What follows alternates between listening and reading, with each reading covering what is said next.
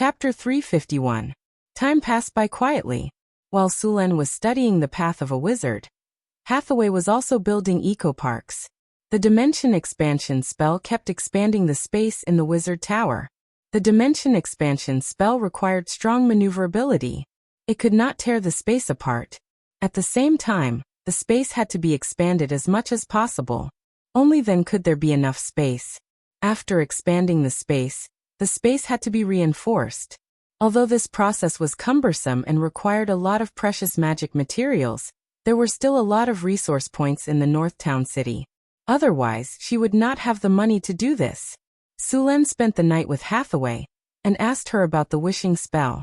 Normally, the wishing spell would summon an elemental djinn. These elemental djinn were at least demigod level. After many years of research, the wizards had discovered that the wishing spell could fulfill many wishes. This included reviving someone who could be revived, gaining a lot of wealth, recovering one's power, eliminating a disaster, increasing one's power, and so on. In theory, the wishing spell could grant any wish, but it was not guaranteed that it would succeed. The price to pay for using the wishing spell was not a normal item. Usually it was soul energy or soul shard. If there were not enough soul shards, the spell would draw out the person's soul energy. Of course, other precious items could also be used, such as divinity. There was a limit to how much one could increase one's power with the wishing spell. For example, the attribute points could only increase one's basic attribute points by 5, and the cost would only increase as time went on. There was a limit to the number of attribute points that could be increased by the wishing spell. The maximum was 40 points. Sulen did not lack attribute points. What he wanted now was talents. It was not easy to get a legendary talent, but it was not difficult to get a legendary talent, so Sulen decided to give it a try. The wishing spell was divided into limited wishing spell and legendary wishing spell. Both could summon an elemental djinn, but the legendary wishing spell was more powerful than the limited wishing spell. Of course, the cost was also much higher. There were no legendary wizards in the North Town City, so the legendary wishing spell was impossible. However, the limited wishing spell was still possible. After learning the characteristics of the wishing spell from Hathaway, Sulen decided to use the limited wishing spell to increase his power. Hathaway thought for a moment and said, "The limited wishing spell is a level 7 spell. Alex can cast it too, and the effect should be better than mine. Then I'll ask Alex to cast the limited wishing spell tomorrow." It was a quiet night. The next day, Sulen told Alex about his idea of using the limited wishing spell, and Alex nodded immediately. The casting of the limited wishing spell was not difficult, but for the sake of insurance, Sulen decided to build a wishing platform. The wishing platform was not big, and the construction was very simple. Under the guidance of Alex, Sulen sent a team of craftsmen to build the platform. The craftsmen in the North Town City had been trained for a long time, and their skills were absolutely qualified. It only took them a day to build the platform. The next step was for Alex to arrange the runic matrix. It was not too difficult for Alex to arrange the runic matrix for the wishing spell. Sulen only needed to provide some magic materials. It took almost half a day for the wishing table to be completed. "Are you ready?" Alex appeared next to the platform. She looked at Sulen with calm eyes and said slowly, "The limited wishing spell has an extra cost. Later, I will draw the power of the elemental pool to complete the spell, but you still need to negotiate with the djinn. What you can get depends on you. Remember the words I told you, and be careful with the djinn. When you are ready, I will start." Sulen nodded and said, "Let's start." A ray of light appeared. With Alex activating the power of the wishing platform, the energy of the elemental pool began to pour into the wishing platform, and the arcane crystals around suddenly shone with a strange light. Then a low spell sounded, and a strange elemental power began to gather on the wishing platform. The surrounding space gradually distorted, and with the gathering of the power of the spell, a powerful divine power came to this world. The djinn. When the djinn appeared, Sulen felt the powerful force, and then a whirlwind appeared out of thin air. The next second, a terrible pressure shrouded here. This kind of pressure was like the dragon's power on the dragon, and it was more powerful than the dragon's power, but it did not have that kind of overbearing aura. With a flash of light, a creature full of powerful power and divine brilliance appeared on the wishing platform. It looked like a jinn. Its appearance was a bit like the lamp spirit in the magic lamp, and its upper body was still in human form. Its skin was pale green, and there seemed to be a flash of lightning in its pupils from time to time. It was the light of divinity. Any jinn summoned by the wishing spell was at the level of a god. It was impossible to judge the level of strength of the one in front of him, but it was certainly a jinn above the demigod level. The jinn of the elemental plane had special rules. They followed the constraints of contracts and laws, and would trade with spellcasters when needed. After coming to this world, it first glanced around, and then its eyes fell on Sulen. The jinn frowned slightly after seeing Sulen, and then said, "You have the power of divinity, young man. Are you summoning me?" "Interesting, young man. Are you sure you want to trade with me? Tell me your wishes and prayers." Sulen looked at the jinn in front of him with some curiosity. In fact, the jinn did not come here with its original body, but an avatar. Only when there were some special wishing spells would the real body come. The elemental jinn summoned by the wishing spell was random. Usually, it was a demigod-level elemental jinn. As for the demigod-level elemental jinn, they would only respond to the summoner according to their own preferences. Sometimes, if they were lucky, they would also summon the god of elements, messengers, and gods. As for the elemental lord god, the summoner of this powerful god must have very strong strength to invite them. All the jinn, including the elemental lord god, belonged to the absolute neutral camp. They would trade with anyone, even demons. The one in front of Sulen was at least a demigod-level elemental jinn, and it might even be an oracle. Seeing that Sulen did not respond to him, the jinn seemed to be impatient and urged, "Hurry up and tell me your wish, I don't have time to chat with you." Wind elemental jinn, wind whisperer, Theodore, minor divine power. Today, he suddenly felt that there was a creature in the multiverse that seemed to have the blood of the wind god calling him. He was curious, so he responded to the call and appeared here. Sulen did not hesitate and immediately said, "I want to improve some of my abilities." The jinn looked at Sulen and then said, "What ability do you need to improve? Do you know the rules of ability improvement? Attributes above 40 can't be increased." "I know." Sulen nodded and said, "All right then, this is a contract. Write down your wishes." With that, the jinn of wind elemental took out a piece of parchment and a quill pen out of thin air, and began to write quickly. After a while, a contract was written. Next, the jinn of wind elemental handed the contract scroll to Sulen. Sulen carefully took the contract. This kind of contract had a powerful force. Once it was signed, the violation of the contract would be severely punished. Sulen was very cautious about the contract. The jinn usually used some word games and left all kinds of traps or hidden dangers in July like the devil. If he was not careful and did not find them, it was likely that he would pay a lot of resources without getting any benefits. Sulen looked at the contract word by word. Once there was an ambiguity in the language, he would immediately argue with the jinn. At this time, Sulen also saw the face of the jinn. This guy was really cunning. He had been using various ways to distort Sulen's consciousness, or only the literal meaning. All kinds of out-of-context words were used, and even ambiguous words were used. If Sulen had not learned how to deal with these jinn, he would have been cheated. To deal with these jinn, he should let the devil or the lawyer confront them. After a difficult negotiation, the two sides finally reached an agreement. Then the jinn handed the modified contract to Sulen. Sulen carefully confirmed 3 times that there were no loopholes and ambiguities. Then he nodded and agreed to the contract. "What ability do you want to improve? Agility? Charm? Spirit? Or is it a talent?" "I'm going to learn a talent. Erudite," Sulen said. It was not that he didn't want to get the eidetic memory ability, but this ability was a legendary ability. If he wanted to master this ability, the price he had to pay was too high. It was too painful. Erudite. Okay. The jinn looked at Sulen and said. Then he picked up a goose feather pen and quickly wrote down the transaction. Then he handed it to Sulen and said with a smile, "You need to support a part of the power of the soul, or pay a legendary elemental stone. If there is no problem, then sign your name on this contract." Sulen took the contract again, and then checked it again to confirm that the contract was exactly the same as Sulen's request. After checking it 5 times in a row and confirming that there was no problem, Sulen signed his name on the contract scroll. Very well, the contract is established. The jinn waved his hand gently, and the contract instantly turned into countless auras and dissipated in the air. Then a powerful divine power fell from the sky and fell on Sulen. Chapter 352.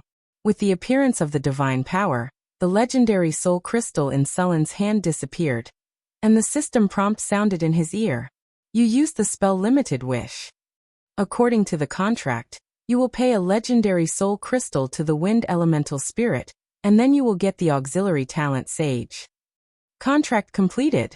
The effect of Limited Wish has been activated. Ritual completed. Congratulations, your auxiliary talent Scholar has been upgraded to Sage. Talent Sage. After a lot of reading, your knowledge has been further improved. Your memory ability and analysis ability have been further strengthened. When learning spells, you can analyze the structure of spells more quickly and easily. You can grasp a lot of knowledge, and you can understand some spells better.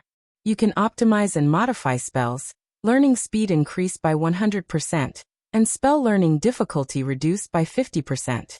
After the ritual, Sulen felt that there was a lot of knowledge in his mind that he didn't have before. This was the knowledge brought by the Sage talent. At this time, Sulen clearly felt that his brain had become very active, and his thoughts were very clear. Many spells that he didn't understand before suddenly became clear at this moment. Interesting young man, goodbye. After the contract was completed, the wind elemental spirit looked at Sulen, and then turned into a wisp of smoke and disappeared. The power that shrouded the surroundings also disappeared. After having the Sage talent, Sulen's speed of learning spells became faster. He was like a sponge that greedily absorbed all kinds of knowledge. In the blink of an eye, a few days passed. Sulen finally finished analyzing the shadow tentacle, and began to learn it. After completely analyzing this spell, it was only a matter of time for Sulen to master this spell. It wouldn't take long for him to successfully cast this spell, and he would officially become an advanced wizard. Shadow Tentacle was an evocation spell. It used shadow energy to create a tentacle, and then it would instantly entangle the enemy. After entanglement, it would absorb the energy and physical strength of the entangled person. If the entangled person couldn't break free quickly, the entangled person's strength would become weaker and weaker. This spell had a lot of uses, and many wizards had made special modifications to this spell to create their own spell. It had many strange abilities, and tentacle spells were very effective against women. Sulen planned to improve this spell after he learned it. While Sulen was learning magic, caravans from the southern countries arrived at northern town. They brought all kinds of goods and large amounts of money. The merchants from the southern countries had formed a huge caravan. When Sulen came out to patrol, he saw many caravans carrying a lot of goods and slaves to trade in the market. The specialties of the southern countries were very popular in northern town city. For example, the dried seafood of the southern countries, such as the dried seafood from the Lonsdal archipelago, tasted very good after being cooked. Being able to eat seafood thousands of kilometers inland from the ocean, although it was dried seafood, it was still a good enjoyment. Of course, these caravans also had some fresh seafood, but it was very expensive. This was the result of wizard spells. After hundreds of years of development, the use of spells to keep food fresh had been perfected. As long as you were willing to pay, you could even taste the rainbow lobster from the Rainbow Sea. In addition to all kinds of dried seafood, Sulen also ordered some seaweed, shrimp and kelp. There was no MSG in this world, and Sulen didn't know how to make it. However, he remembered that the earliest MSG was found and extracted from kelp. Although there was no MSG now, seaweed, and other dried seafood could replace some of the taste of MSG. Sir! The manager of the caravan under northern town city, Jean, ran over and said, I've counted. The southern countries sent a total of 21 caravans, and they are all ready to participate in the slave auction. Okay. Sulen nodded slightly.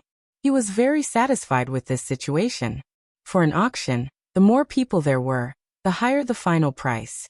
The 8,000 orc slaves in northern town city were ready to be auctioned. Rumble. A loud noise came from the city wall, and it immediately attracted the attention of many people. As for those who lived here often, they seemed to be used to this noise. In the distance, a 10-meter-tall section of the city wall suddenly collapsed. Smoke and dust filled the air, and then a tall figure walked out of the smoke. It was a huge steel golem. At the same time, some stone golems and clay golems appeared in the surrounding sea. These golems were about 3 meters tall. At this time, they were working on the construction site. These golems were violently blasting large amounts of heavy stones or severely damaged city walls. They were now responsible for a lot of labor in the territory. Bang! A muffled sound rang out as the steel golem arrived near the city walls and vigorously pounded on the city walls. Cracks appeared on the already shaky city walls. And as the steel golem attacked, large amounts of rocks fell from the city walls, causing that section of the city walls to become even more shaky. Boom! Finally, under the continuous bombardment of the steel golems, this section of the wall collapsed with a loud bang. After the wall collapsed, it was then smashed into smaller pieces by the golems next to it, and sent to the side to be piled up. A dozen or so puppet golems pushed forward like a large road roller, pushing down the wall that needed to be rebuilt. The clay golems' bodies were slightly deformed. Like bulldozers, they quickly flattened the land. The people who entered northern town city saw these powerful machines at first glance. Many people looked at these puppet golems in shock. In this world where productivity was still in the middle world, most places were still in the primitive stage of accumulating power. Suddenly seeing such powerful golems, they wanted to talk about the difference between the Industrial Revolution and the feudal era. Because the elemental pool could be charged, the golems in northern town city didn't cost much to work. The elemental pool provided sufficient and efficient energy. Although many puppet golems didn't look like professional construction golems, but were combat golems, the efficiency of these golems was still unsurpassed by humans. After these golems flattened the broken city walls, they dug up the foundation again. Stones that required more than a dozen people to move were easily lifted by the steel golems. Moreover, they moved very quickly. All the golems had a clear division of labor. The production efficiency of these golems was much higher than that of excavators and cranes. After all, these golems were unmanned. As long as they were given a job, they would complete it with quality and quantity. With the help of these golems, northern town city was already in a semi-mechanized state. He was very satisfied with these golems now, and he already planned to build a golem factory. The construction of a golem factory was very difficult. There were many problems involved. Many steps required the assistance of the tower genie, or control. The energy of the golem factory came from the elements, and it could be forcibly controlled through the energy of the elemental pool. The energy of the elemental pool could be modified with some energy supply techniques, and it could be used as electricity just like in his previous life. Of course, if he wanted to build a golem factory, he also needed to have enough soul crystals. Each set of golems needed a corresponding soul crystal. The clay golems could be made with only mid-tier soul crystals. The rock golems, obsidian golems, and steel golems could be made with high-tier soul crystals. The legendary golems needed to be made with legendary soul crystals. Soul crystals weren't something that could be found in the main plane. Many years later, in the multiverse, soul crystals were a kind of currency. Under normal circumstances, the Grim Reaper kept the souls in the multiverse from being excessively plundered. It was his duty to decide where the souls would go. However, there were too many souls in the multiverse. In order to obtain soul power, many magic schools had learned spells that were specifically used to obtain soul power. For example, the soul binding spell could imprison a soul in a crystal, which was a soul crystal. The fundamental reason why golems could possess some simple artificial intelligence was because of the soul crystals. There were still some biological instincts left in the soul crystals. Some of the high-level golems were even stronger than legendary-grade golems. The auction in northern town city was about to begin. 8,000 monster slaves were already a huge fortune for the merchant groups that came to purchase them. Many merchants wanted to buy some of them back. Suluan handed over the auction to Jean, and then went back to continue to practice magic. Whoosh! Suddenly, there was a noise from Sulan's residence. Then Sulan stood up excitedly. However, unlike before, there was a gray tentacle in his hand. The tentacle was more than 3 meters long, and these tentacles were as flexible as snakes. The tentacle swung back and forth, making various movements under Sulan's command. The tentacle rushed out quickly and directly wrapped around the target used for the experiment. Then, with a slight force, there was a cracking sound, and deep marks were left on the wooden board. Shadow Tentacle. After spending so much time, Sulan finally recorded this spell. Whoosh! Sulan took a deep breath and looked around. Then he chanted a spell. After a while, a black tentacle appeared and wrapped around a barbarian warrior in an instant. Then he began to test the binding strength and various effects of this spell. As an energy tentacle, the shadow tentacle was very flexible and had almost no weaknesses. After trapping the barbarian warrior, the barbarian took a long time to break free. If he waited a little longer, his strength would start to decline, and it would not be easy to break free. Chapter 353. Enduring the PDA attack, I still wrote a chapter. Please subscribe. After spending a lot of effort, the barbarian finally broke free from the shadow tentacles. The whole process took almost a minute, and he had to go berserk in the end. Bang bang bang. Sulan summoned the shadow tentacles again. This time, Sulan didn't use them to tie people up. Instead, he tried to use them to attack. The 3-meter-long shadow tentacle was like a flexible whip, and it quickly attacked the targets around him. As the tentacles danced in the air, they brought with them a sharp gust of wind. When they hit the wooden targets, wooden chips flew everywhere. Very soon, deep marks were left on the wooden targets. Although the power of the tentacles was average, it was still quite good as a control skill. After becoming an advanced wizard, Sulan could learn a lot more spells. Another important thing was that he could teleport. In fact, it was just a flash. He could use it in battle. Sulan had already mastered the long-distance teleportation spell, but he had just started to learn this flash spell. After mastering this spell, Sulan's fighting style had changed a lot.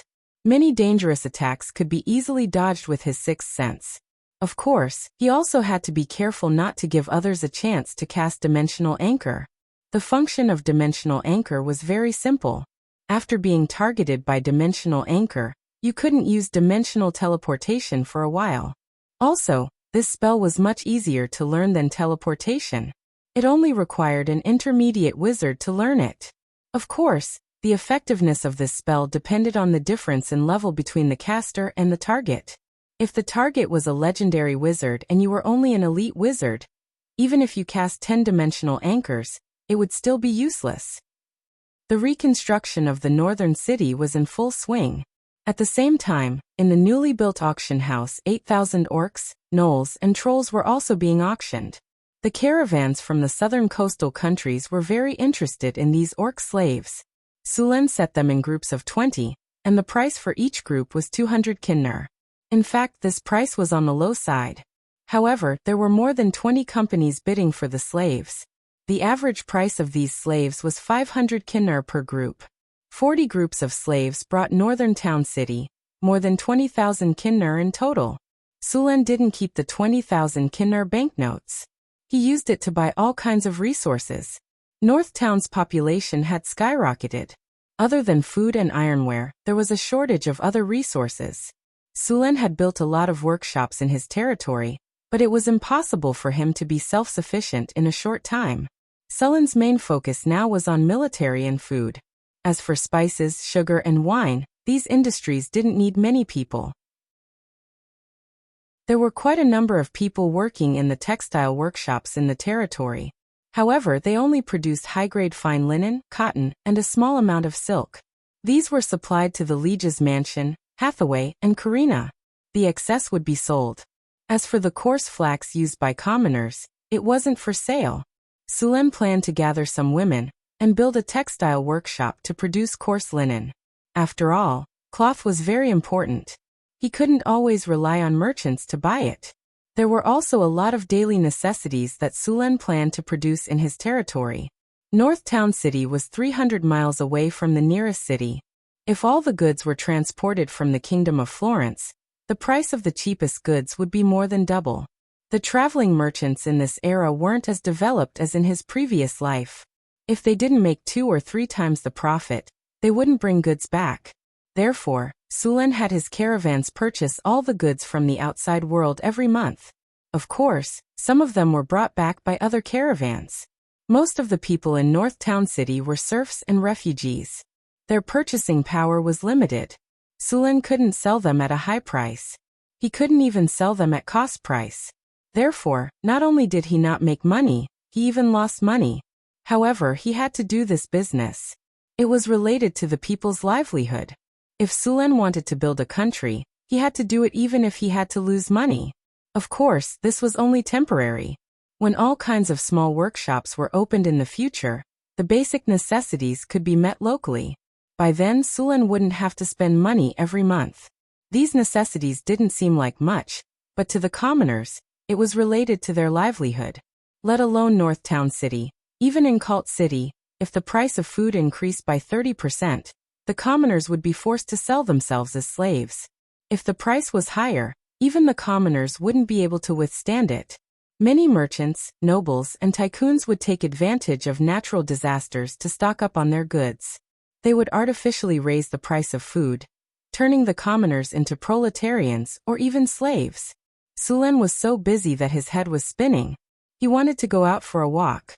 He rode on a horse and followed the caravan to Calant City to purchase some goods. To his surprise, he was robbed not long after he left North Town City. The robbers were a group of northern barbarian bandits. The patrols of North Town City were only responsible for maintaining the safety of the territory. Therefore, after leaving North Town City, everything would return to normal. The northern barbarians Sulen encountered were one of them. The northern barbarians were very similar to the barbarians in North Town City. The northern barbarians were just a general term. The barbarians had their own names. Even the barbarians themselves didn't know how many tribes there were in the northern wastelands. There were many barbarian tribes living in the northern wastelands. The barbarian tribes were known for their thick body hair. They were tall and brave, but lacked discipline. They liked to solve problems with brute force. They were born with a weak resistance to the cold. Similarly, the northern barbarian women were tall and big. However, their skin was fair but a little rough. Their facial features were also quite delicate. They were similar to the warriors of his previous life. The northern barbarians' brains were always cramped. They liked to drink and fight. Their bad temper and stubbornness were comparable to the dwarves. The group that robbed Sulen was obviously a small barbarian tribe in the northern wastelands. It was already winter in the northern wastelands, but there were still some barbarians with bare arms. Only these people had high resistance to the cold. Normal people would have frozen to death if they dared to do so. Sulen found that the northern barbarians had a wolf's head tattooed on their chests. This should be the totem they believed in. Many of the northern barbarians had shamans. Some of them believed in nature, while others believed in their ancestors. The reason why the northern barbarians were so scattered was because of their own beliefs. After blocking the way, the northern barbarians let out a strange roar. After seeing the robbers, a leader immediately ran over to Sulen to report. Sulen looked at the robbers in the distance and ordered, "Lure them here." It would be a waste to reject the slaves that were delivered to his doorstep. These northern barbarians were very useful whether they were slaves or soldiers. He could capture them and throw them to Boulder or Johnson for training. No matter how rebellious they would be beaten into obedience. Although they were stubborn, they were not idiots. The guards in the caravan this time were all elites. All of them were veterans who had been on the battlefield. After hearing Sulen's order, they immediately understood his intention. Then they smiled and ordered their men to take action. The caravan directly turned around and pretended to be panicked, trying to escape to the territory of Northern Town City. At the same time, in order to prevent these people from catching up, the caravan deliberately slowed down a little, giving the robbers a feeling that they could easily catch up with them. As expected, these robbers acted as if they were acting. They were completely acting according to the script. When a bearded bandit leader with a bare chest and an unknown animal skin on his body saw that the caravan was about to escape, He immediately shouted to his men, "They want to escape. Hurry up and catch up with them. Haha, their carriages are slow. They must have a lot of goods. We're going to be rich this time. Get ready to surround them. This time, we have to take all of them. Don't let any of them escape." The robbers who robbed on the trade route in Northern Town naturally knew about the specialties of Northern Town City. After seeing that the caravan was slow, they immediately realized that there was probably alcohol and sugar in it. The guards of the caravan under Sullen's command had traveled this trade route many times. Naturally, they knew what the robbers were after. The other orcs and gnolls wanted food and weapons, but these northern barbarians preferred strong alcohol. However, these robbers would never have thought that they were not targeting a little rabbit this time, but a big crocodile hiding under the water. Waves of shouts and howls came closer and closer. The northern barbarians in front of them rushed up excitedly. From time to time, some of them roared like war cries. Their faces were full of excitement because they realized that there were not many people in the caravan. When they could see the other party clearly, these robbers sped up and rushed up. "Let's begin." Sulen, who had been sitting in the carriage and watching the show, waved his hand. Then, the guards of the caravan instantly removed their disguises and took off their cloaks, revealing their excellent equipment and weapons. The bandits were very sensitive to the changes in their enemies. As soon as the group of bandits approached, they immediately realized that the situation was not good. The merchants in front of them were not afraid at all. In fact, many of them even had expressions of eagerness in their eyes. Many of the guards with scars on their faces were excitedly cleaning their weapons. They looked at the robbers as if they were looking at a group of sheep that had been sent to their doorstep. Hehe. A bald barbarian warrior carrying a battle axe of more than 50 kilograms rushed up. He was the captain of Sullen's guards. He shouted excitedly, "Guys, it's time to work. Show them our names. Let them die with some understanding." The guards who had removed their disguises quickly cut down the robbers who rushed up to the robbers. Behind them, a flag was raised in the caravan. It was the battle flag of Northern Town City. Chapter 354. Bang! The northern barbarian bandits that charged at them were immediately knocked down. Then, a battle flag was raised in the middle of the caravan. There was a shield and a strange spear on the flag, and a fierce ice Quetzalcoatlus on the shield. It was the flag of the northern citadel. After seeing this flag, there seemed to be some commotion among the remaining bandits. It was obvious that someone had recognized this flag. It's the Orc Slayers. They're the caravan of the northern citadel. Suddenly, there was a cry of surprise among the bandits. The northern citadel's reputation in the northern wastelands could be said to have repelled all evil. After discovering that the caravan was from the northern citadel, the northern citadel soldiers seemed to be frightened. Seeing these bandits make such an obvious mistake, the soldiers of the northern citadel would not miss this opportunity. Taking advantage of this opportunity, they rushed up. Sulen didn't even need to fight. The soldiers under his command just charged and scattered the bandits. Then they were defeated. Many bandits even threw down their weapons and chose to surrender. Of course, there were also some bandits who wanted to fight to the end. In the end, they were killed by hand axes and javelins. The whole battle lasted for a long time. It didn't take more than half an hour from the beginning to the end. These northern barbarian bandits, who had more than 200 bandits, were completely defeated. Except for a few dozen who died, most of the rest were taken captive. Some even ran away as fast as they could. Take them to the interrogation room. Sulen waved his hand and let two drows in to interrogate the captives. I want to know how these bandits targeted us, and where is their nest? The rest of you, clean up the battlefield, collect the spoils, and repair the damaged carriages. Yes, sir, the barbarian captain said respectfully, then began to order the others to clean up the battlefield. These northern barbarian bandits' equipment was average. Their weapons could only be reforged, and they didn't have any decent armor. Their fur was not bad, but it looked too dirty. The corpses also needed to be buried. In addition, these captives also needed to be escorted back. The drow's interrogation was very efficient. A few screams came from the captives from time to time. After about a few minutes, The two drows in charge of the interrogation ran over and whispered a few words in Sullen's ear. Sullen's eyes lit up and he said, "Their tribe is nearby? Are you sure he's not lying?" The drow standing next to him patted his chest and promised, "Sir, with our interrogation skills, do you think these simple-minded guys can fool us? I interrogated the 5 captives separately, and their answers were all the same. These northern barbarians are heading south. It is said that they are avoiding the frost giants." "Frost giants?" Sulen said in surprise. "The frost giants are heading south?" Frost giants were a type of pure-blooded giant. According to the records of the wizards, there were 6 types of pure-blooded giants living in this material plane. They were cloud giants, frost giants, mountain giants, fire giants, stone giants, and storm giants. These giants had their own sequence.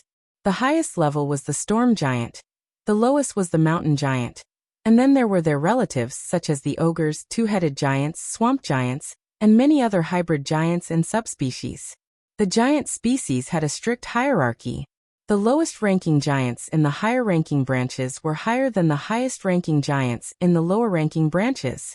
For example, the chief of the mountain giant tribe was often not as noble as an ordinary stone giant. The frost giants were a race living in the northern tundra. They had always claimed that the roof of the world, the northern tundra, was their private territory, but this statement was not recognized by other races. North of the northern wastelands was the ice plains, also known as the northern ice plains. As one continued north, the terrain would gradually rise. The entire northern wastelands was a cold, rugged, and sparsely populated region. There were snow-covered mountain ranges, rocky hills, dense forests, and misty valleys. This place was dotted with isolated fortresses, ancient tombs, and many ruins of lost empires. To the west of the northern region was the Golden Desert, which was the territory of the Desert Kingdom. To the east was the sea. To the south was the northern wilderness, and the north extended to the endless sea. In the northern tundra, there were only a few small human towns scattered in the valleys. On the other hand, the frost giants were spread out in tribes on the northern ice plains. A frost giant tribe usually had 30 to 50 frost giants, 20 to 30 ogres, an instructor, 30 winter wolves, and 1 or 2 young white dragons. When it came to frost giants, the white dragons of the pentashade dragons had to be mentioned. As the weakest of the pentashade dragons, not only did they have the lowest intelligence, but they were also the smallest. However, although the white dragons were the weakest among the pentashade dragons, they were the most numerous. Red dragons and blue dragons usually had 3 eggs in a nest, while white dragons had 6 eggs, and their hatching rate was also the highest.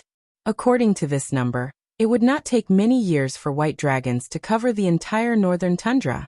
Unfortunately, they still had to face the attacks of their nemesis, the frost giants. An adult white dragon could easily kill a frost giant, but frost giants usually liked to sneak up on young white dragons. In a way, these frost giants maintained the ecological balance on the tundra. The frost giants usually hunted in groups. The main target of a large group of frost giants was usually the polar bear, or the white dragon's nest. Even an adult white dragon could only run away when faced with a group of frost giants. They regarded hunting white dragons as the highest glory, and generally worshipped the Ice Queen Hermasid and the Storm Lord Talos. They were as fierce and aggressive as white dragons, and frost giants were not responsible for the food of their children. If they wanted to live, they could only hunt by themselves. Not only were they not responsible for food, but they also often robbed their children of their spoils of war. As a result, the frost giant children learned from them when they grew up. Cold, ruthless, selfish, aggressive, and tyrannical, these were the fine traditions of their tribe, and they were the most difficult hunters in the northern tundra. Frost giants would hunt powerful beasts or white dragons, and they would offer these sacrifices to the Storm Lord Talos. If they were lucky enough and the sacrifice satisfied the Storm Lord, they might be able to receive the Storm Lord's grace and become a storm warrior or priest. Now that these bandits said that there were frost giants coming south, Sulen was a little vigilant. Frost giants were not orcs. Adult frost giants were tier 4, and the frost giant chieftain had reached tier 5, the legendary level. Although the lowest was level 21, some of the stronger ones could reach level 22 or level 23, and the Frost Giant King was at least level 26. Sir, is that tribe? The drow next to him asked. Of course, we have to capture them. It's better to have them as a family, right? Sulen said matter-of-factly, since they had discovered a northern barbarian tribe. And this tribe had attacked them before. No matter what, Sulen did not intend to let this tribe go. Leave some people to look after these captives. The rest of you follow me, Sulen said as he stood up. The information that the drows got from torture was very complete. The location of this northern tribe was not far from here, and the group took about 2 hours to reach the vicinity of the tribe. From the outside, this was a barbarian tribe of about 500 people. The tribe was a little dilapidated. Some of them were tents, and some of them were wooden houses. Judging from the age of the wooden houses, this tribe had not migrated here for a long time, no more than 2 months. At this time, some of the tribe had gone hunting, while others had become bandits and were wiped out by the army of the northern city. Now there were not many people in the camp. Seeing this situation, Sulen was about to order an attack, but at this time, there was a clamor. At the back of the tribe, a group of tall humanoid creatures was attacking the tribe's camp. Upon closer look, they had rock-like faces, and sharp teeth were exposed at the corners of their cracked mouths. They looked particularly ferocious. Under their light blue skin were majestic muscles, and on top of them were bulging blood vessels. Obviously, they contained a lot of power. These humanoid creatures were in groups of 7 or 8, and they were attacking the barbarian tribes separately. Their bodies were wrapped in simple and crude fur coats, and their chests were full of scars. These people were walking as if they were flying, and their huge long-handled axes and warhammers looked ferocious and terrifying. The leader was wearing a black cow-horned helmet, and he was surrounded by a terrifying aura. Obviously, they were not human. Although it was the first time Sulen had seen this kind of creature, he could instantly tell that this was a group of frost giants. What are the frost giants doing here? Suluan muttered to himself as he looked at the frost giants who easily overturned the northern barbarian tribe like a hot knife through butter. Sir, should we continue? A barbarian warrior beside him asked in a low voice. Sulen did not speak. There were 30 frost giants in this group, and the leader was a legendary. The warriors beside Sulen were at most grade 3, and even the most common frost giant was 1 grade higher than them. If they fought, even if they killed these frost giants, the result would be a Pyrrhic victory. Sulen was confident that he could deal with the frost giant chief, but the common frost giants would very likely cause heavy damage to the army of the northern battlefront city when he fought with the frost giant chief. Let's wait first. Sulen shook his head and waved at the messenger. He took out a token and asked him to send a message to the northern battlefront city. The barbarian tribe that had lost a lot of combat power could not resist the attack of the frost giants at all. Soon, the tribe was occupied by the frost giants. The frost giants did not seem to have any intention of leaving. Instead, they took over the tribe and occupied it. Seeing this situation, Sulen left 2 smart soldiers to monitor the situation and returned to the caravan with the rest of the people.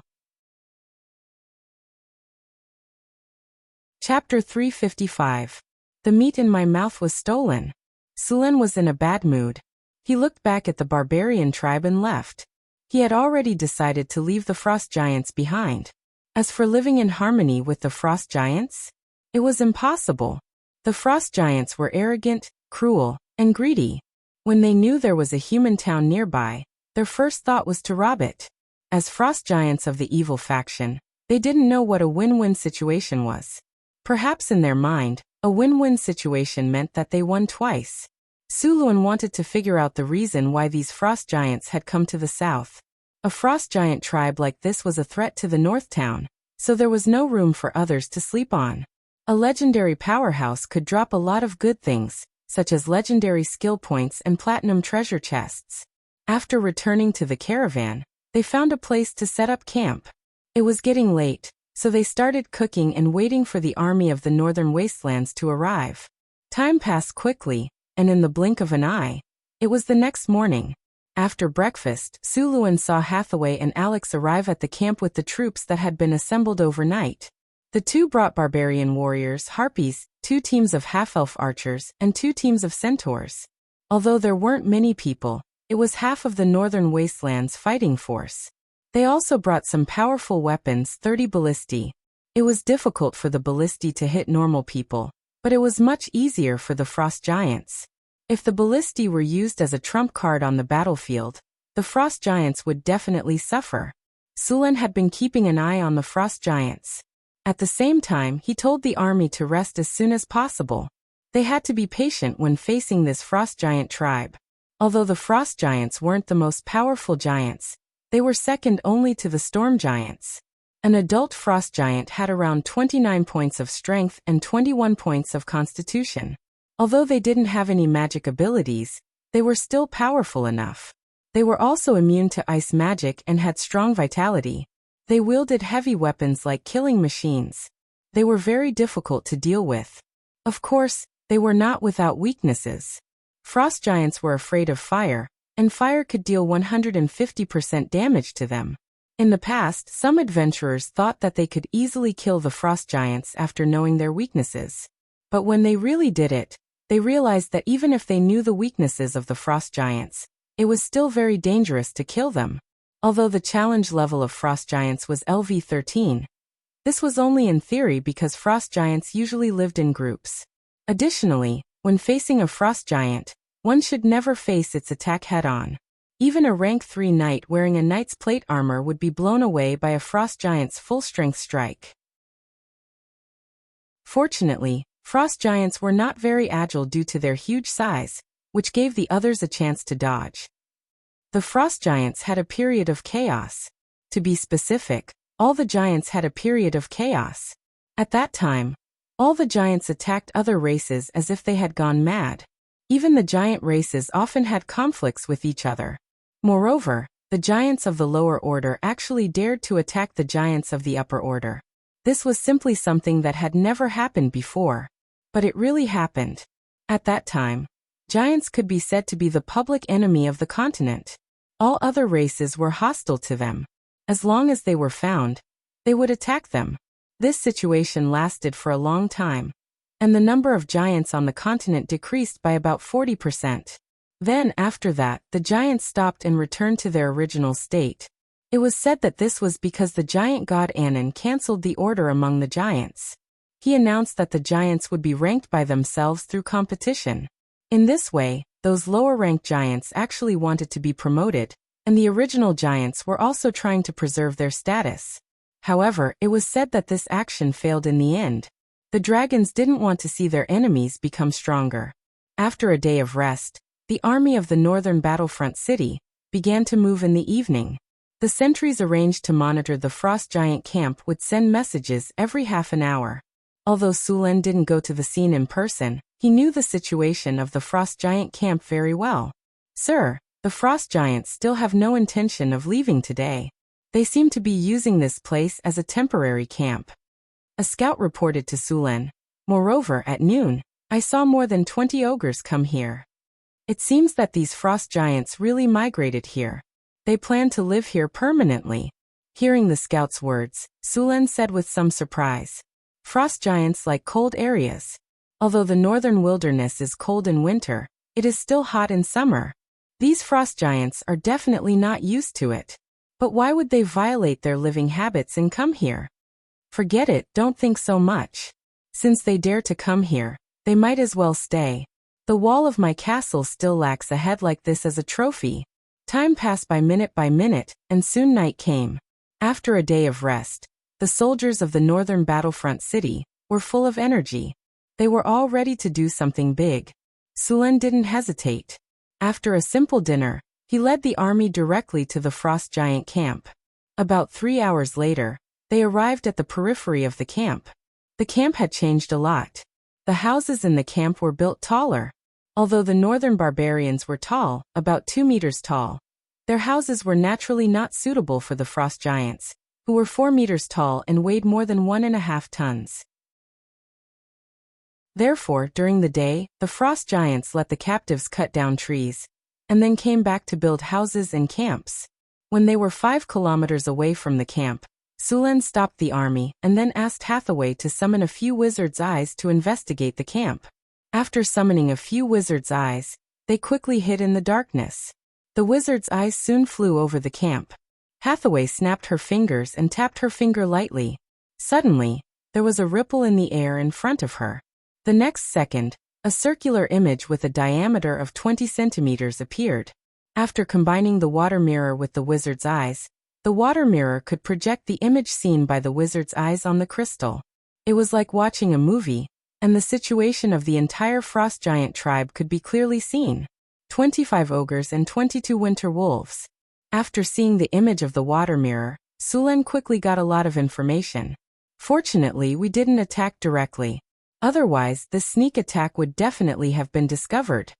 Sulen frowned and looked at the group of winter wolves. Frost giants and winter wolves often cooperated.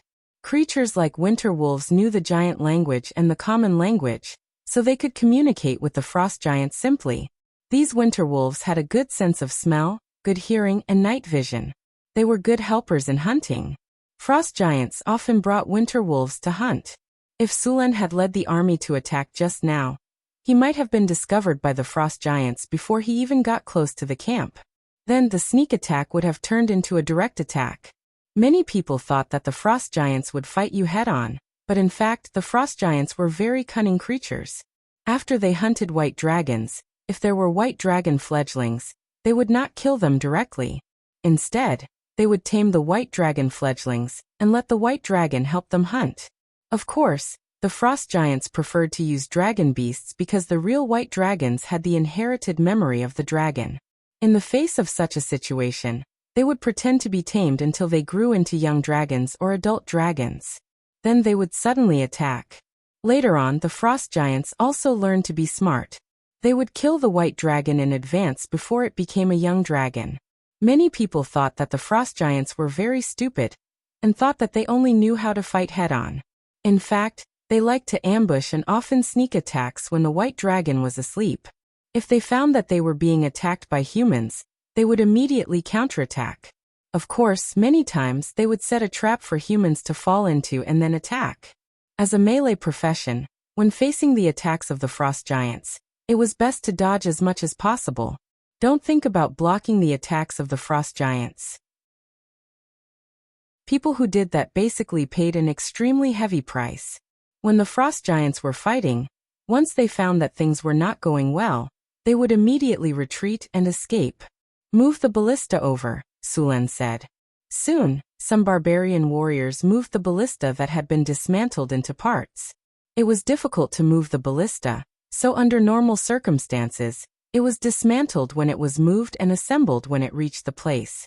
After arriving at the periphery of the camp, Sulen began to let the soldiers reassemble the ballista. The arrows used by the ballista were 3-meter-long spears, and the spearheads of the spears had been modified. There were blood grooves on both sides of the spearheads. As long as the arrows hit the enemy, even if it was not a vital point, it would take half of their life. If they were unlucky, they would even bleed to death. In addition to these spears, there were also some spears that were linked with chains. These were all thrown spears. They were all used by the barbarian warriors. The throwing spears were short and small, and carried a heavy chain ball. As long as they hit the target, they would restrict the target's movement. Even if it was as strong as the frost giants, if they were hit by 2 or 3 spears, they would basically lose their ability to move, and could only be exhausted to death by others. All barbarian warriors each carry 3 spears. When you attack, add the chain ball at the back, Sulen said as he held the spears. You don't need to kill in one hit, just hit the target. Chapter 356. Mass Invisibility. Mass Bull's Strength. Mass Bear's Endurance. Mass Haste. Raise your spirits. Vanish. The light of spells kept flashing. Soon, the soldiers of North Town City were buffed with 7 or 8 different buffs. The combat strength of these soldiers almost doubled in a short period of time. The ballistas were also reassembled. At the same time, the arrows and heavy javelins were distributed to the barbarians. The javelins shone with a cold light and had obvious barbs. They looked like the javelins used to catch large fish in the previous world. Even the frost giants could not withstand such weapons. Next, Sulen led the northern fortress city army closer to the camp. Maybe the frost giants were too confident, Or maybe the sentries were too lazy, but they did not see any sentries outside the camp. Hide and wait. Sulen gestured to the soldiers behind him and said in a deep voice, "You guys stay here. I will lure the frost giants out first. Then all the ballistas will find an opportunity to shoot. After that, it will be your turn to shoot. The enemy this time is not goblins or kobolds. Don't blame me for not warning you if you accidentally die." "Don't worry, boss. We will be careful." Johnson patted his chest and said, "I hope so." Sullen's figure quickly disappeared into the darkness. He looked around and found his way to a fence outside the camp. Whether it was the barbarians or the frost giants, the fences were very rough. Sulen easily went over the fence. After entering the camp, the first thing Sulen smelled was a foul stench. There were some human and animal corpses on the ground. Although the frost giants did not eat humans, the ogres did not. These should be the corpses of the northern barbarians that were captured earlier. Looking at the marks, it was most likely done by the ogres. Sulen took out kerosene from his storage space and poured it all over the camp. Although he was very careful, it still made some noise. Before they could react, a fireball fell from the sky. Boom. A loud noise instantly broke the silence of the night. The camp, which had fallen into a deep slumber, immediately exploded like boiling water. Ah! An angry roar rang out. The frost giant endured the pain and rushed out of the house, shouting angrily, "Despicable sneak attacker! I'm going to crush all your bones." Boom! The flames burned quickly along with the kerosene, igniting several tents and wooden houses within a few breaths. Many frost giants rushed out. Sulen did not delay. After igniting the camp, he immediately fled. The angry frost giants and ogres followed closely behind. Just as Sulen rushed out of the camp, a few black shadows suddenly rushed out from the dark corners. Sulen only saw a few black shadows in front of him, and his body subconsciously dodged. Then he took the opportunity to kick the black shadow away. At this time, he saw clearly that it was a winter wolf about 2 meters long. The winter wolf that was kicked by Sulen rolled several times on the ground in a row, and its body went limp. Although Sulen did not attack with all his strength, even so, it was not something a winter wolf could bear. Its ribs were directly broken, and it seemed that it would die soon. When the other winter wolves saw this situation, they stopped instantly and looked at Sulen with vigilance. Frost breath. 5 cold breaths suddenly came out of the winter wolves' mouths. Under the bone-chilling breaths, the ground quickly froze into ice at a speed visible to the naked eye. Soon, a layer of smooth ice appeared on the ground. The power of the winter wolf's ice breath was average. Not to mention the white dragon, it couldn't even compare to the ice-winged dragon's breath. The winter wolf's ice breath wasn't enough to freeze the enemy. It could only make the enemy's body stiff and slow down their reaction speed. Sulen accelerated and directly rushed out of the attack range of the frost breath. With cold resistance and elemental resistance, this level of frost breath could not affect him at all. Without the obstruction, Sulen's footsteps were light, and after a few flashes, he rushed out of the camp. The frost giants behind him were furious. They waved their heavy giant axes and directly cut down the fence of the camp. After seeing Sulen's figure, they rushed up without thinking. "Damn sneak attacker. Don't run." Obviously, Sulen's act of setting fire to the camp had completely angered these frost giants. Boom! A dull noise came, and a boulder flew out from Sulen's side and hit the ground next to him. Sulen did not slow down and passed by it in an instant. The dexterity of the frost giants was not high. An adult frost giant only had 9 points, which was a little more than ordinary people. Because of their huge size, they could rarely dodge the enemy's attacks. However, this did not mean that their movement speed was slow. In fact, because of their large size, one step of theirs was equivalent to several steps of ordinary people. If they encountered some short rogues, one step of the frost giant might be equivalent to 5 or 6 steps. Especially for halfling rogues, they were very unfriendly. 30 frost giants and 20 ogres rushed out of the camp and chased after Sulen. The distance of a few hundred meters was covered in a few breaths. After Sulen rushed to the predetermined ambush position, he immediately shouted, "Attack!" Then his figure flashed, and he accelerated forward. Bang! Bang! Bang! The sound of bowstrings was constantly heard.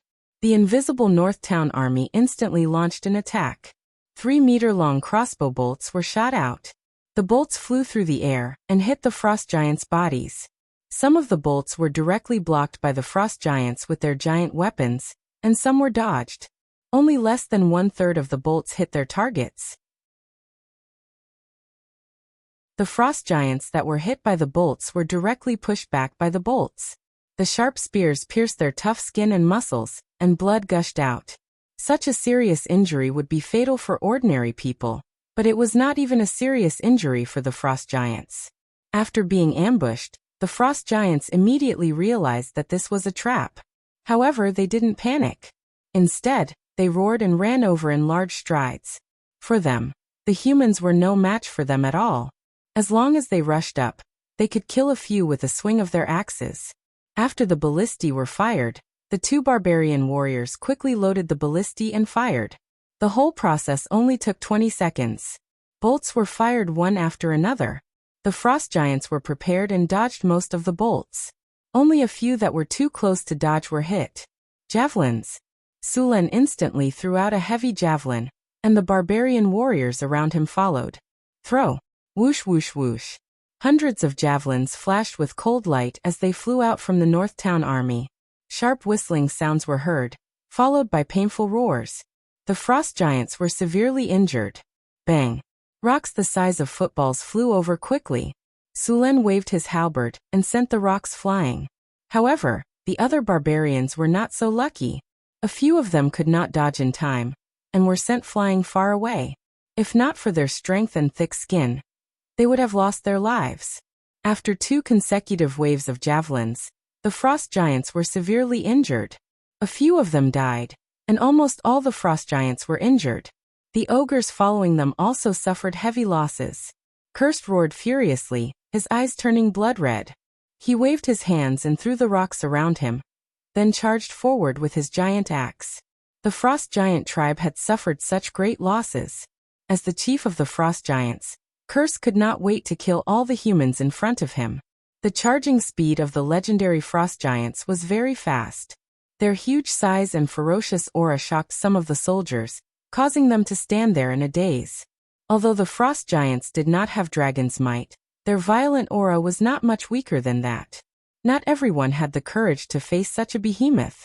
However, after seeing the frost giants charging up, many of the barbarian warriors were eager to give it a try. Idiot! Dodge quickly!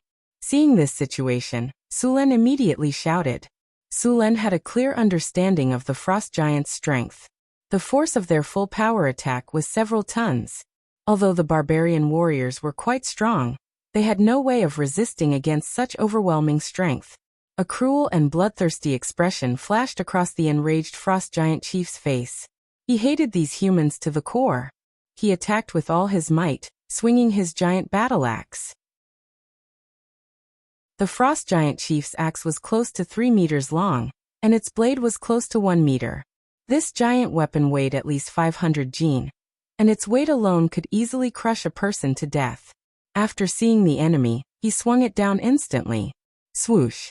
The gigantic axe swept across with a piercing sound of wind, followed by the sound of metal clashing.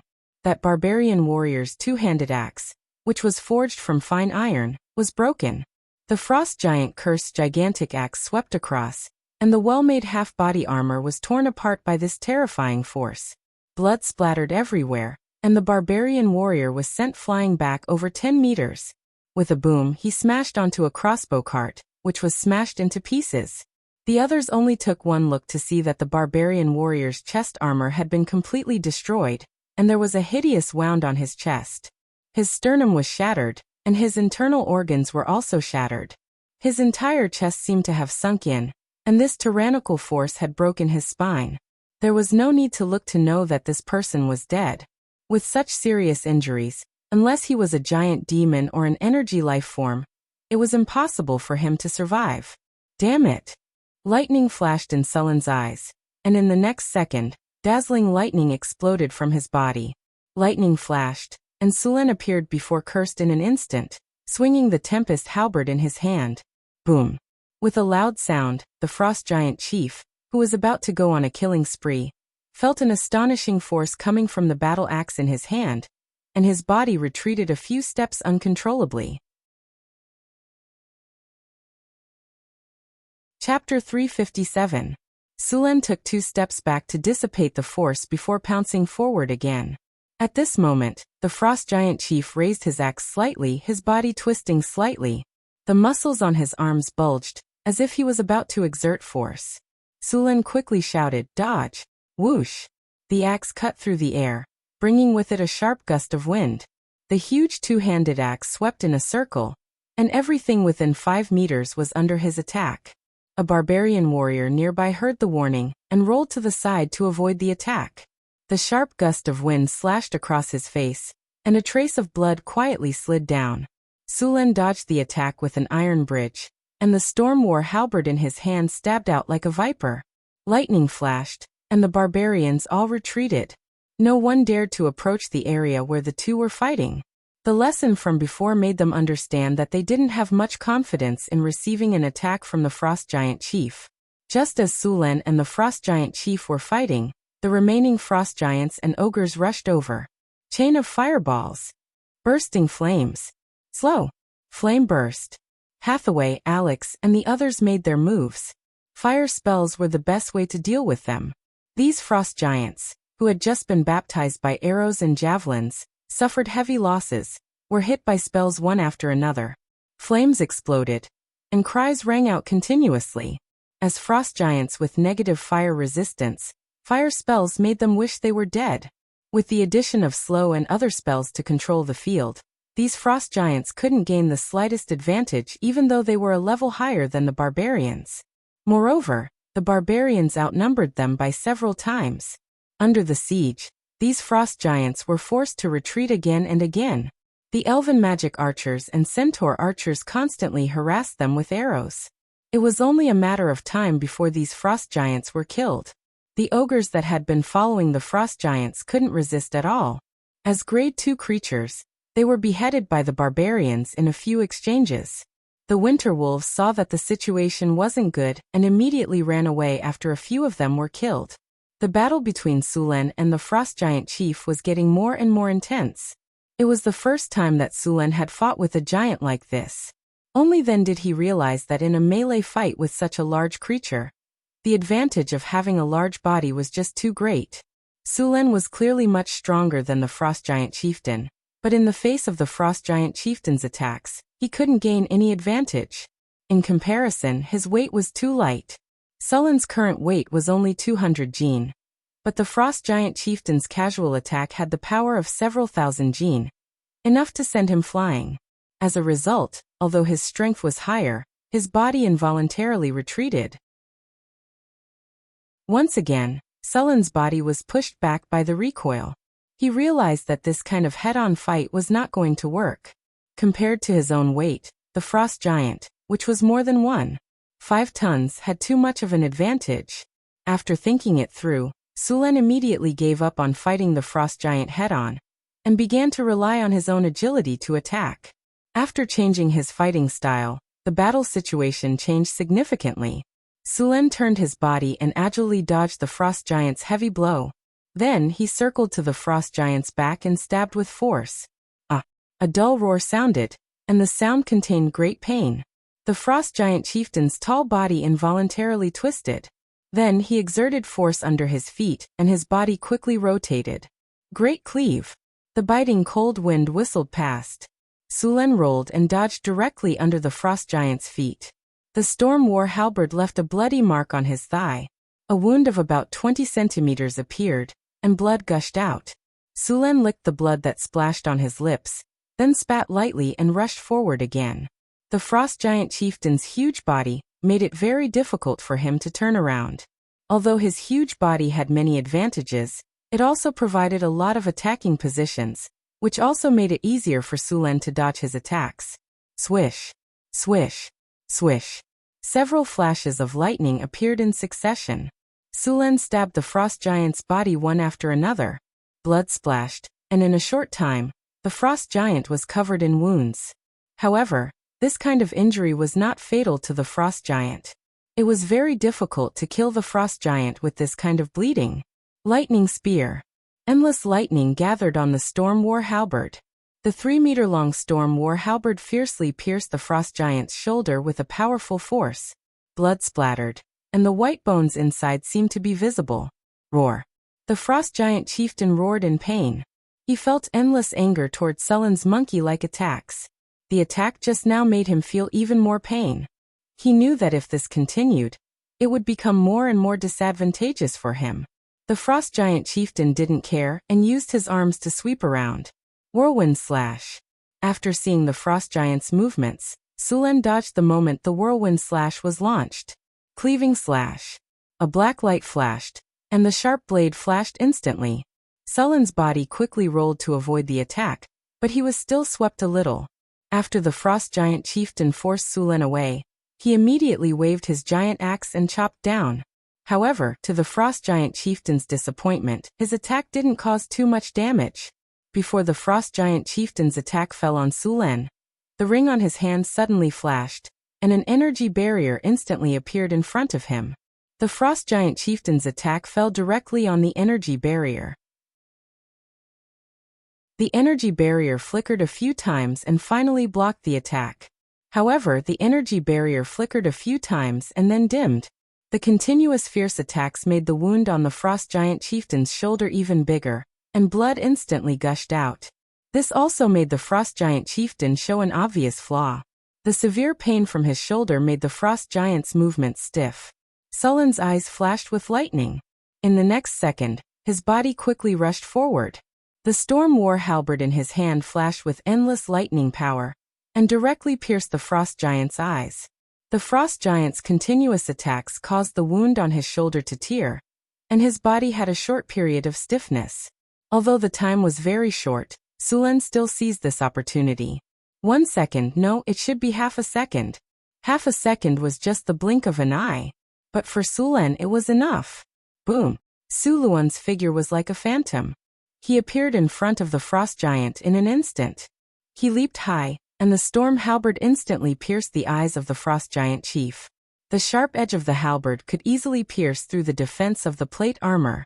The frost giant's eyes naturally could not withstand it. The powerful force abruptly pierced through the frost giant's eyes, and the more than 30 centimeters of the halberd completely sank into it. The eyes were originally very fragile, and being pierced by the storm war halberd was even more painful. Sullen's choice of angle was also very tricky. The 30-centimeter blade pierced through the frost giant chieftain's eye, and pierced the frost giant chieftain's brain. Powerful lightning power instantly erupted from the storm war halberd. How fragile was the brain? Even a legendary frost giant would die if its brain was damaged. The severe pain made the frost giant abnormally crazy. After Sulen stabbed it, there was a flash of light. In the next second, his figure appeared in the open space 10 meters away. He didn't expect to directly kill the frost giant chieftain. As a legendary creature, the frost giant's vitality was very strong. Even if it was fatally wounded, it wouldn't die in a short time. Sulen didn't want to face the frost giant chieftain's sudden counterattack. Ah! A shrill scream sounded. The frost giant chieftain's giant axe swept horizontally, wanting to attack Sulen. However, Sullen's figure disappeared instantly. The attack missed, and other than making the frost giant more painful, it had no effect. The frost giant chieftain's fighting power could be said to be the strongest that Sulen had encountered so far. If compared to the orc chieftain, it wouldn't take long for the orc chieftain to be smashed by the frost giant. Now that the frost giant chieftain had entered the final stage of madness, it became even more dangerous. The surrounding barbarian warriors all avoided it. Even Sulen didn't want to fight it head-on. After a full minute of madness, the frost giant chieftain's life finally ran out, and its huge body fell to the ground. Sulen also breathed a sigh of relief, then rubbed his sore body. Bing! Congratulations to the host. You have successfully killed the frost giant chieftain.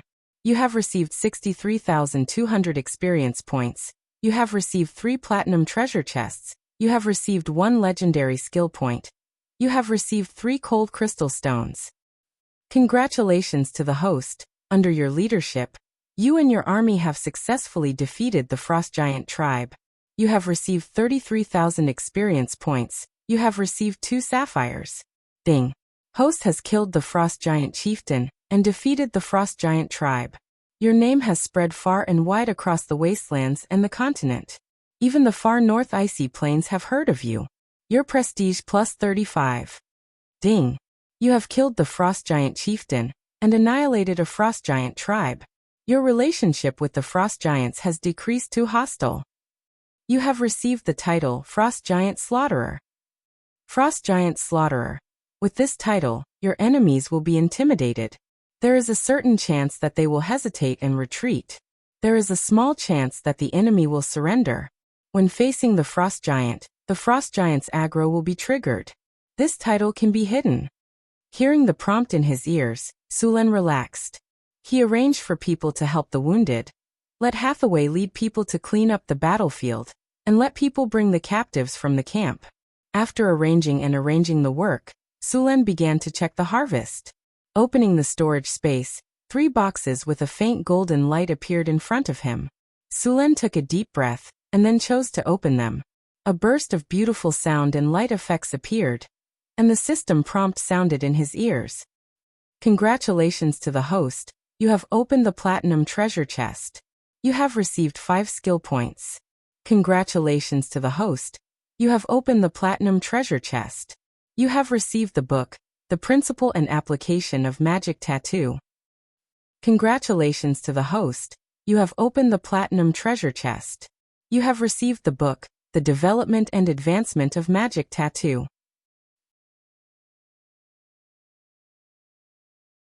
Chapter 358. Mageweth Tattoo Technique? After hearing the system prompt, Sulen picked up the 2 books in surprise and flipped through them briefly. One of the 2 books was The Basics of Mageweth Tattoo, and the other was Advanced Knowledge. The Mageweth Tattoo Technique was first born in the early days of the Arcane Empire. It was invented by a Red Robe Sorcerers Club, which was a very powerful evil sorcerers organization. How powerful were they? In the entire material plane, more than a quarter of the sorcerers were members of the Red Robe Sorcerers Club, but this powerful sorcerers organization only existed for more than 600 years before it perished. It was said that the organization was destroyed in a civil strife.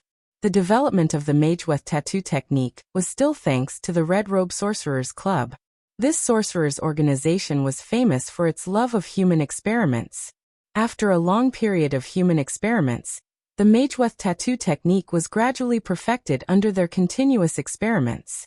They used the Mageweth Tattoo to engrave spells and permanently enchant the body. This method was very effective. Of course, it also had a drawback. All the hair in the Mageweth area had to be shaved off, and the human body's skin area was limited. Therefore, many Red Robe sorcerers usually shaved off all the hair on their body in pursuit of engraving more spells.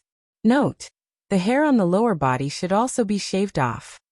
It was also for this reason that the Red Robe sorcerers, regardless of gender, were basically bald. Once the gathering was held, the whole hall would be filled with shiny bald heads. In addition to this drawback, the Mageweth tattoo had another drawback, which was that the tattoo was on the body and could be seen at a glance. This also caused a variety of tattoos to appear on the bald heads of the Red Robe sorcerers. Some people could even identify people by the tattoos. After the destruction of the Red Robe Sorcerers Club, the Mageweth tattoo technique had also spread to other sorcerers' organizations. During the period of the Arcane Empire, some powerful arcanists had improved the Mageweth tattoo technique.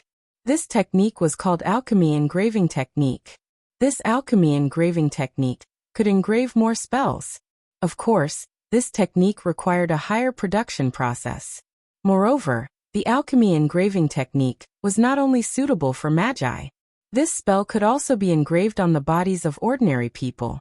In the past, among the followers of the Arcanists, there were often professions like rune swordsmen or rune warriors. This was an alternative profession that practiced both magic and martial arts. In the beginning, it was no different from an ordinary warrior. It was also a matter of tempering the body. When he successfully advanced to a grade 1 profession, he needed to choose the direction of his advancement. After determining the direction of his advancement, he needed to kill a corresponding monster, and used the blood of the monster to let a professional magician tattoo the surface of his body. This method could strengthen a warrior's physical fitness, and at the same time, they could master one or two spells, and their combat power would far surpass those of the same level. Of course, this class was not without its flaws. Due to the limited amount of skin on the body, as well as the problems of the surge of magic power, they could only engrave a few types of mageweths that matched the initial mageweths to minimize the magic power rejection reaction. Otherwise, when the magic power rejection reaction was too strong in the later stages, they would no longer be able to engrave mageweths on their bodies, and there would be no way for them to advance. Moreover, each advancement required the blood of a different monster, and each type of monster's blood was more powerful than the previous one. At the same time, engraving mageweths also required a lot of resources. Due to many reasons, these mageweths warriors who had once been glorious, gradually declined. Of course, later on, there were also people who felt that it was a pity to give up on the rune warriors. They started to research this technique again, and had some results. They abandoned the main method of adding layers of enhancement, and only engraved the strongest type, treating it as a form of support. During the period of the Arcane Empire, the alchemy engraving technique was already very perfect. At the very least, there was no need for the Red Robe Sorcerers Association to shave their hair and run around with a big bald head. However, the alchemy engraving technique had also disappeared with the fall of the Arcane Empire. On the contrary, there were still some mageweth tattoo techniques that were passed down among the tribes in the wilderness. For example, the coming-of-age ceremony of some tribes required one to hunt down a type of ferocious beast or magical beast, and then the shaman priests would use the blood of this ferocious beast or magical beast to tattoo the person. This type of tattoo was usually very rough, and after the tattoo was completed, the person would also obtain the corresponding power. Only then would the person be considered to have completed the coming-of-age ceremony. The two books that Sulen had obtained recorded a large amount of knowledge about mageweth engraving and advanced alchemy engraving. Although there were only 2 books, there was a lot of content recorded in them. Sulen did not have the time to look through them carefully. After hurriedly flipping through them, he put the 2 books back. What was more important now was to collect the spoils of war. As pure-blooded giants, the bodies of the frost giants still had some value. The most important parts were their hearts and blood. As for the other parts, the necromancers preferred them more. If this kind of giant body fell into the hands of the necromancers, it could easily be transformed into a powerful undead monster. Sulen, Hathaway, and Alex collected the hearts and blood of the 30 frost giants. At the same time, the body of the frost giant chief was also preserved. It was a very good experimental material. At the same time, a few of the remaining frost giant bodies were also selected. The rest of the worthless ones were burned and buried. The heart of the frost giant was very large. Sulen preserved it in a special crystal container. This crystal container could keep the heart alive. A part of the flesh and blood was also left. The remaining parts were the more precious parts. It was a little difficult to preserve the blood because it was easy to coagulate, and there was too much blood. Hathaway used a special water tank to store the blood. At the same time, she cast a spell on the blood to prevent it from deteriorating and coagulating. Looking at the remaining frost giant corpses that had been burned to ashes, Sulen felt that it was a pity. If there were necromancers around, these corpses could all be used. Now he could only watch them burn to ashes. Apart from these materials, the equipment of the frost giants and the equipment of the ogres were also collected. Even the camp was turned upside down. In the end, all the resources and captives were brought back to Northern Citadel.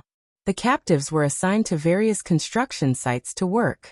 At the same time, they were told the rules and regulations of the northern city. After working for a few years in the city, they would regain their freedom and become free citizens of the city. The weapons of the frost giants were sent to the blacksmith to be melted down and reforged. The giant axe used by the frost giant chief Curse was left behind. This weapon was not simply made of steel, but was also mixed with many rare metals. It was considered a magical weapon, and required the help of a magus to smelt it again. The other materials used by the frost giants were also sorted out and stored. After making all these arrangements, Sulen once again led the caravan to the kingdom of Florence. Of course, this time he brought along Chris and Karina. The matters of the northern city were temporarily left to Hathaway, with Karina and Grace assisting her. Crete was left to Alex to manage. Even Phyllis Sulen had arranged some work for her. After all, the orthodox education of the royal family was not just for show. Swordsmanship, literature, etiquette, and many other subjects were compulsory for a princess. Moreover, Phyllis's studies were not bad. Sulen let her handle the affairs of the Lord's mansion. This time, Sulen planned to go to the kingdom of Florence to recruit some wandering wizards. At the same time, he was also preparing to sell some items. For example, the bottle of life potion that could cause bloodline abnormalities, and the bottle of water demon's blood that could be used to become a bloodline warlock. As for the bottles of life potion that did not have any side effects, they had already been used by Phyllis. After all, whether it was Chris Hathaway, Alex, or his two personal maids, none of them were ordinary humans. They had long lives and did not need these potions for the time being. However, Phyllis was different. She was only an ordinary human. In fact, Sulen was prepared to let Phyllis use the bottle of water demon's blood to turn her into a warlock.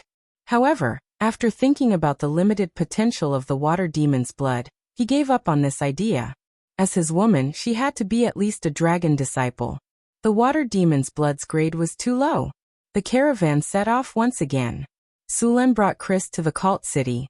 Other than sugar, rum and spices, the caravan also brought along large amounts of furs and paper. These goods were very popular on the continent. The spices of the northern city were now very famous in the northern countries. Cumin, pepper, chili and other spices, some of which were even produced by magical plants, were very popular in the north. Although the variety and quantity of spices could not be compared to the spices of the south, after being carefully mixed by Sulen and the halfling Frodo, they tasted very good. At the same time, paper was now a hot commodity in the northern city. The paper sold in the northern city was divided into two types. One was used for writing, and the other was toilet paper. Although the paper used for writing had attracted some attention, it was far less sensational than the toilet paper. Currently, the toilet paper produced in the northern city was crazily sought after by the nobles. In the words of the nobles, they could no longer bear to share knots or linen with others. This kind of soft, convenient, and fragrant toilet paper was the best gift. In fact, the quality of the toilet paper was not very good. It could not be compared to the paper used for writing, but it was unexpectedly popular. The caravan was still very boring. Sulen had no choice but to carry Chris in the carriage and flip through the Mageweth tattoo book that he had just obtained. After gaining the talent of erudite, Sulen's learning speed had increased a lot. It was not difficult for him to learn advanced knowledge like the Mageweth tattoo. He felt that he would soon be able to learn the Mageweth tattoo technique. After learning the Mageweth tattoo technique, Sulen discovered that it was accompanied by the art of tattooing. After learning the Mageweth tattoo technique, one had to master the art of tattooing to be able to perform it correctly. This required Sulen to find time to learn the art of tattooing. Oh yes, this technique also required a prerequisite. The control of the wizard's hand spell had to be precise. Sulen fulfilled this requirement. He was very familiar with the wizard's hand spell. Chris Hathaway and the others had a deep understanding of this.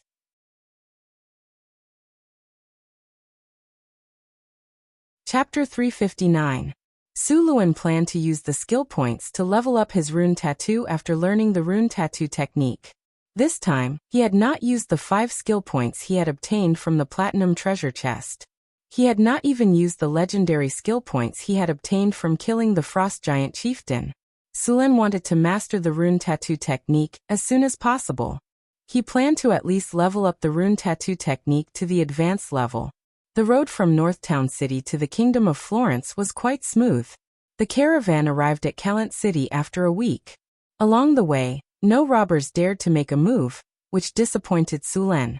Coming to Calent City again, Sulen's mood changed drastically. When he first came to the north, he was envious of the city. Although Northtown City's population couldn't be compared to Calent City, it had reached or surpassed Calent City in other aspects. Compared to the terrible sanitation of Calent City, Northtown City was like heaven. Fortunately, it didn't rain in Calent City, so the roads weren't muddy. The arrival of the caravan from Northtown City attracted the attention of many people in Calent City. After all, Northtown City's goods were popular. As soon as they arrived at Northtown City's warehouse in Calent City, many people who were hungry for profits tried to build a relationship with Northtown City. Unknowingly, Northtown City's existence made the surrounding nobles take the initiative to befriend them. Of course, Sulen was part of it. If it weren't for Sulen, these nobles would have torn off their disguises and started robbing Northtown City of all kinds of things and techniques. Sulen couldn't be bothered with these small fries. He left them all to Xion, the manager of the caravan. "Sir Lord." Xion respectfully handed a document to Sulen and said, "This is the list you asked for." This was the list of Calent's nobles that Suluan had Xion collect. It contained their titles, fiefs, strength, and other basic information. There were also some simple interpersonal relationships. Although this list was simple, it wasn't easy to collect. It could be seen that Xion had put a lot of effort into it. The most powerful family in Calent City was the House of Savoy. Calent City was the fief of the House of Savoy, which was rich in mineral resources. The land around the city was quite fertile, and the transportation was well developed. The House of Savoy also possessed great power. Through the connections on the list, Sulen quickly discovered Marquis Savoy's methods. He had promoted a large number of lesser nobles, and many of these lesser nobles were his knights. These small nobles had no foundation, and their fiefs were only 1 or 2 manors and castles.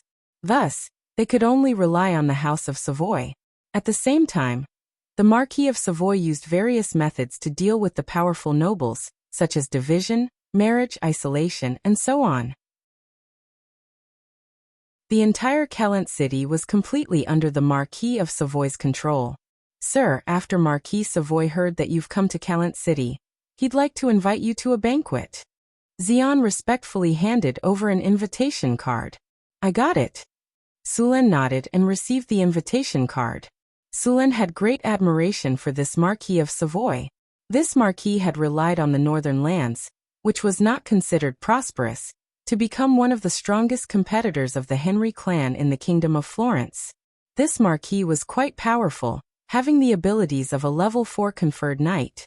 Moreover, he had many descendants. He had 9 sons and many daughters. This Marquis had made use of his marriage connections to rope in many of the powerful nobles in the Kingdom of Florence.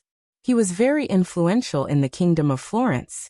He had 7 daughters who were married to nobles of various sizes in the northern lands, and 4 daughters who were married to nobles in the southern lands. Even his granddaughters were being used as marriage connections, looking for nobles who were qualified to be roped in. This Marquis had spent several decades to weave a huge network of connections. This allowed the House of Savoy's influence to rise rapidly. Amongst the 4 marquises, he was ranked last. Right now, even the Henry clan, which was part of the royal family, could not do anything to him. Right now, the House of Savoy was continuously accumulating power. If the Henry clan, which was part of the royal family, were to weaken, the House of Savoy could very well become the new royal family of the Kingdom of Florence. Night fell. A luxurious carriage headed towards the manor of the Marquis of Savoy. The driver of the carriage was a sturdy young man. There were no family emblems on the carriage, but no one dared to look down on it. All the nobles in the city knew that this was the carriage of the owner of the caravan in the northern town. Sulen was wearing a gorgeous hunting outfit as he sat in the carriage. Beside him, Chris was also wearing a beautiful court lady's outfit. At this moment, Sulen was looking at the little succubus, who was wearing a serious outfit, with great interest. One had to know that succubi exuded a kind of seductive charm from their very bones, making people unable to resist. Now that she had changed into a conservative court lady's outfit, her movements were dignified, but there was a different kind of flirtatious expression between her eyebrows. Sulen's heart was on fire. "All right, master, don't touch me anymore. We still have to attend the banquet tonight," the little succubus said with a charming smile. Sulen had no choice but to tidy up his clothes a little gloomily. "My lord, we're here." A guard's low voice came from outside the carriage. At the same time, A few guards at the side hurriedly came forward and asked, "Is Lord Sulen here?" "It's the lord of the northern town, Lord Sulen." The guard glanced at them and said plainly. A middle-aged man who looked like a manager immediately said with a smile, "Welcome, Lord Sulen. I'll inform the Marquis right away." Soon, a sturdy man in his 50s wearing a luxurious noble's robe led a group of people over to welcome Sulen. He had a smile on his face and immediately greeted him warmly when he saw him.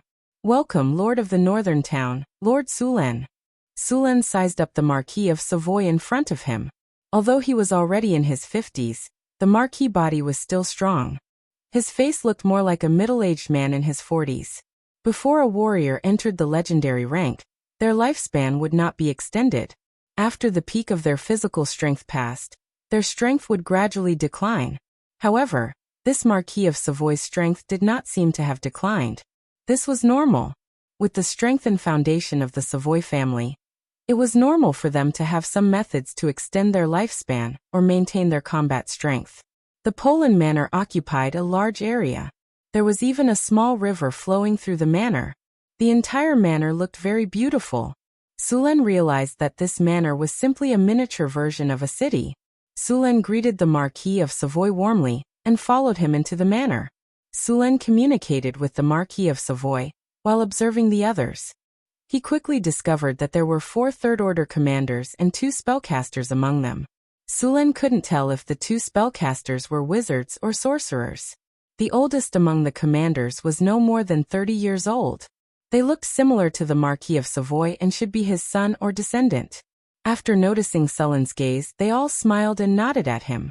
"Welcome, Lord Sulen, to my manor. Thank you for your help in the war against the orcs," the Marquis of Savoy said with a smile. "This is what I should do. Resisting the orcs' invasion is the duty of us humans," Sulen said righteously. Of course, the nobles here knew that he was just saying it. However, this did not affect their praise. Sulen smiled at the hypocritical nobles. As for acting with them, Sulen was too lazy to do so. "Let me introduce you. This is my son Vader.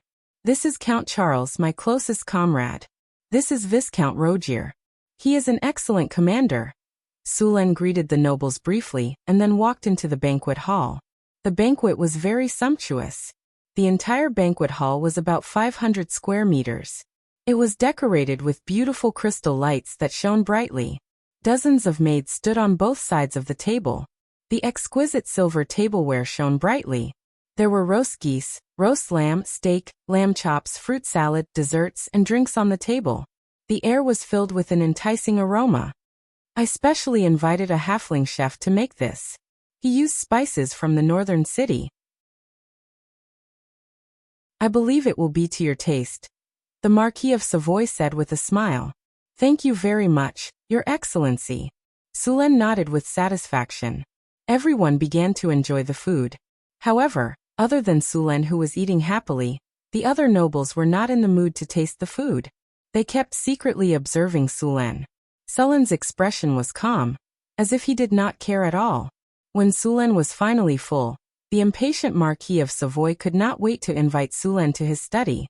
It was obvious that they were going to talk business. Su Luan patted Chris's hand and took her to the Marquis's study. "Sir Sulen, it is a pleasure to meet you." The study was brightly lit with magic lamps. The Marquis of Savoy sat on a soft and comfortable chair with his son beside him. Although there was no one else in sight, Sulen could clearly sense that there were dozens of elite guards around the room. Sulen smiled and sat across from the Marquis of Savoy. He then smiled and said, "It is a pleasure to meet you too. Sir Sulen, I would like to have a deeper cooperation with you and your northern city. You should know that both of us are in the north. We can have a better cooperation," the Marquis of Savoy said with a smile. "Business cooperation is not a problem. Our northern city welcomes more partners," Sulen said. Sulen naturally knew what the Marquis of Savoy's intentions. However, he did not intend to have a deeper cooperation with him. After all, both of them were in the north. Apart from interests, they were also competitors. Moreover, he had already promised the Henry royal family. He would not go back on his word so easily. This time, he was here for something else. Chapter 360. Sulan wasn't surprised that the Marquis of Savoy was trying to rope him in. After all, the Marquis' actions over the years had made it clear that he wanted to become the new royal family. During the last orc invasion, the king's faction lost a legendary knight, which gave him hope. However, he didn't expect the Henry royal family to react so quickly. They immediately found another legendary figure and gained his support. This greatly disappointed the Marquis of Savoy. Since the northern border also suffered heavy losses in the war, he could only slowly accumulate his strength. However, Sulan's visit to Callant City made the Marquis of Savoy think about it again, but Sulan rejected him. Sulan was still a man of integrity. Of course, to be more precise, he had to pay more. Sulan still hoped that the internal environment of the Kingdom of Florence could be balanced.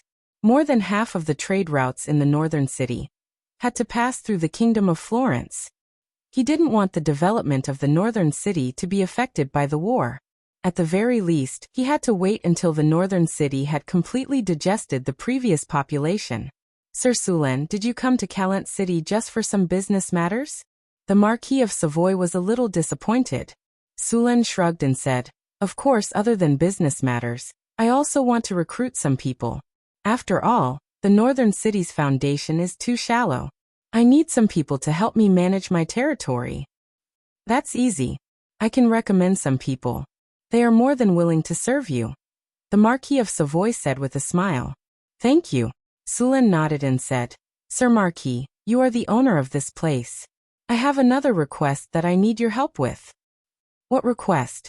The Marquis of Savoy put down the black tea in his hand and moved his body. Sulan took out a crystal bottle from his storage space and put it on the table. I have some special things that I want to sell. I need some powerful buyers. Of course, these people are best if they are wizards. Of course, nobles can also participate. What is this? The Marquis of Savoy looked at the crystal bottle on the table in confusion. The crystal bottle was very beautifully polished. There was some red translucent liquid inside.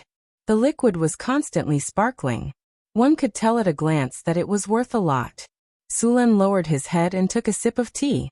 He didn't answer the Marquis' question. The Marquis of Savoy instantly understood. He waved his hand at Vader and said, Go invite Master Clyde here. Soon a middle-aged man dressed like a wizard came in. Master Clyde, I have something here. The Marquis of Savoy went Clyde. As soon as Wizard Clyde arrived, he immediately looked towards Su Luan and Chrissy. As a high-grade wizard, he quickly noticed something different about Chrissy.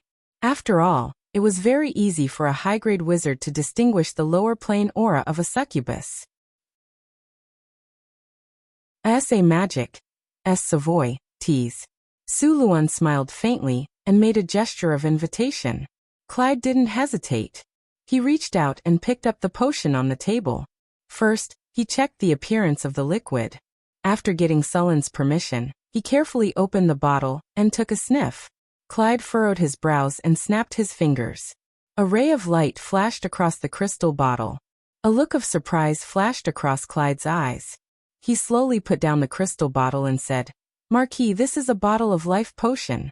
It can increase one's lifespan by 10 years and has a chance to regenerate. It can be used by anyone. Hiss, the Marquis and the others sucked in a cold breath. 10 years of lifespan. To a wizard, 10 years of lifespan wasn't a lot. There were many ways to do it, but only wizards could do it. Normal people wouldn't be able to do it. For example, a professional lich could only become a ghost.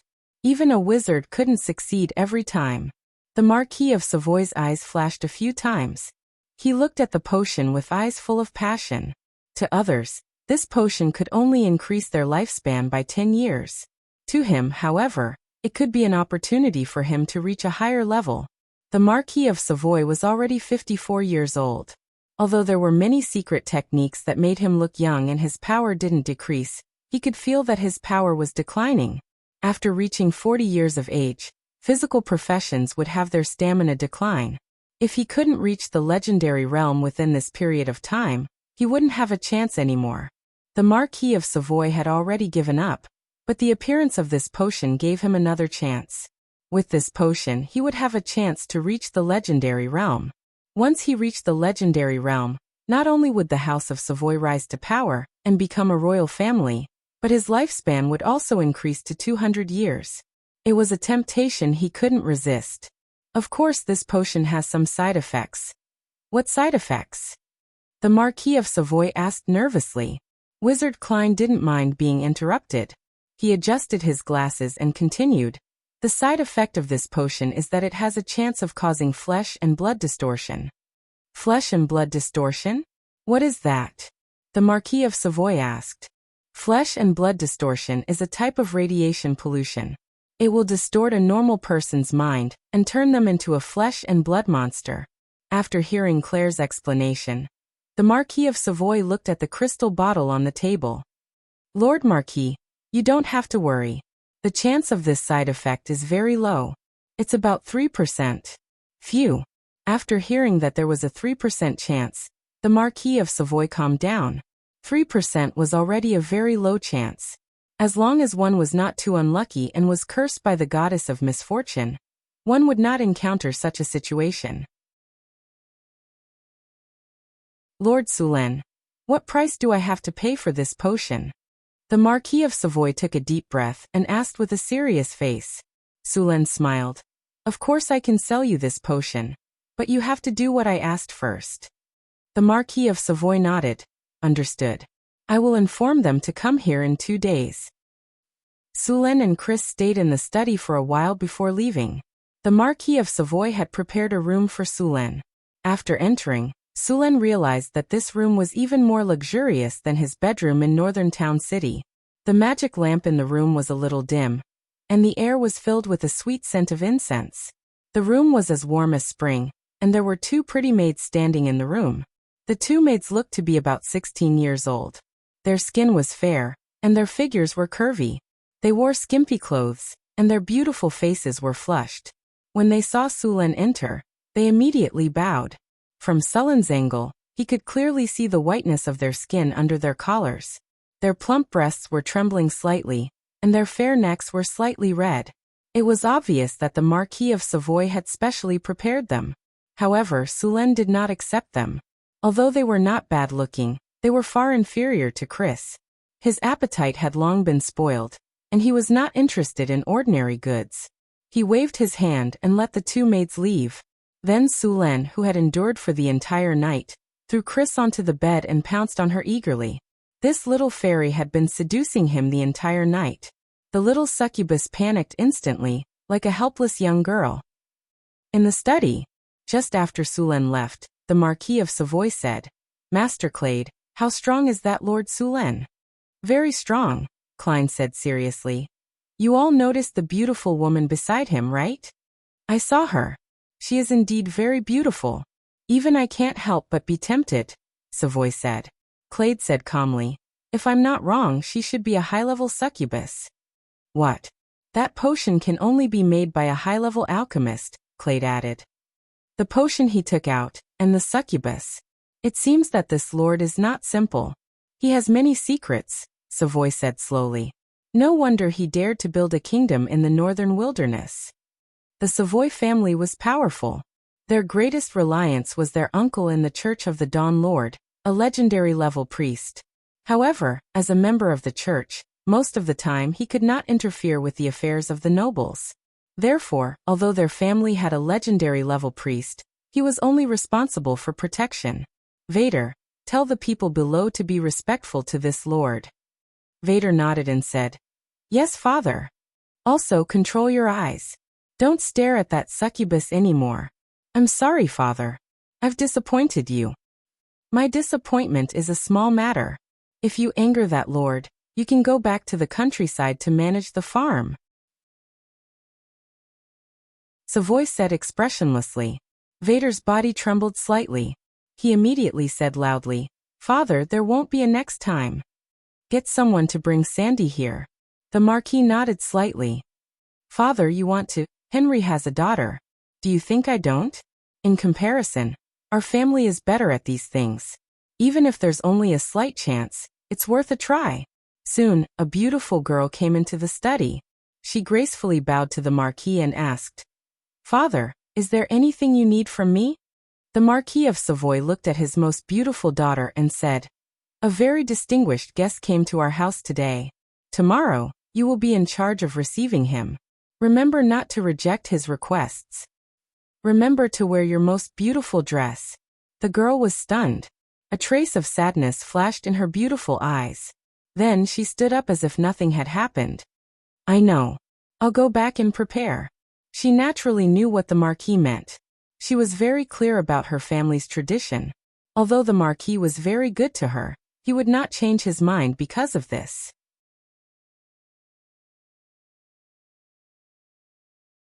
Chapter 361. It was a quiet night. Sulen had a good rest last night, but the little succubus was a little miserable. She was taught a lesson by him with the plasma cannon. After opening the door and going out, Sulen's mood was even better. He was greeted by a noble girl wearing an exquisite low-cut lace dress. Her tall figure and gorgeous appearance were pleasing to the eye. She was not inferior to Phyllis at all, only slightly inferior to the little succubus. "Sir Sulen, I am the daughter of the Marquis Xanthi. I will be the one to receive you today," the noble girl said as she curtsied. After seeing this girl and thinking about the tradition of the Savoy family, Sulen instantly thought of the Marquis of Savoy's plan. However, he did not reject it. As for what they thought, it would depend on the situation. A honey trap. As long as the beauty stayed, it would be fine. Xanthi was a very beautiful noble girl. Due to the fact that Northlanders had some barbarian blood in their veins, they were a little taller. She was 1.8 meters tall, had fair skin, and her legs were long and slender. Because she was wearing a slim-fit dress, her tall breasts and slender waist outlined a beautiful curve. It was a good choice to talk to her and relax. Under Xanthi's lead, Sulen had a simple breakfast. At the same time, he asked someone to prepare a meal and send it to his room. After breakfast, Xanthi began to show Sulen around the manor. There were people leaving the Marquis of Savoy's study. It seemed to be very busy. Sulen did not care about these things. He followed Xanthi around to relax. He had been learning the magic tattoo technique for the past few days. So far, he had only made some progress. Fortunately, he still had a lot of skill points that he could use. He could learn this skill quickly. Time passed quickly. When Sulen met the Marquis of Savoy again, he was full of smiles. In the living room, there were more than a dozen spellcasters and 5 to 6 nobles. "Sir Sulen, these are the most powerful nobles in the northern provinces, as well as the sorcerers you invited." Sulen nodded and took out the bottle of life potion and aquatic bloodline. "I'm going to sell 2 bottles of life potion and legendary aquatic bloodline." Hearing Sulen's words, the surrounding nobles and adepts couldn't help but gasp. Is this true? Heavens! Legendary water demon bloodline. Life potion. Sulen didn't care about these people's reactions and continued. The effect of the life potion is to increase one's lifespan by 10 years and restore one's youth. At the same time, there is a chance of obtaining the talent of regeneration. When they heard the words 10 years of lifespan and regaining youth, the nobles around them started to breathe rapidly. The wizards did not react at all. Legendary water demon bloodline. This bottle of elixir is the essence obtained after killing a legendary water demon and condensing its heart and blood. It contains the purest power of the legendary water demon bloodline. As long as the bloodline is successfully implanted, it can turn an ordinary person into a warlock. Because this bloodline potion came from a legendary creature, its theoretical limit is also legendary. As long as this potion is used well, it can create a warlock family with a legendary bloodline. The people who were shocked by the bottle of life potion were instantly attracted by the bloodline potion. Their eyes were full of passion as they looked at the potion. A warlock family with a legendary bloodline was something they couldn't help but pay attention to. Everyone's breathing became rapid. The wizards were also very interested in the water demon bloodline. After all, there were very few wizards who could enter the legendary rank, and these wizards weren't confident of success. With this bloodline, they had a chance to become legendary warlocks. Although they wouldn't be as powerful as legendary wizards, they would still be better than those who couldn't break through. Sulen took in everyone's expressions and was very satisfied with their performance. Next was the auction for the 2 potions. The first to be auctioned was the life potion. Although it couldn't compare to the legendary water demon bloodline, the 10 years increase in lifespan was still coveted by the nobles. The wizards around didn't bid. They had already planned to do their best to get the water demon bloodline. The nobles, on the other hand, bid one after another. In a short while, the price rose to 50,000 kinner. After this price, the bidding slowed down a lot. In the end, the Marquis of Savoy bought the potion for 83,000 kinner. The other nobles hesitated for a moment and looked at the water demon bloodline potion next to them. After weighing the pros and cons in their hearts, they finally gave up. Sulen knew what they were planning. In fact, if they wanted to sell it for a high price, they should sell the water demon bloodline potion first. This way, both potions could be sold for a high price. The reason he didn't do this was because the Marquis of Savoy had already helped him find over 10 scholars. Sulen naturally had to take care of them. Of course, Sulen also planned to prevent the Marquis of Savoy from bidding for the water demon bloodline potion. If the Savoy clan had a high-level warlock, they would become a warlock clan. Their strength would definitely increase tremendously, and the balance would be broken. This was an outcome Sulen didn't want to see. As for the life potion, even if the Marquis of Savoy used it, it wouldn't be easy for him to advance to the legendary level. It wasn't that easy to advance to the legendary level. Advancing to the legendary level was, in fact, tempering one's entire body. At this level, one would already be very different from ordinary people. The legendary level had already broken through the boundary of the extraordinary, and their life force had been raised to a higher level. It was very difficult to advance step by step. Take the Marquis of Savoy for example. He had become a conferred knight at the age of 33, and reached the peak of conferred knight at the age of 37. However, after over 10 years, he still hadn't broken through to the legendary level. Was it because his aptitude wasn't good enough? No. On the contrary, his aptitude wasn't bad. The reason he hadn't been able to advance to the legendary level was very simple. It was because he hadn't experienced enough battles, and hadn't been able to completely stimulate his source of life under that kind of pressure.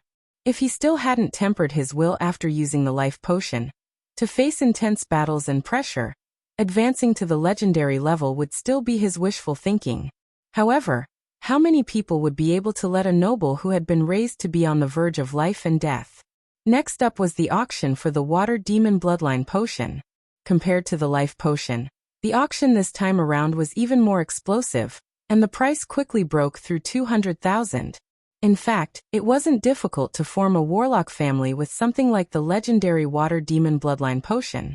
However, it wasn't easy to advance to the legendary level.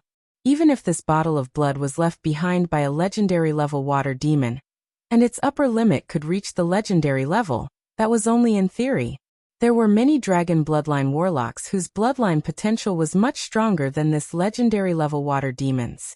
However, how many dragon bloodline warlocks had actually managed to advance to the legendary level? Most of the dragon bloodline warlocks were stuck at the advanced and master level. As for this bottle of legendary level water demon's blood, it was at most at this stage. The chances of it advancing to the legendary level were very slim. Very soon, the price was raised to 300,000 kinner. At this moment, only the 3 warlocks, the Marquis of Savoy, and another noble were still bidding. The price was still rising bit by bit. Just as Sulen felt that this bottle of potion would eventually fall into the hands of these few people, a warlock beside him suddenly said, "Lord Sulen, I'd like to have a talk with you." A talk? Sulen raised his eyebrows. That's right. This middle-aged warlock, who looked like he was in his 40s, said with a calm face, "I have a better offer." Sulen hesitated for a moment and then said, "All right." After signaling for the auction to stop, Sulen and this warlock went to another room. After entering the room, this warlock waved his hand and set up a soundproof spell. After that he spoke to Sulen. "Lord Sulen, I am Andre, an intermediate warlock.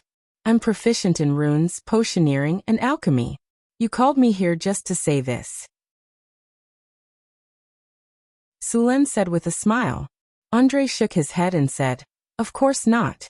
What I want to say is that I'll work for you for 30 years, and you'll give me that bottle of legendary level water demon's blood potion as my reward. Sulen raised his eyebrows, and he kept thinking in his mind. This way, I can quickly become an advanced warlock. With my ability, I can easily earn you more than 300,000 kinner after working for you for 30 years, Andre said with confidence. 300,000 kinner. If you auction it, I can get it immediately. But you're paying me in installments, and there's no interest. No matter how I look at it, I'm at a disadvantage. Sulen said with a smile. 300,000 kinner is just the basic income. As an advanced warlock, or even a master warlock in the future, I can do a lot of things, right? Andre said. Sulen shook his head and said, if that's the case, why should I choose you? There are a few warlocks out there who are more advanced than you. Wouldn't it be better to work with them? They're different. Those warlocks basically have families, or have joined warlock organizations. Basically, they won't join Warlock City to help you. I'm different. I've already left the warlock organization. I'm now a wandering warlock. Sulen thought for a moment and still shook his head. No. Why? Andre asked anxiously. 30 years is too short, Sulen said. Then how many years do you want? Andre's eyes lit up when he heard Sulen's words. He knew that his offer had moved Sulen. Sulen said 200 years. Impossible. 200 years? That's too long. 50 years at most. You're just an intermediate warlock. The knowledge you have is limited. If you work for me, you'll definitely learn a lot. You'll make a fortune. No, that's too long. If I don't become a legend, I might not be able to leave Warlock City even if I die of old age. Warlock City has a good environment. It's very suitable for retirement. Besides, even if you don't become a legend, it's fine.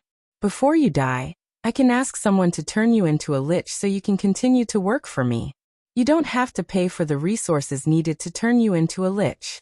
You just have to work for me for another 200 years. You see, I'm very considerate of my employees. Even if you can't pay me back, they're still your descendants. Your warlock family can pay me back for you. Old capitalist Sulen. After a heated argument, both sides finally reached an agreement. Andre would work for Sulen for 80 years without paying anything.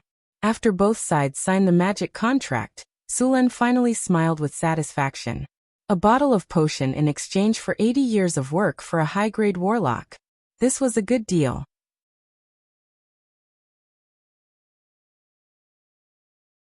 Chapter 362. Since Sulen had decided to give the legendary water demon bloodline potion to Andre, the trade fair was over. After learning that Andre had sold himself for 80 years to obtain the water demon bloodline potion, the wizards looked at each other. How was he going to compete if he had sold himself? Although he didn't get the water demon bloodline potion, he was still very excited to get the life potion. On the second day after the trade fair ended, Suluan left Calent City with the dozen or so scholars that Marquis Savoy had brought along with him, a caravan that had already purchased all kinds of supplies. At this time, snow had started to fall in the north. Fortunately, it was not too serious. However, this was the last trade fair of the year. In the following days, the road between Northern City and Calent City would be covered in snow. Nothing happened on the way back. Even the bandits would hide when they saw such a large trade fair. Sulen was bored, so he stayed in the carriage and studied the rune tattoo technique. When he was tired from studying, he would do something he liked with the succubus to pass the time. Although this life was boring, it was still tolerable. The only thing that annoyed Sulen was the bumpy carriage. He planned to make a magic carriage when he returned. First, it had to be as smooth as flat ground. It had to be big enough, with a constant temperature throughout the year and good soundproofing. When the time came, he would let the new slave, no, the new spellcaster, Mr. Andre, make it. When he arrived at Northern City and fused with the bloodline potion, he would be an advanced spellcaster. It should not be difficult to make such a carriage. After spending a week, the trade fair returned to Northern City. Sulen stretched his body. During this time, he had made some progress in studying the rune tattoo. He was ready to give it a try. He opened the attribute panel and saw that there was a new skill, Rune Tattoo Beginner. In his personal attribute column, Rune Tattoo, Beginner. After learning the rune tattoo technique, You have grasped some knowledge about the rune tattoo. You can perform some simple operations. Sulen chose to use the skill points on rune tattoo. The host has used skill points on the magic tattoo technique. Congratulations, the host. Your magic tattoo basic technique has been upgraded to magic tattoo advanced. You have used 2 skill points. After completing the upgrade, Sulen instantly felt his mind become incomparably clear. Many of the parts in the 2 magic tattoo books that he found difficult to understand were instantly understood, as if the clouds had cleared and the sun had appeared. At the same time, he seemed to have more ideas about the things that he thought he had already understood. At this moment, Sulen's brain was working quickly, and a large amount of magic tattoo knowledge and techniques were grasped by him. After a while, Sulen let out a sigh of relief and opened his eyes. Next, Sulen was not in a hurry to upgrade the Mageweth tattoo technique again. Judging from the previous experience, he would definitely gain more knowledge this time. However, this state of epiphany required some time to digest and rest. Otherwise, if he continued to upgrade it, it would put more burden on his brain. After he had completely digested the knowledge, Sulen would upgrade it again. In the next few days, Sulen opened a laboratory in the secret realm to experiment with the various knowledge that he had just learned. Of course, before that, he also arranged for Andre to be part of the spellcasting team in the northern town.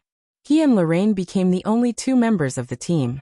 Sulen asked Hathaway and Chris to prepare a contract. The content of the contract was what he had discussed with Andre. After both parties agreed, the contract was officially signed.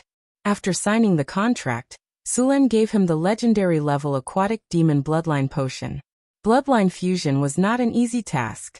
Although this bloodline fusion method had been improved by the predecessors many times, there was still a certain chance of failure.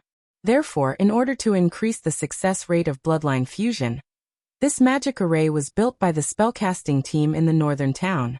Wizard Tower, Hathaway's laboratory. A complex runic array was being built bit by bit. This runic array was the bloodline fusion array. This was the template array that the wizards had researched for thousands of years. It was suitable for most bloodline fusion. Of course, every time a bloodline was fused, this bloodline array would be adjusted according to the bloodline, raising the fusion rate to the highest level. After some discussion with Sulen, Hathaway and the others confirmed the adjusted state of the bloodline fusion array. They then began to build it. This kind of high-level transformation array involved a lot of dark side. It was said that the Workreachers experiment had a deep relationship with this bloodline fusion array. The Workreachers themselves were humans who had fused with the blood of beasts. However, compared to the bloodline warlocks, the Workreachers experiment was much more bloody and violent. Of course, the bloodline warlocks experiment was not much better. However, while the bloodline warlocks succeeded, the Workreachers were only partially successful. The Workreachers were closer to beasts. Most of the Workreachers had an obvious decrease in intelligence, and there was a serious rejection reaction. However, after thousands of years of natural selection, the Workreachers that were passed down now had intelligence close to that of humans. They also had some talents that were far beyond humans.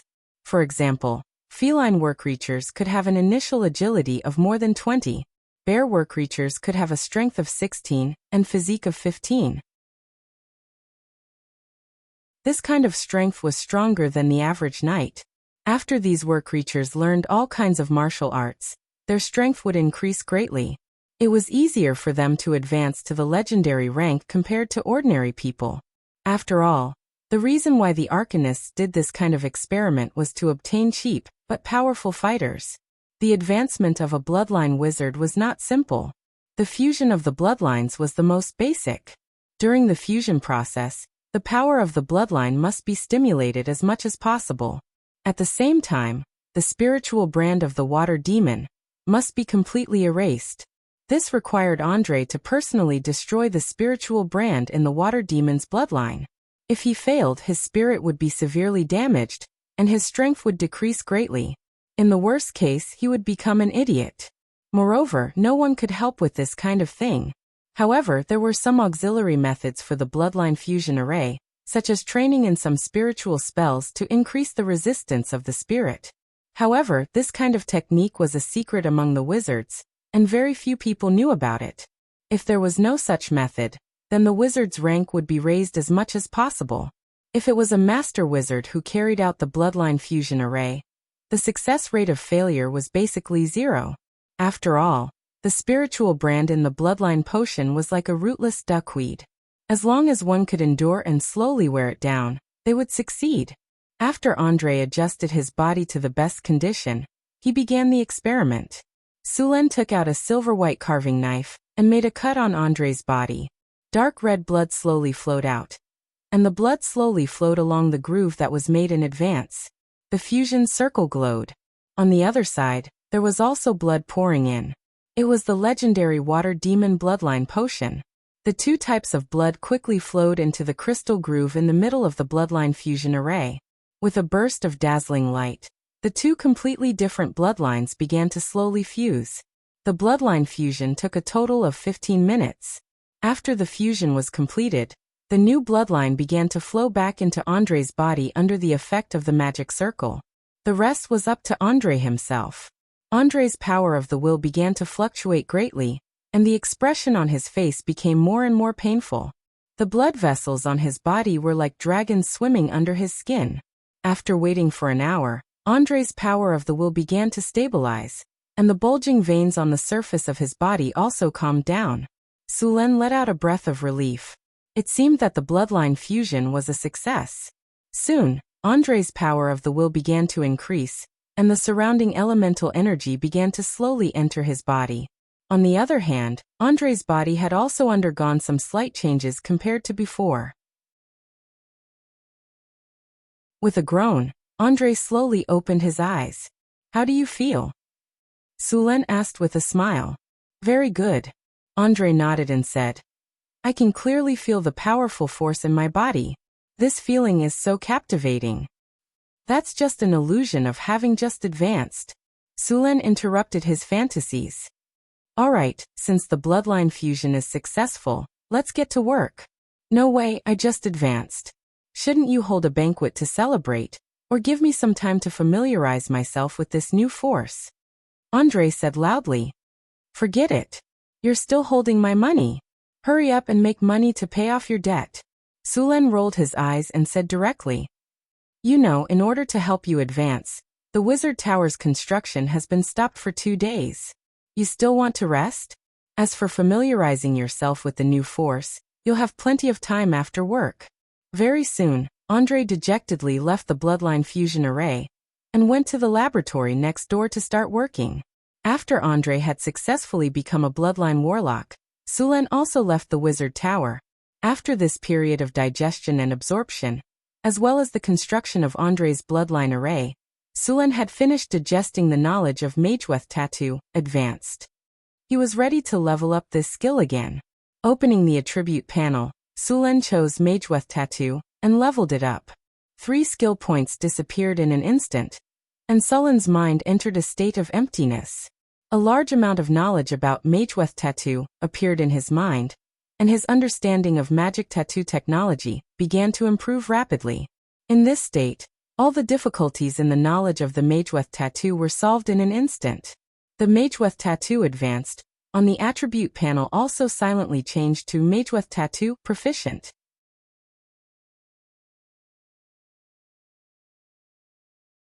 Chapter 363. Sulen slowly breathed a sigh of relief and rubbed his somewhat swollen head.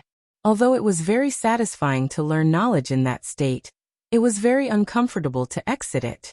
This kind of after effect would last for a while, so Sulen didn't continue with the experiment. Instead, he began to rest. It was very easy to resolve this kind of after effect. He just needed to let his brain relax and rest. Early the next morning, Sulen woke up full of energy after a night's rest. In the next few days, Sulen began to conduct more in-depth research. At the same time, he also digested the knowledge and information about the magic tattoo. During the period when Sulen was in seclusion, the development of Northern Garrison City was very smooth. The damage caused by the invasion of the Beastman Coalition was finally repaired after this period of work. The collapsed city walls were rebuilt.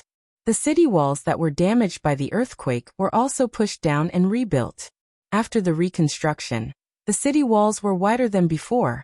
They were 12 meters wide at the bottom and 7 meters wide at the top. The city walls were 15 meters high.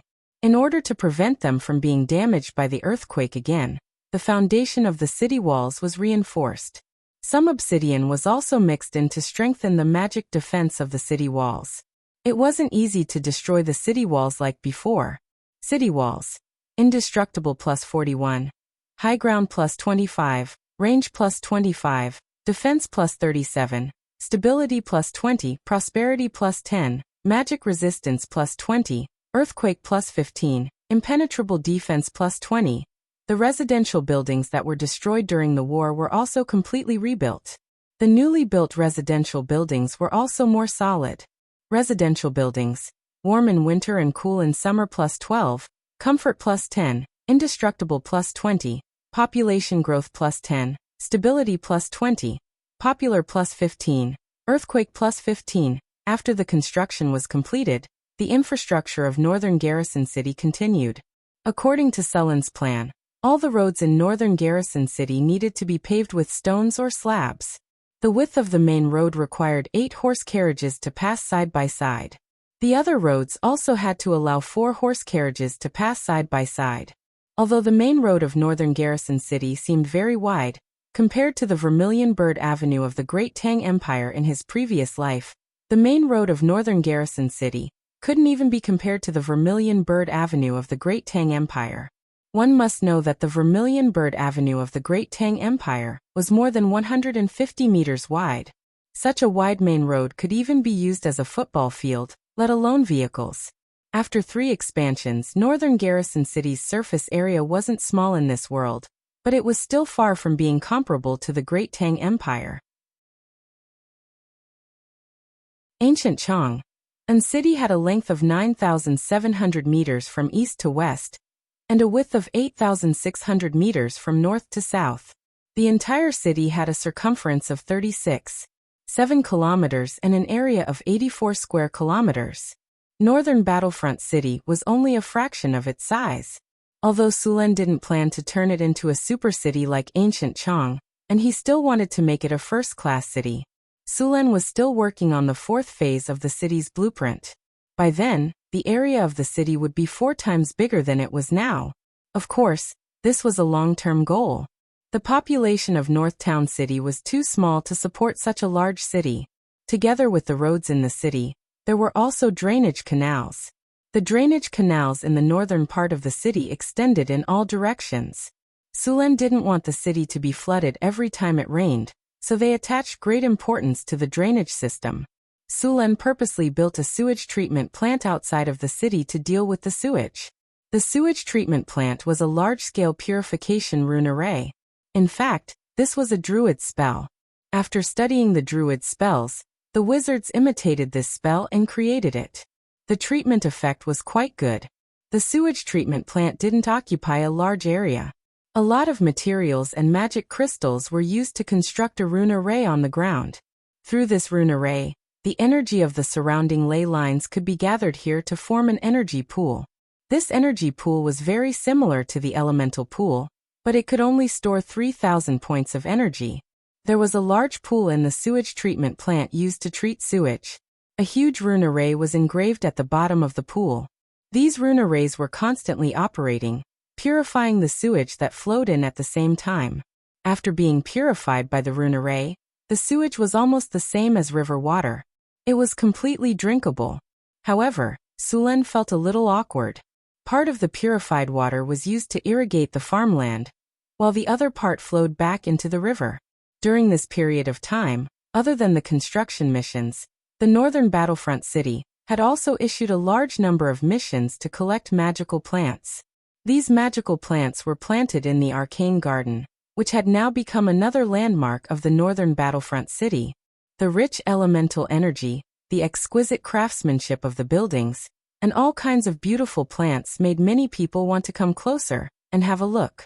Unfortunately, Sulen didn't open this place to the public. The magical plants in the Arcane Garden were thriving. Half of the spring water from the Fountain of Vitality was used to irrigate them every day. Every day, there would be wizard apprentices coming to the arcane garden to do all kinds of planting missions. It wouldn't be long before the magical plants here were harvested. The ones who liked the arcane garden the most were the half-elves. Grace purposely asked Sulen to allow the half-elves to enter the arcane garden.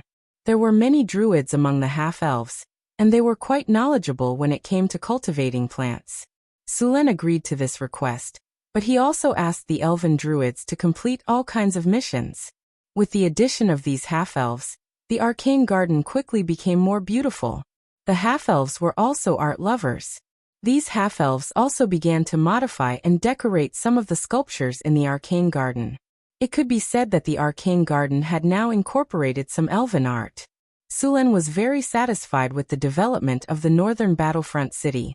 After all, it took less than 2 years to build a city like this on the wasteland. It was a miracle. After digesting and absorbing the knowledge, Suluan had a lot of ideas about the craft of Mageweth tattoo, but he was not satisfied. Instead, he used the legendary skill point to upgrade Mageweth Tattoo Expert to Mageweth Tattoo Master. The master level rune tattoo technique was very powerful. After mastering this technique, Sulen began to modify his lord's guards. With the development of the northern battlefront city, Sulen was now facing more and more powerful enemies. Although the barbarian warriors were all level 3 professionals, they didn't have the overwhelming advantage that they used to have. Just like last time, when Sulen led people to attack the frost giants, the ordinary frost giants were already level 4.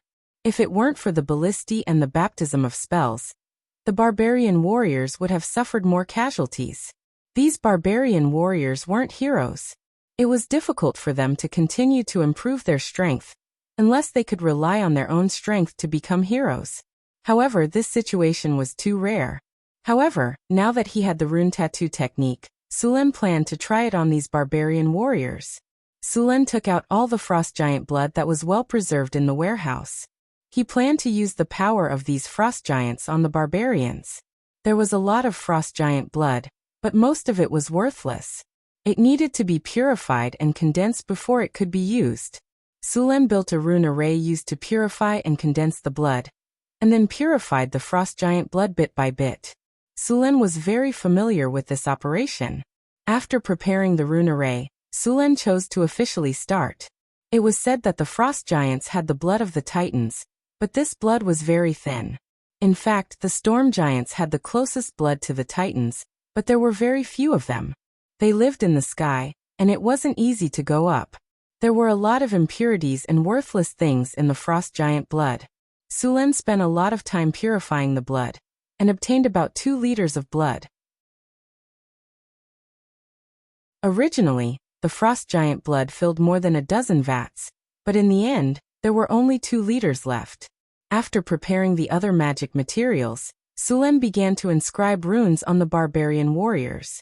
The condensed and purified frost giant's blood was named Giant's Blood by Suluan. If this kind of blood was discovered by frost giants or other giants, they would definitely fight for it. This kind of blood could make their original blood more powerful, and even have a certain chance of atavism. The material used to inscribe runes on the barbarians was the liquid made with the giant blood as the main material. In addition to the giant blood, there were also dozens of magic materials, such as arcane dust, astral silver sand, blood essence grass, moon primrose, and so on. This was invented by Sulen himself based on the knowledge in the rune tattoo. After the mixing, the final blood was a pale gold color. The first to be willing to experiment was the captain of Sullen's guards, Johnson. The rune inscription didn't need to be shaved completely like the rune tattoo in the early days. It only needed to be shaved. Sulen let Johnson lie on the experiment table, and then cast a hypnotic spell on him. After the spell took effect, he began to inscribe runes using the giant's blood. If successful, these barbarian warriors would have some of the giant's abilities, and their strength would also be increased. Sulen controlled the wizard's hand, and began to inscribe runes on Johnson's body. Before this, Sulen had done thousands of experiments, and he also tested it in the system. He only started when he had enough confidence. As the silver-white carving knife continued to move, the mixed blood was slowly inscribed on Johnson's body. One rune after another was quickly completed in Sullen's hands. The pale gold liquid slowly merged into the runes, and soon, the runes covered most of Johnson's body. Finally, after Sullen inscribed the last stroke, all the runes were connected. A dazzling light appeared on Johnson's body, and an ancient aura also appeared. Johnson's body continued to grow stronger, and finally, all the light dissipated, and Johnson gradually returned to his original state. However, there was some additional information on Johnson in Sullen's attribute pain. Giant strength.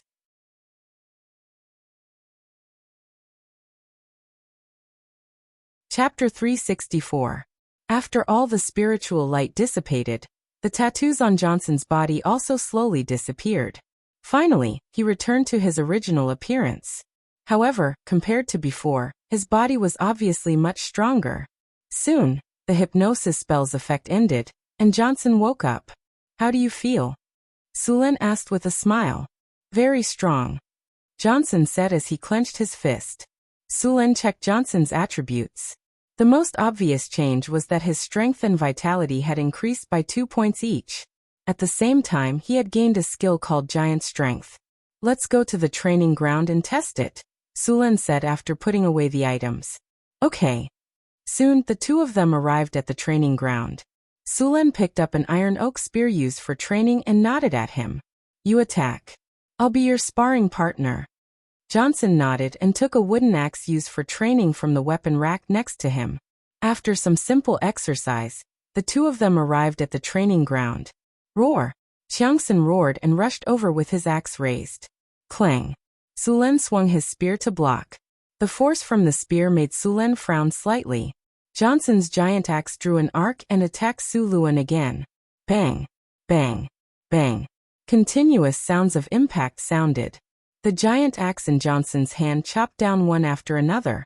The offensive was like a storm without the slightest pause. However, although the attacks were endless, they still couldn't break through Sullen's defense. "Okay, the warm-up is over. Show me all your strength," Sullen said. Johnson nodded and took a deep breath. The muscles all over his body began to expand, causing his already tall body to grow even bigger. Green veins popped up on his body like earthworms, and his muscles were filled with explosive power. Giant strength. A powerful force appeared in his body. Silver runes appeared on the surface of his body. Spiritual light flashed, and a touch of bronze appeared on his skin. There was even a touch of metal on his body. Is this the power of giants? Seeing Johnson's change, Sullen was also a little surprised. Johnson felt that his body was filled with an incomparably expanding power. This power made him roar uncontrollably. The axe that he used to be comfortable with was now like a toy in his hands. Sullen was equally surprised when he felt the aura coming from Johnson's body. He had actually broken through to the legend rank. No, there was still some difference between this and a legendary. At best, it could only be considered a pseudo-legendary level. Roar! At this moment, Johnson roared and rushed forward. The giant axe in his hand chopped down with great force. Sullen's eyes narrowed and he dodged immediately. Bang! With a loud bang, the hard ground cracked like a spider web. Johnson didn't stop. He swung his giant axe horizontally as if he wanted to cut Sullen in half. Clang! A dull sound of collision rang out as the huge axe was blocked by Sullen's long spear. Sullen also withstood the huge force of the axe. With a light cracking sound, the ground under their feet cracked inch by inch, and a large number of stones were sent flying. The hard ground simply couldn't withstand the aftermath of the battle between the two. The two didn't have any intention of stopping. Johnson's attacks became more and more powerful. The whole training ground was like a house that had been demolished. A large number of stone slabs on the ground were broken, and a large number of cracks appeared on the surrounding walls. If the building wasn't sturdy enough, it would have collapsed long ago. The iron oak weapons in their hands, which were as tough as steel, had also become tattered. Crack! After a violent collision, the weapons in their hands could no longer withstand such violent destruction, and both of them broke with a crack. After the weapons were broken, the battle between the two came to an end. Sulen was quite satisfied with the power Johnson had shown just now. After activating the giant's strength, Johnson's strength had reached the legendary level.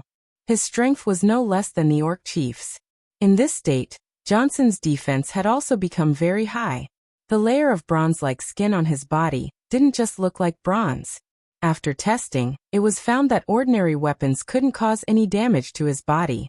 Swords and sabers could only leave a shallow white mark on his skin. In addition to physical defense, Johnson also had good magic resistance after transforming. This strengthening of both attack and defense made him a meat grinder on the battlefield. Giant strength. You have inherited a trace of power from the ancient giants. After activation, you will become a god. Your strength will increase by 20. Your vitality will increase by 20. Your armor will increase by 10, equivalent to full body plate armor. Your magic resistance will increase by 50, and you will also become a regenerative state with accelerated recovery of injuries. Lasts for 1 hour. Giant strength? God strength? After seeing the dramatic changes in Johnson's attributes in the system, Sulen was also very surprised. This state was too strong. The giant's strength should have inherited a trace of power from the Bronze Titans. The Titans were born at the same time as the ancient gods and dragons. The earliest Titans had the same power as the ancient gods. Many of the ancient gods were Titans themselves. In the newly born multiverse, Titans, ancient gods, and dragons were all abnormally powerful creatures. With the continuous perfection of the rules of the universe, the ancient gods retired, and the Titans and dragons gradually declined. According to the research of the Arcane Empire, the original dragons were far more powerful than the current dragons. For example, at that time, the color dragon Tiamat's body could be more than 10,000 meters long, and the metal dragon was no worse. But now, although Tiamat's body hadn't left her divine kingdom for a long time, it was now at most 200 meters long. The perfection of the rules of the universe made these powerful creatures continue to decline. In order to adapt to the environment, they had to change. Until now, when the rules of the universe were perfected and stabilized, the chromatic dragons and metal dragons became what they were now. And after the rules were perfected, in the material world, the ancient dragons would be rejected by the material world. They had basically reached the limit that the material world could bear. Of course, there were also ancient dragons who used secret methods to suppress their strength, shrink their bodies, and force themselves to stay in the material world. The same was true for the Titans.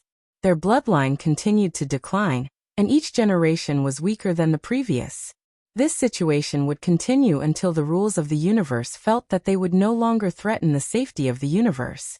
The dragons were fine, at least they could still live in the material world. But the Titans were not so lucky. There had been no trace of them in the material world for a long time. They were now living in a place called the Titan world in the astral world. The dragons used different ways to survive. For example, the legendary dragons paid more attention to quality, and were unwilling to reduce their strength too much. Therefore, the number of these dragons had become very rare. There were only a dozen powerful dragons like the Time Dragon in the entire universe. The white dragons, on the other hand, chose numbers and obtained the strongest reproductive ability of the true dragons. However, their strength was a little lacking compared to the other dragons. The storm giants, frost giants, and cloud giants also had some Titan bloodline, but like the dragons, it was gradually deteriorating. This time, Sulen used all the blood of 30 frost giants, including a legendary level frost giant, to purify and condense the blood with a trace of Titan bloodline power. After obtaining Titan's strength, Johnson's strength also rose to the peak of Tier 4. After activating Titan's strength, he reached the legendary level.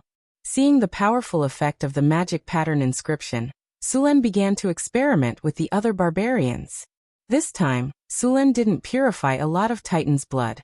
There were only enough for 12 barbarians. Apart from Johnson and Boulder, there were still 10 more who could be inscribed. After confirming the safety of the experiment, Sulen began to inscribe the magic patterns on the barbarians.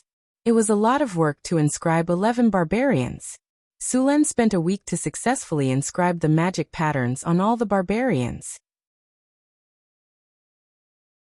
Apart from Johnson and Boulder, The attributes of the remaining barbarians also changed greatly after the magic patterns were inscribed. What made Sulen the happiest was that these barbarians had evolved from ordinary combat units to elites. Their names had also changed from barbarian battle-axe berserkers to barbarian marauders. Their strength had also broken through from Tier 3 to Tier 4. Although they couldn't compare to Boulder and Johnson, they were definitely the strongest among the many armies in northern Battlefront City. The 12 barbarians all activated Titan's strength and obtained the God's Descent status. Now northern Battlefront City had 2 more legends and 10 more peak Tier 4 powerhouses. If they all swarmed up, even the Frost Giant Chieftain from last time would have to kneel. Their defenses were strong, and their attacks were powerful. When they formed a formation, they could completely rampage through the battlefield. These barbarian marauders successfully made up for the awkward situation of northern Battlefront City's high-end forces. In order to test the strength of these barbarian marauders, Sulen specially brought them to a tribe of about 300 orcs in the wilderness, and had them deal with it. The 12 barbarians roared and activated Titan's strength, activating God's Descent. A powerful aura spread out from their bodies, and a bronze metallic luster appeared on their bodies. After activating Titan's strength, these barbarians didn't use any battle formations or plans. They directly swung their weapons and charged forward like bulldozers. Seeing these dozen barbarians attack, the orc camp immediately counterattacked. A large number of orcs raised their weapons and charged at these strange-looking barbarians. However, what made them despair was that their weapons only left shallow marks on the barbarians' bodies. They couldn't break through their defenses at all. The barbarians didn't even bother to dodge. They directly charged at the orcs, swinging their axes and clearing the monsters in front of them, as if they were vegetables.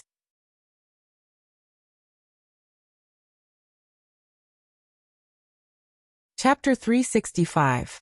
The battle only lasted for a dozen minutes before the orc camp was completely destroyed by the barbarians. Against 12 invulnerable monsters who killed like they were grass, even a race as ferocious and cruel as the orcs couldn't stand against them. Wherever the 12 barbarian warriors went, blood flowed like a river. There were severed limbs everywhere, and the entire camp turned into a scene of carnage. Sulen was excited when he saw the barbarians with such power. He almost wanted to run to the polar ice field and kill the frost giants for blood. Fortunately, he knew that place was the nest of the frost giants, so he didn't act rashly. The orcs began to flee, but the centaurs who had been lying in ambush intercepted them. In the end, they captured more than 100 orcs. The rest, except for a few who escaped, were all killed by the barbarians. In fact, the barbarians' God's Descent state could only be called a fake God's Descent. The real God's Descent had the body of a titan. In addition to their powerful defense, they were directly immune to low-level spells. But now, there were no other creatures besides the Titan world that had this ability. After seeing the power of the barbarians, Sulen planned to inscribe magic patterns on his body. But unlike the barbarians, Sulen's magic patterns were all kinds of spells. He planned to inscribe some common spells on his body. When the time came, he wouldn't need to prepare to cast them. He could use the magic patterns to release them. The master-level magic tattoo technique was very powerful. With the help of Wizard's Hand, Sulen could inscribe magic tattoo on himself. Although Wizard's Hand was only a Circle Zero spell, it still had many uses. It could lift objects up to 5 kilograms and control objects up to 15 meters away. As for the operation, it depended on the individual's ability. Some people could use Wizard Hand to its fullest potential, while others could only use it to pick up items and clean up. In the Pink Book, the Sorcerer's Hand spell was listed as a classic secret spell. There wasn't much difference between a beginner magic pattern tattoo technique and an ordinary one. The only difference was that magic patterns were left behind.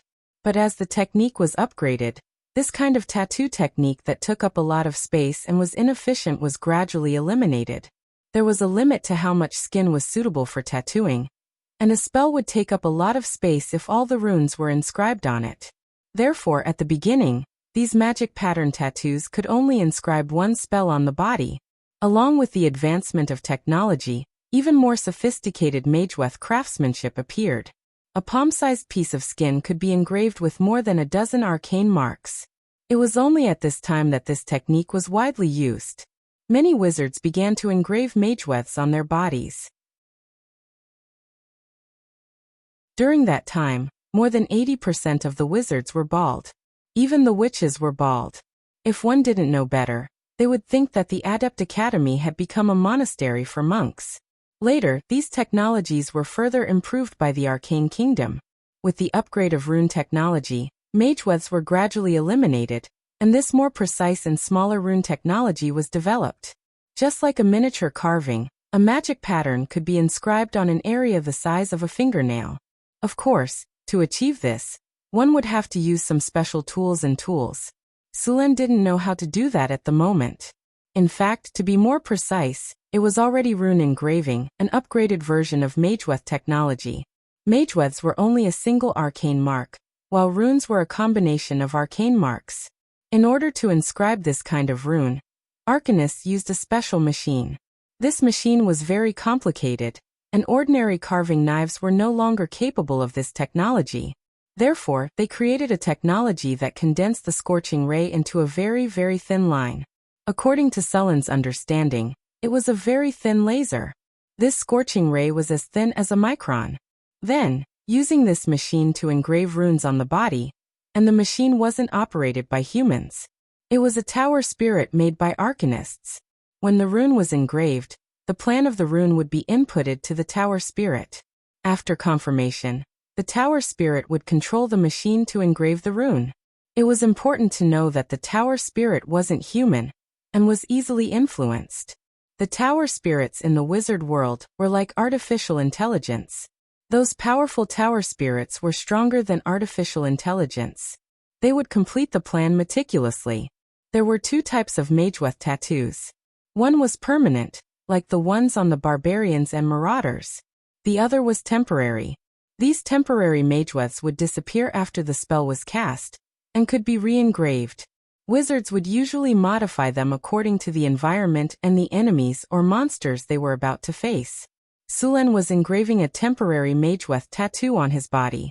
This kind of tattoo had another advantage. It was relatively cheap. Sulen was going to engrave defensive spells, energy deflection field, energy barrier, bear's brute force, and greater haste. In the laboratory, Sulen took out all kinds of things he needed, and put them on the workbench next to him. In fact, there were many ways to engrave runes on oneself. The simplest and most commonly used method was the wizard's hand.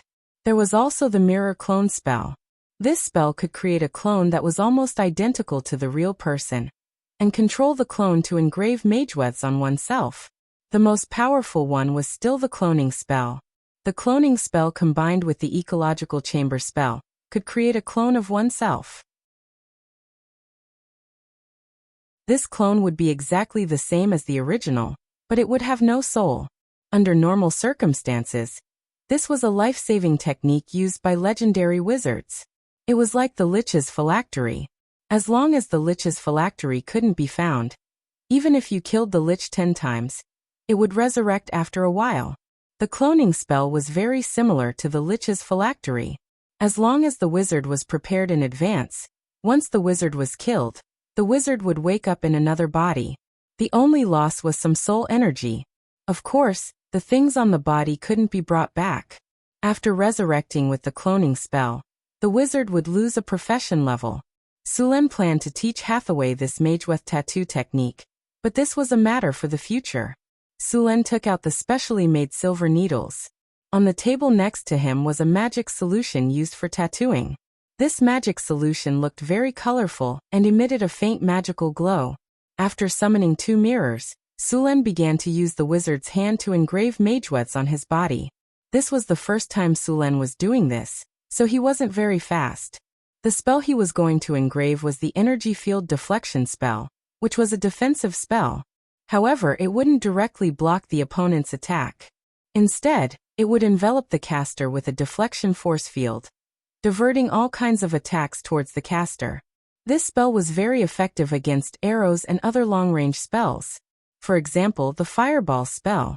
Even though the target was clearly aimed, when the attack was about to hit, a strange force would suddenly appear and divert the fireball spell to the side. For example, an arrow's force field energy was about 1 to 3 points, a crossbow's force field energy was 3 to 6, and a ballista's force field energy was 10 to 15. A fireball's force field energy was about 10, and the upper limit of this spell was 50. As long as the energy didn't reach the peak in one go, this spell would continue to exist until the energy was exhausted. The energy shield spell was another type of defensive spell. The energy field deflection spell, to put it bluntly, relied on evasion, while the energy shield spell relied on brute force. The energy shield spell's defense was 200 points, and a fireball spell's attack was 50 to 80 points. This spell could be resisted 3 to 4 times. Sulen used the mirror image spell to control the wizard's hand to engrave the mageweth on his body. Engraving the mageweth required a lot of mind power, because there couldn't be any mistakes during the process. Once there was a mistake, the mageweth would have to be re-engraved. Curved mageweths continuously appeared on Sulen's body under the control of the wizard's hand. The mageweths were linked to each other, and finally formed a spell. The moment the spell was formed, the surrounding elemental energy began to gather. This elemental energy would attach to the mageweth and store it until it was instantly released when it was activated. After the mageweth was completed, it gradually disappeared without a trace. It could only be seen with a special method. When the mageweth was activated, it would reappear. Phew! After completing the first spell, Sulen let out a sigh of relief. The first spell was the deflection force field. This spell didn't occupy a large area and only covered the shoulders and arms. Next, Sulen engraved the energy shield spell. This spell was Sulen's backup. Compared to the shoulders and arms, the back was more difficult to engrave.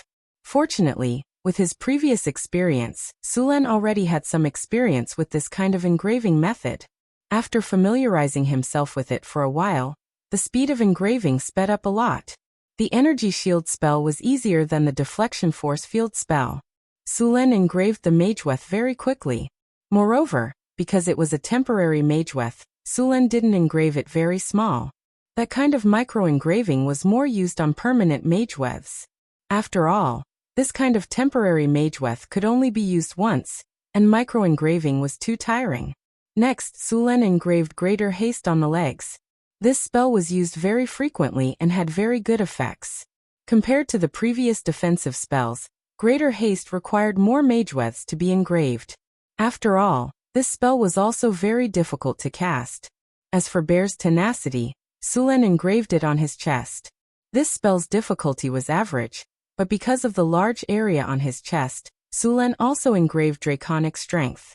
Draconic Strength could increase strength by 6 points and had no upper limit. It was much more effective than Bull's Strength. After spending a day, Sulen finally engraved 5 spells on his body.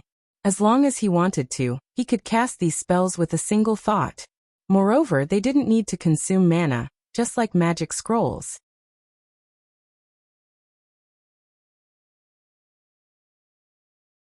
Chapter 366. Sulen's mageweth inscription was like a magic scroll, but it was more convenient than a magic scroll. After he mastered the rune inscription technology, the effect of these spells would be stronger. And the application of this technology was not only for inscribing on the body, but it was also useful for making magic props and arranging runic arrays. It could be said that the rune inscription technology was also very advanced in the era of the Arcane Empire. Only a few great arcanists had mastered it, and more arcanists had only learned the mageweth inscription technology. Another important use of the rune inscription technology was to make tower spirits. Now the tower spirits made by the wizards were using arcane marks, which was used in the early days of the Arcane Empire.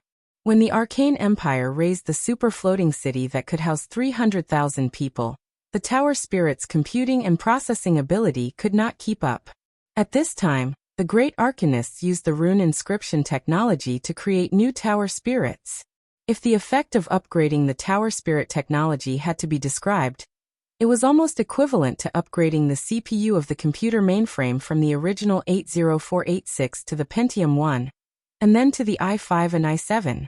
The current tower spirit technology was basically equivalent to the Pentium 4, which was developed from the early tower spirit technology of the Arcane Empire. The technology was also advanced, but it was not as good as the tower spirit technology used in the super-floating city of the Arcane Empire. In the era of the Arcane Empire, the number of super-floating cities was also very rare.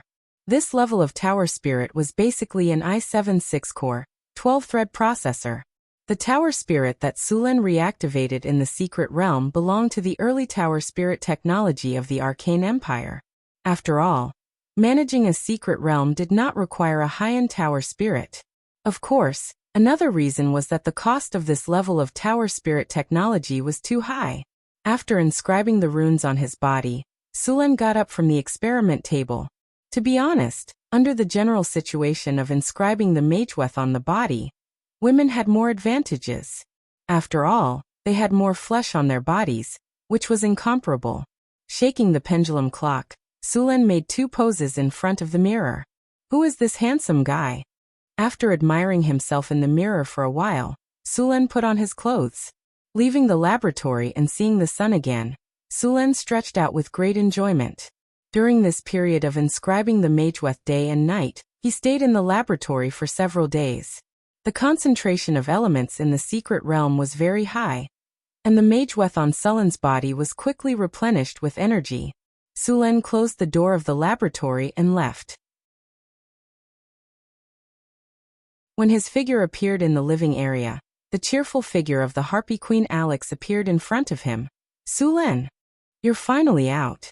Alex's tall and slender figure circled in the air before landing beside him. What's the result?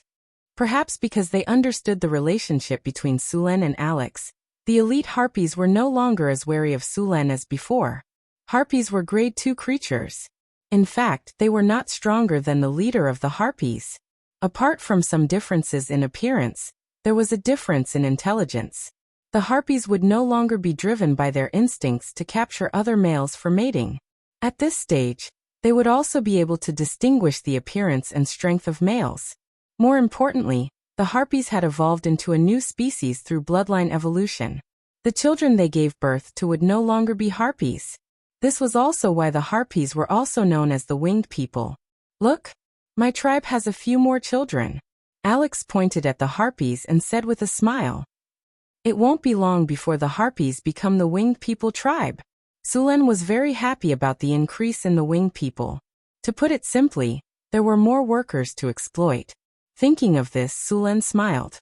He raised his hand and greeted the Winged People in front of him. Hi. Hello. However, something awkward happened. The Winged People did not respond to Sulen's greeting. Well, they only obeyed their queen. Furthermore, the Winged People were a matriarchal society. In their eyes, Sulen was just the queen's consort. Although they did not know that Sulen would let their queen carry him on her back at night and call him daddy. Oh right. Sulen seemed to have remembered something. I brought back a gift for you. An exquisitely crafted gold and gemstone crown appeared in his hand. It's so beautiful. Alex let out a cry of surprise, and then couldn't wait to throw herself into Suluan's arms.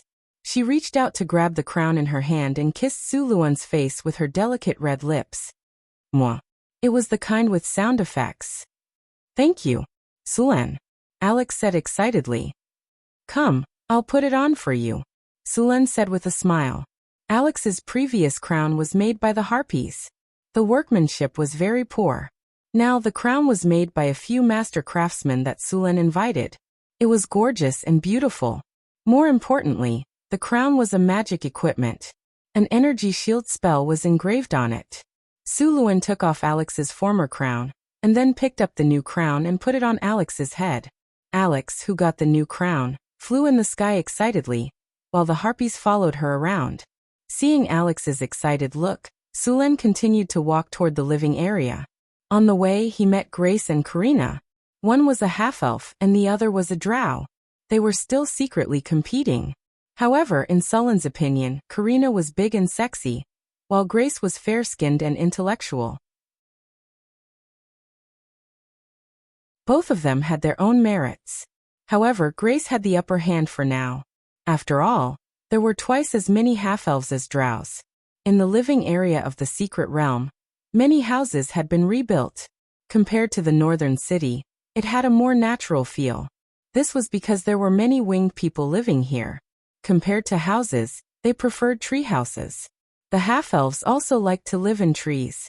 This was why most of the buildings in the living area were tree houses. These tree houses were the masterpiece of the half-elf druids. They cultivated special seeds and used druid spells to make these trees grow quickly. In the end, they grew into all kinds of tree houses. Of course, there were also some other houses such as pumpkins and mushrooms. It looked like a fairy tale. Sullen's residence was also a treehouse. However, his treehouse was very large. It was 80 square meters. The room was very clean.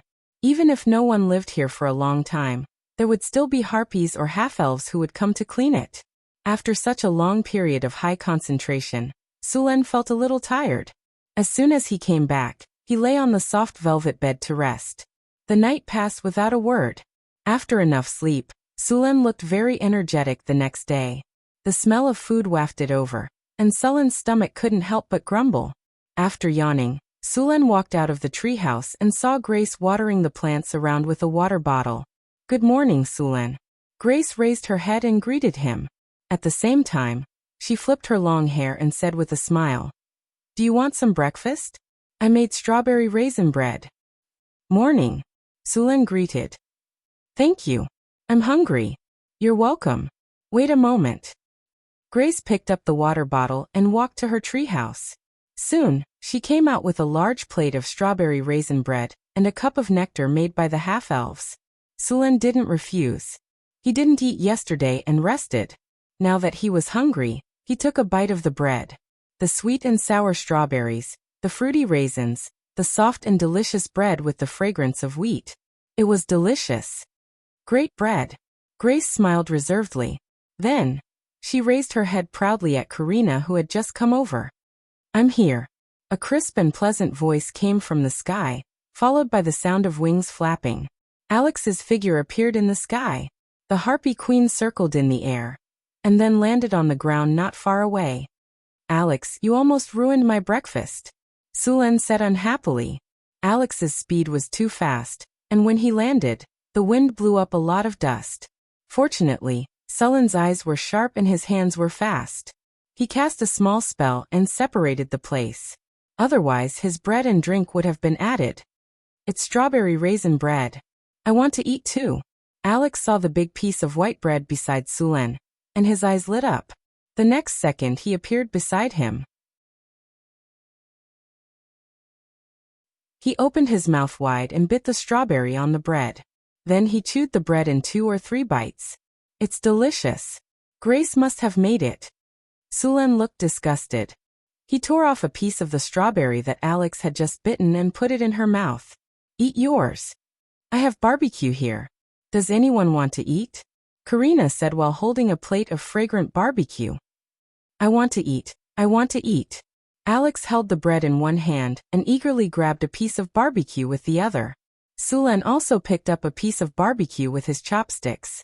He had a big appetite now, and a piece of bread was obviously not enough. "Morning. Everyone is up." The door of the mushroom house opened. Witch Hathaway yawned and walked out lazily. She looked like she hadn't woken up yet. During this time, she had been busy building the ecological garden in the Wizard Tower. Sullen greeted her and asked Grace to get some breakfast. "The ecological garden in the Wizard Tower is not finished yet?" Sullen looked at Hathaway, who looked like she was sleepwalking. Hathaway glared at Sullen. "It's such a big project, and I'm the only one doing it. What do you think? Don't you have them to help you?" Sullen pointed at Karina, Grace, and Alex. Hathaway rolled her eyes. "A sorcerer, a druid, and a half-baked wizard. How many arcane scars can they engrave?"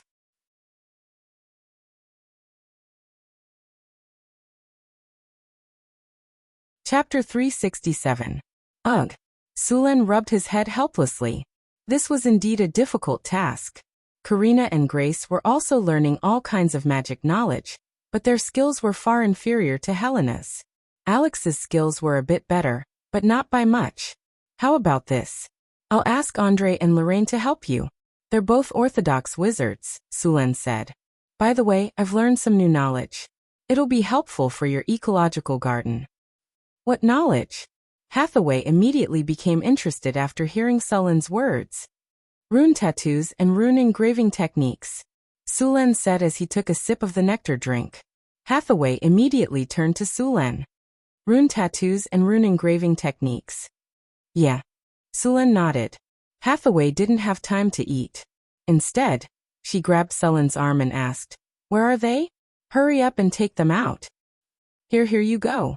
Seeing how persistent Hathaway was, Sulan had no choice but to take out 2 books about rune tattoos. As soon as the 2 books appeared, Hathaway immediately snatched them away. She didn't even eat and began to read. Seeing Hathaway like this, Sulan shook his head and continued to eat his breakfast. After breakfast, Sulan left the mystery realm and returned to the northern city. As soon as he appeared, he could feel the obvious coldness in the surroundings. Sulan reached out and caught a few snowflakes falling from the sky. It's snowing.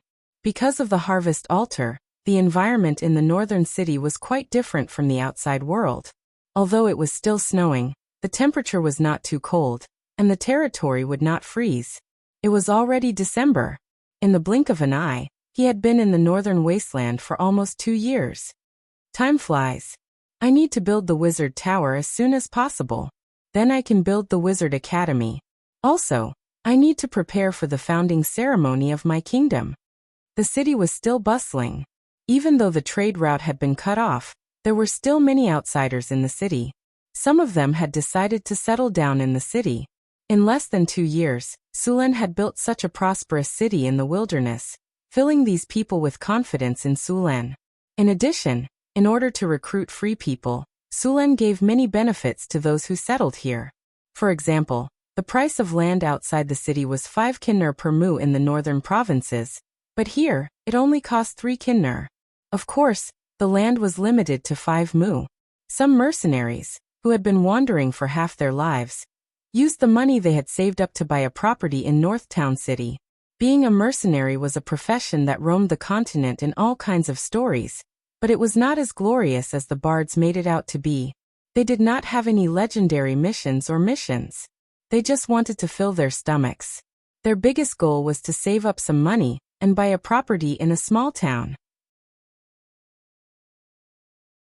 Then they could get married and spend the rest of their lives with a wife.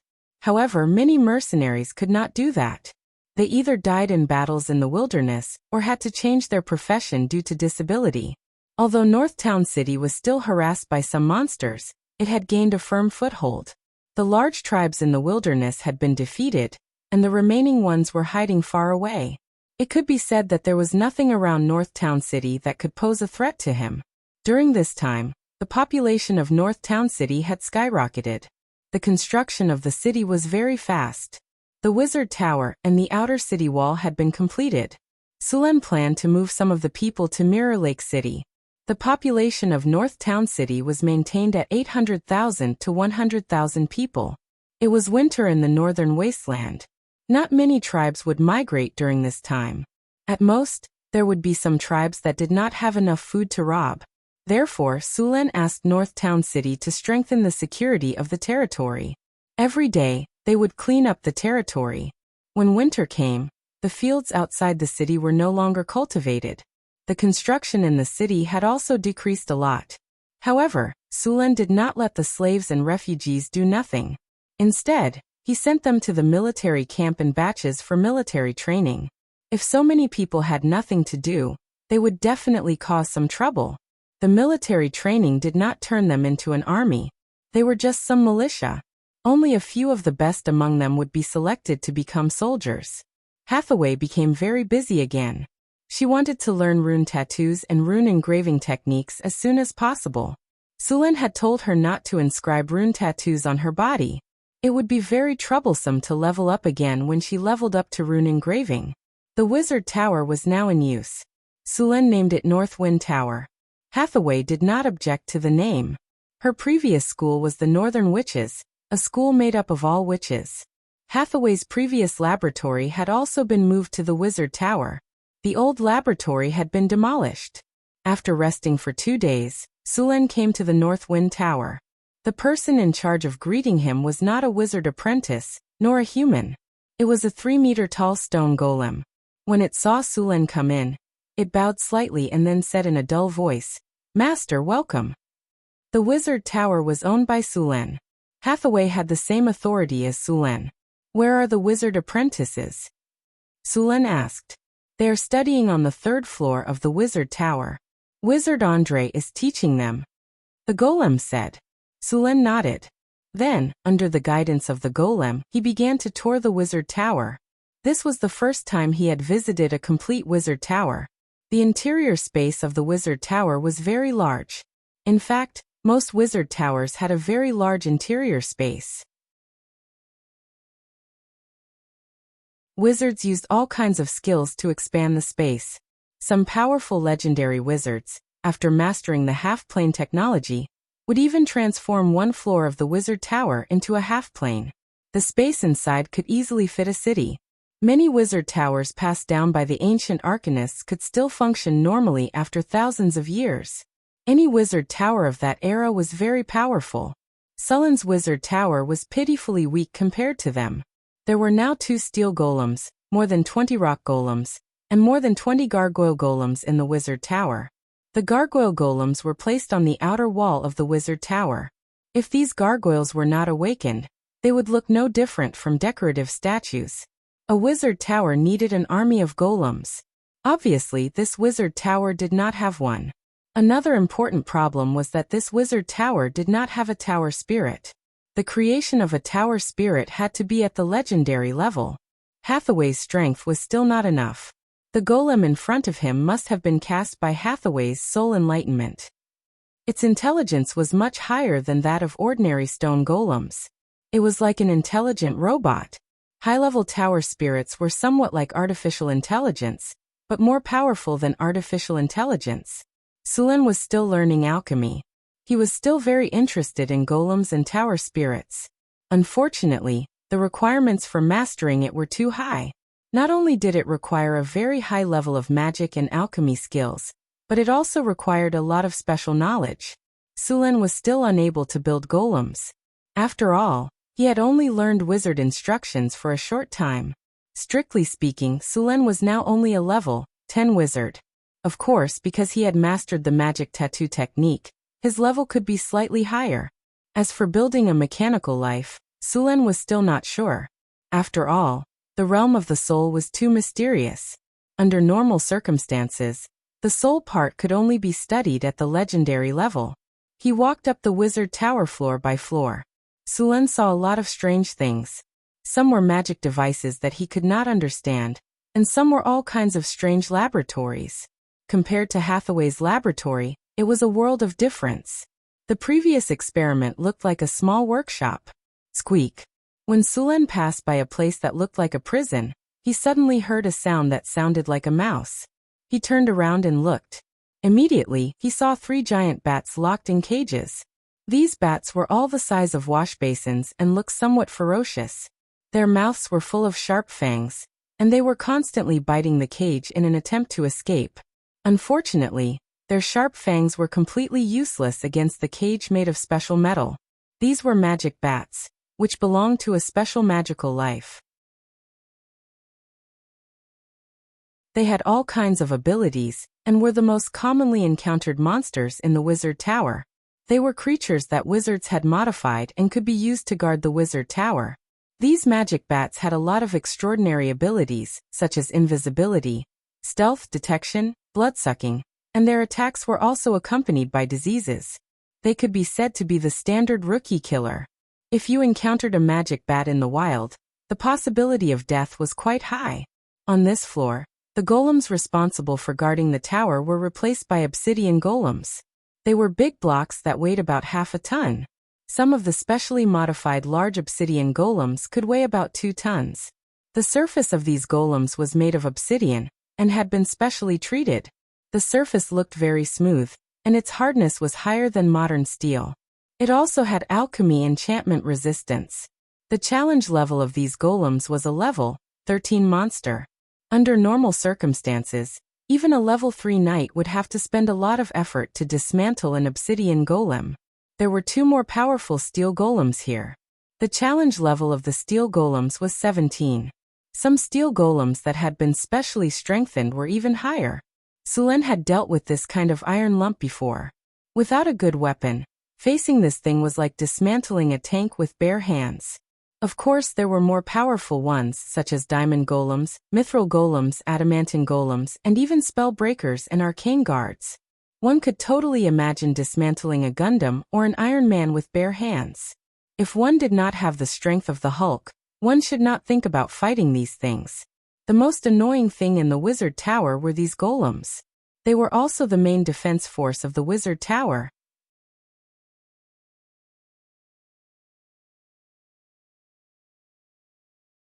Chapter 368.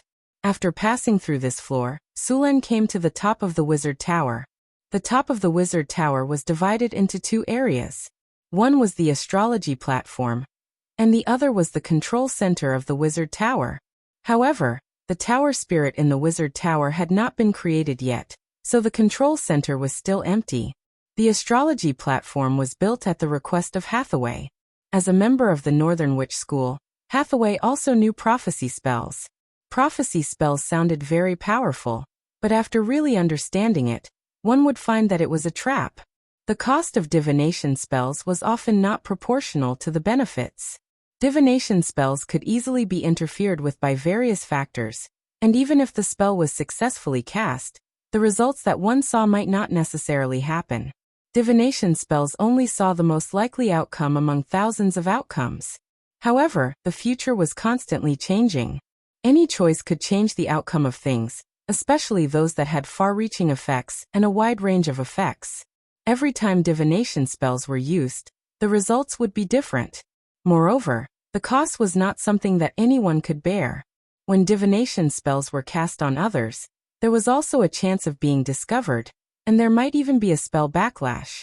Moreover, if divination spells were cast on people without the consent of others, once discovered, it was likely to be a life and death struggle.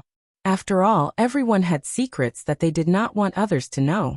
Of course, there were also some low-level divination spells, but most of these divination spells only had a very vague result, such as good luck or bad luck, direction, and so on. Those witches who set up a mysterious tent in a big city, wore strange wizard robes, cooked some strange potions, and used crystal balls as casting props, were most likely such witches. What's more, most of them were liars. Sulen did not stop Hathaway from studying divination spells, but he asked Hathaway not to prophesy things that were beyond her strength. Sometimes a woman's curiosity was like a cat's. Sulen also later learned that Hathaway had come to the northern wilderness to perform a divination for herself. The result of the divination was in her favor, so she ventured into the northern wilderness alone. When Sulen found out about this matter, he strictly ordered her not to do such dangerous things in the future. Divination was not absolutely accurate. If it was wrong, she would be done for. After learning about the art of divination, Sulen even asked Hathaway to divine for him. However, it was strange that Sulen's divination didn't work at all. In Hathaway's words, "Your future is shrouded in fog." This was the first time that Hathaway had seen such a phenomenon. Although Hathaway couldn't directly predict Sulen's future with prophecy, she could use other methods to make a rough prediction. For example, he could make a prediction about Sulen's surroundings. Although he couldn't get any direct information, he could still get some general results through various inferences. This made Sulen's heart skip a beat. Hathaway's prediction didn't give him any information. It was very likely that the system on his body was shielding him. However, the shielding effect only worked on him.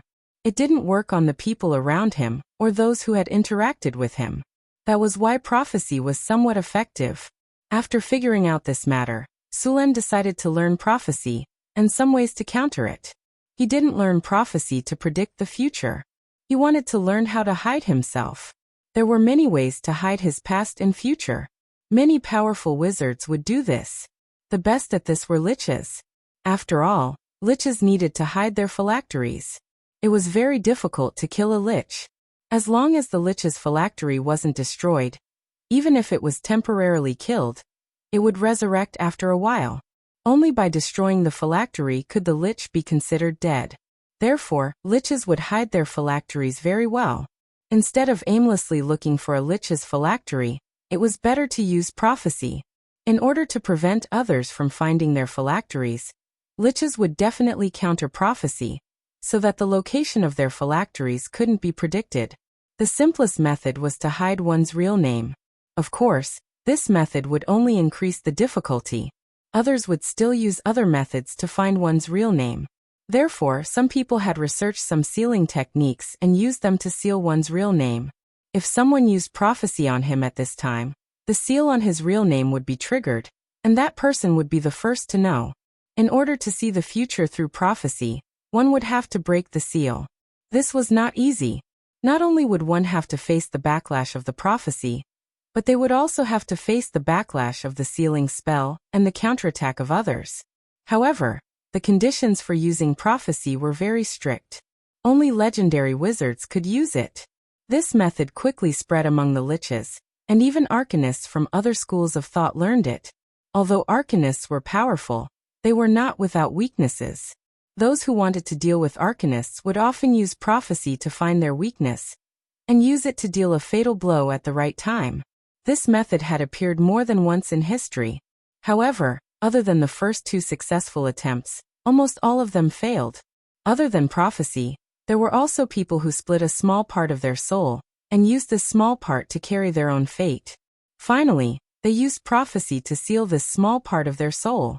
Some arcanists felt that this prophecy was not safe enough, so they added more seals on top of the original one. It was said that the most ridiculous prophecy had added 30 seals on a piece of his soul. It should be known that each seal was stronger than the previous one. With so many seals stacked on top of each other, those who dared to use the prophecy technique on him would be severely injured, or even killed by the backlash of the seals. Sulen planned to use this spell to seal a piece of his soul after he became a legendary wizard. For now, he could only rely on the system's own shielding power. According to Hathaway, the shielding power on his body was still very strong. Therefore, Sulen was not in a hurry now. After passing through these golems, Sulen came to the top of the wizard tower. As soon as he arrived, warm sunlight shone in. Sulen looked up at the sky. There were no clouds in the sky above the wizard tower. A special spell was used here. No matter the weather, the sky could be seen.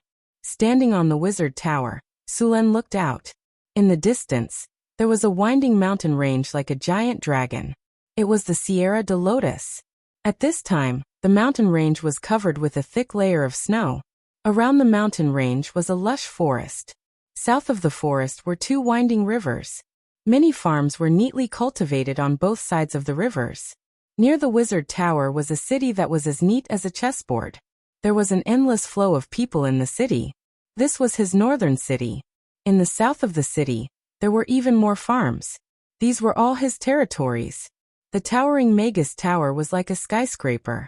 Standing here, one could easily overlook everything. It gave one a feeling of being in control of everything. A sense of excitement rose in one's heart. It was as if one was high up in the sky like a god. "You're here." A pleasant female voice sounded from behind him. Sulen turned around and looked. In an instant, it was as if he was struck by lightning. A stunned expression appeared on his face. In front of him was a spacious imperial concubine chair, covered with comfortable winter wolf fur. Hathaway was leaning lazily on it. One of her jade-like arms supported her head. The other hand was holding the book magic tattoo that Sulen gave her. Her face was still delicate and beautiful. In terms of appearance, Hathaway, Chris, and Alex were all top-notch. It was just that their styles were somewhat different. She was the kind of woman who was graceful with a hint of charm, gorgeous with a hint of intelligence. She had a tall and slender figure, curvy curves, perfectly round and perky buttocks, and firm and slender thighs. Her body proportions were perfect, with white and straight calves and a slender and flexible waist. No matter how one looked at her, she was impeccable. Of course, if that were all, Sulen, who was already familiar with her beauty, would not show such an expression. After all, they had known each other for a long time.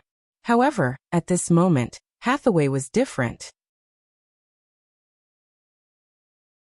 Sulen almost could not take his eyes off her. At this moment, Hathaway was wearing a white silk nightgown. The neckline of the nightgown revealed her smooth, jade-like skin. Her breasts were half exposed. The nightgown was tight at the waist and had a slit. Her beautiful legs wrapped in soft, shiny stockings were slightly curled up. The pure white silk material was very light and thin, even slightly transparent. This was the high-quality silk produced by the half-elves in the territory. The stockings were woven from the silk of the underground spiders bred in Crete. Each of them was very expensive. The combination of black and white was even more stunning. Sullen's gaze was firmly fixed on her. At this moment, Hathaway was reclining on the chaise lounge. Her attire was exceptionally beautiful, especially her pair of slender, round, and beautiful legs that were wrapped in silk stockings.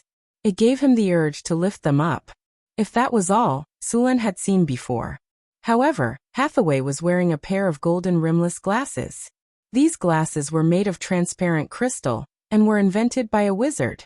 Hathaway's pair of glasses were obviously enchanted. At this moment, Hathaway's intelligence was mixed with sexiness, which made Sulen feel strongly tempted. As if feeling Sullen's burning gaze, Hathaway's delicate face blushed slightly. Her slender, round fingers gently tugged at her nightgown, trying to cover her slender, beautiful legs. However, the nightgown was not big enough. It could only cover part of her legs. The half-covered feeling seemed to be even more tempting. The eagerness in Sullen's eyes made Hathaway secretly happy. Her delicate red lips curled into a beautiful arc, and a sly look flashed in her eyes.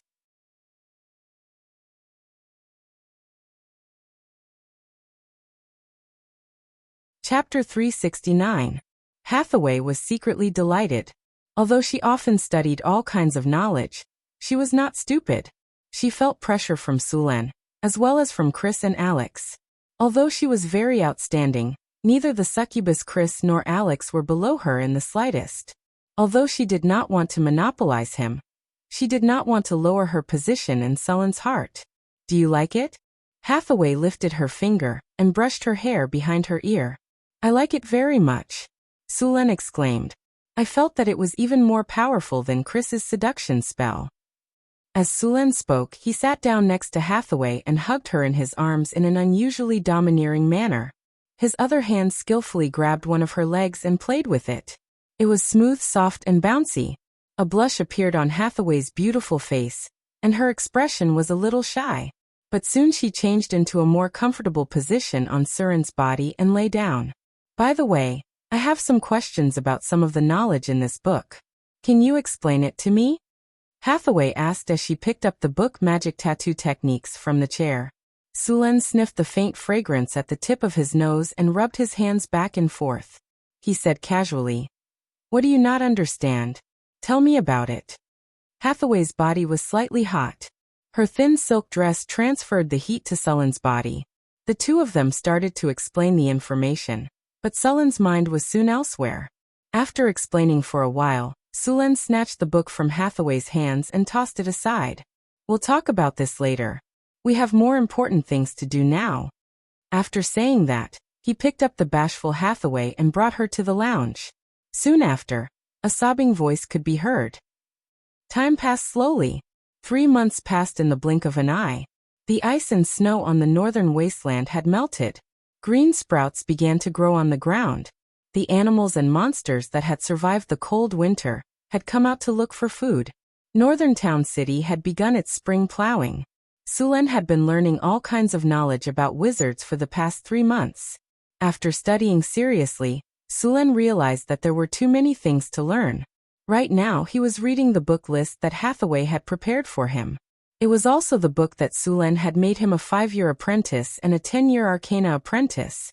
Although he was already an intermediate wizard, he was not born as an orthodox wizard. If he wanted to go further on the path of becoming a wizard, he needed to have a solid foundation. Therefore, he had been doing some tutoring this winter. After studying the knowledge of wizards, Sulen finally understood why there were so many nerds among the wizards. Those wizards spent almost all of their time learning all kinds of knowledge and doing all kinds of experiments. This was especially true for the academies. The number of such wizards was as high as 80%. He also understood why those liches would do the conversion ritual. From Sulan's point of view, giving up physical pleasure, giving up the pleasure of eating good food, giving up the pleasure of dopamine, and devoting all of their attention to magic. Living in the Wizard Tower for decades was no different than being in jail. No, it was even worse than being in jail. Even if they were in jail, they could find their friends to solve the problem. They could even do it with men. Liches, on the other hand, were just a pile of bones. This kind of immortality was not fun at all. It was even torture. But why would anyone want to do this? Now he understood that those liches were basically nerds in the academies. There were many types of sorcerers. The most popular ones were the evocation, defense, curses, necromancy, and so on. There were also divisions based on inheritance, combat sorcerers, and academy sorcerers. Battle wizards rarely participated in the research of knowledge. They were more proficient in fighting and had tyrannical strength. Academies, on the other hand, were not good at fighting. However, as time passed and the academies grasped more and more knowledge, this kind of perception would quickly decrease. In every era, the most powerful adepts were usually from the academies. One of the reasons why liches were powerful was because they had lived for a long time. Another reason was that most liches were converted from academies.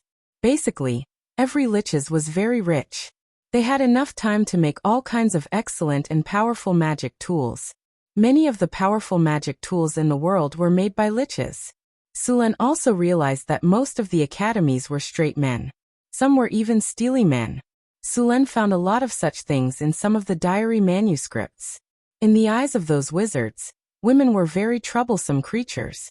They would moan for no reason, pull you to look at the shooting stars when you were looking at the stars, and then make a solemn wish. Make a wish to a shooting star? Wasn't the wishing spell more convenient? They would also make a mess of your experiment. They would spray all kinds of perfume and strange substances on your body, and then affect the accuracy of your experiment. When you were meditating, they would use all kinds of unrealistic so-called romantic ideas to disturb your will. They liked to take up a lot of your time to do some completely meaningless things, such as going shopping, watching some moaning for no reason, and participating in hypocritical banquets that deliberately flattered you. Therefore, many academies would directly summon succubi when they had physiological needs. Compared to those human women, succubi were simple and easy to use. As long as you paid a little price, you could make those succubi serve you with all kinds of superb skills. They were much better than those human women. Also, succubi would not waste your time. They did not have all kinds of messy thoughts. It was convenient and fast to call. Of course, other than succubi, there were also some other foreign creatures, but the price to pay was different. After reading these comments, Sulan couldn't help but admire these people. Fortunately, although Hathaway was also from the academies, she was not an extreme academies wizard. During these 3 months, Sulan, Hathaway, Alex, Lorraine, and Andre all became wizard teachers. They took turns to teach those wizard apprentices. Luckily, there were not many classes, only about once a week. Sometimes Sulan would also go to classes such as alchemy. Alchemy was a very important subject, and Sulan could only be considered a beginner. Andre had the most classes. He had 6 classes a week. Most of the time, Sulan would also go to the classroom to listen to classes. With the end of winter, Sulan's learning of wizardry came to an end for the time being. Although there were no trade caravans in the northern town during winter, the construction of the city had been progressing steadily. The roads in the city were all repaired in these 3 months. The outer city of the northern town city was now paved with stone and gravel. The roads in the city were all hardened. Even if it rained, the roads would not become muddy. Other than the roads, the drainage system in the northern town city was also completed. The drainage system in the outer city was also connected. The sewage in the city could be directly discharged, so there was no need to worry about waterlogging in the city when it rained. All kinds of basic facilities were basically completed. Other than some areas that were still under construction, most of the areas in the city were completed. After the construction of the northern town city was completed, Sulan entered the countdown to the founding of the northern town city. The ice and snow melted, and the roads were smooth again. The trade caravans in the northern town city began their journey again. However, this time, other than transporting goods, they also had another job, which was to send messages to the nobles and countries that were on good terms with the northern town city. The northern town city was going to establish a duchy. Sulen thought about the name of the duchy for a long time and finally decided on it. It was going to be called the Northern Wind Duchy. In the Sulen system interface, the northern town city had already surpassed the threshold to establish a duchy. As a matter of fact, the requirements to establish a duchy were not high. The population of 100,000, the territory of 20 square kilometers, at least 3 cities, an army, prosperity, and the number of buildings were all met in the city interface. Other than agriculture, the fastest growing industry in the northern town city was animal husbandry. They had been eating fish for a long time, so they could not wait to eat beef and mutton. The 2 rivers outside the northern town city were rich in fish resources, especially when the sturgeon migrated every winter. By then the Red Sand River and the White Water River would have a great harvest. Countless sturgeon migrating from the ocean would fill up the entire river. Sparkling water could be seen everywhere on the surface of the river. The sturgeon migrated from March to May every year. After the cold winter, the hungry animals and the outlanders in the wilderness would catch a lot of these fish. The northern town city's fishing technology was much better than these animals and outlanders. Every time this season, there would be a great harvest. These migrating fish would return from the ocean and cross thousands of miles to the upper reaches of the river to lay their eggs. At this time, not only was the meat of the fish juicy, but there were also a lot of fish roe. Last year, the northern town city did not prepare anything. They only made a lot of dried salted fish, and did not make any caviar. This year, it was the migration season again. Sulen planned to try making caviar. It was not difficult to make caviar. This kind of food only needed to be marinated with some salt. Of course, Sulen was only half-baked. The important task of making caviar was still left to the halfling Frodo. Halflings had an unexpected talent in cooking. They were very sensitive to food. After listening to Sulen's simple explanation, they began to try it. The soldiers in the northern town city had been eating fish for half a year. After a year, the number of cattle and mutton in the northern town city could finally be supplied. Food like dried fish couldn't be wasted either. Suluan began to provide a large amount of food to civilians, refugees, and slaves. At the very least, they no longer had to rely on fish soup. Even kobolds and goblins could eat a few pieces of fish meat.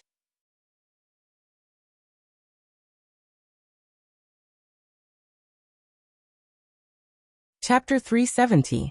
The founding date of the Duchy of Beifong had been set. It would be 2 months later. It was the beginning of summer in the northern wastelands. The preparations for the Duchy of Beifong had begun. This world was ignorant and backward. Transportation was inconvenient, communication was backward, and the flow of population was small. It was not suitable for 2 advanced political systems such as republicanism, democracy, presidential system, and constitutional monarchy. These systems could not be popularized in this world. The systems used in different countries were slightly different. The most widely used system was the feudal lord system.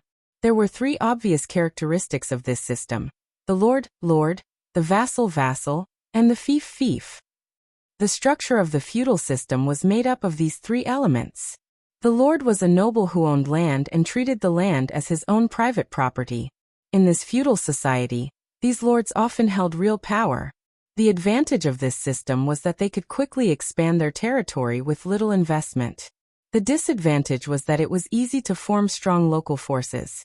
At the same time, the development of the country was relatively slow, and the power of the king was greatly limited. The Kingdom of Florence, the Kingdom of Yan, the Kingdom of Lorenza, and so on all used this system. There were also the Kingdom of Light, the City-State Alliance, and the Kingdom of Aristocracy.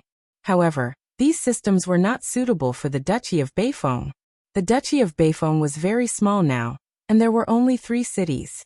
Sulen naturally would not give it to others. He planned to modify the feudal system. Nobles could have their own fief, but the ruling right of the fief belonged to the kingdom. Nobles could have their own army, and part of the taxes of the fief would be paid to the kingdom. There would not be a situation where one's vassal was not one's vassal. It was not that he did not want to use the county system and a monarchy to rule, but the nobles would definitely not support it.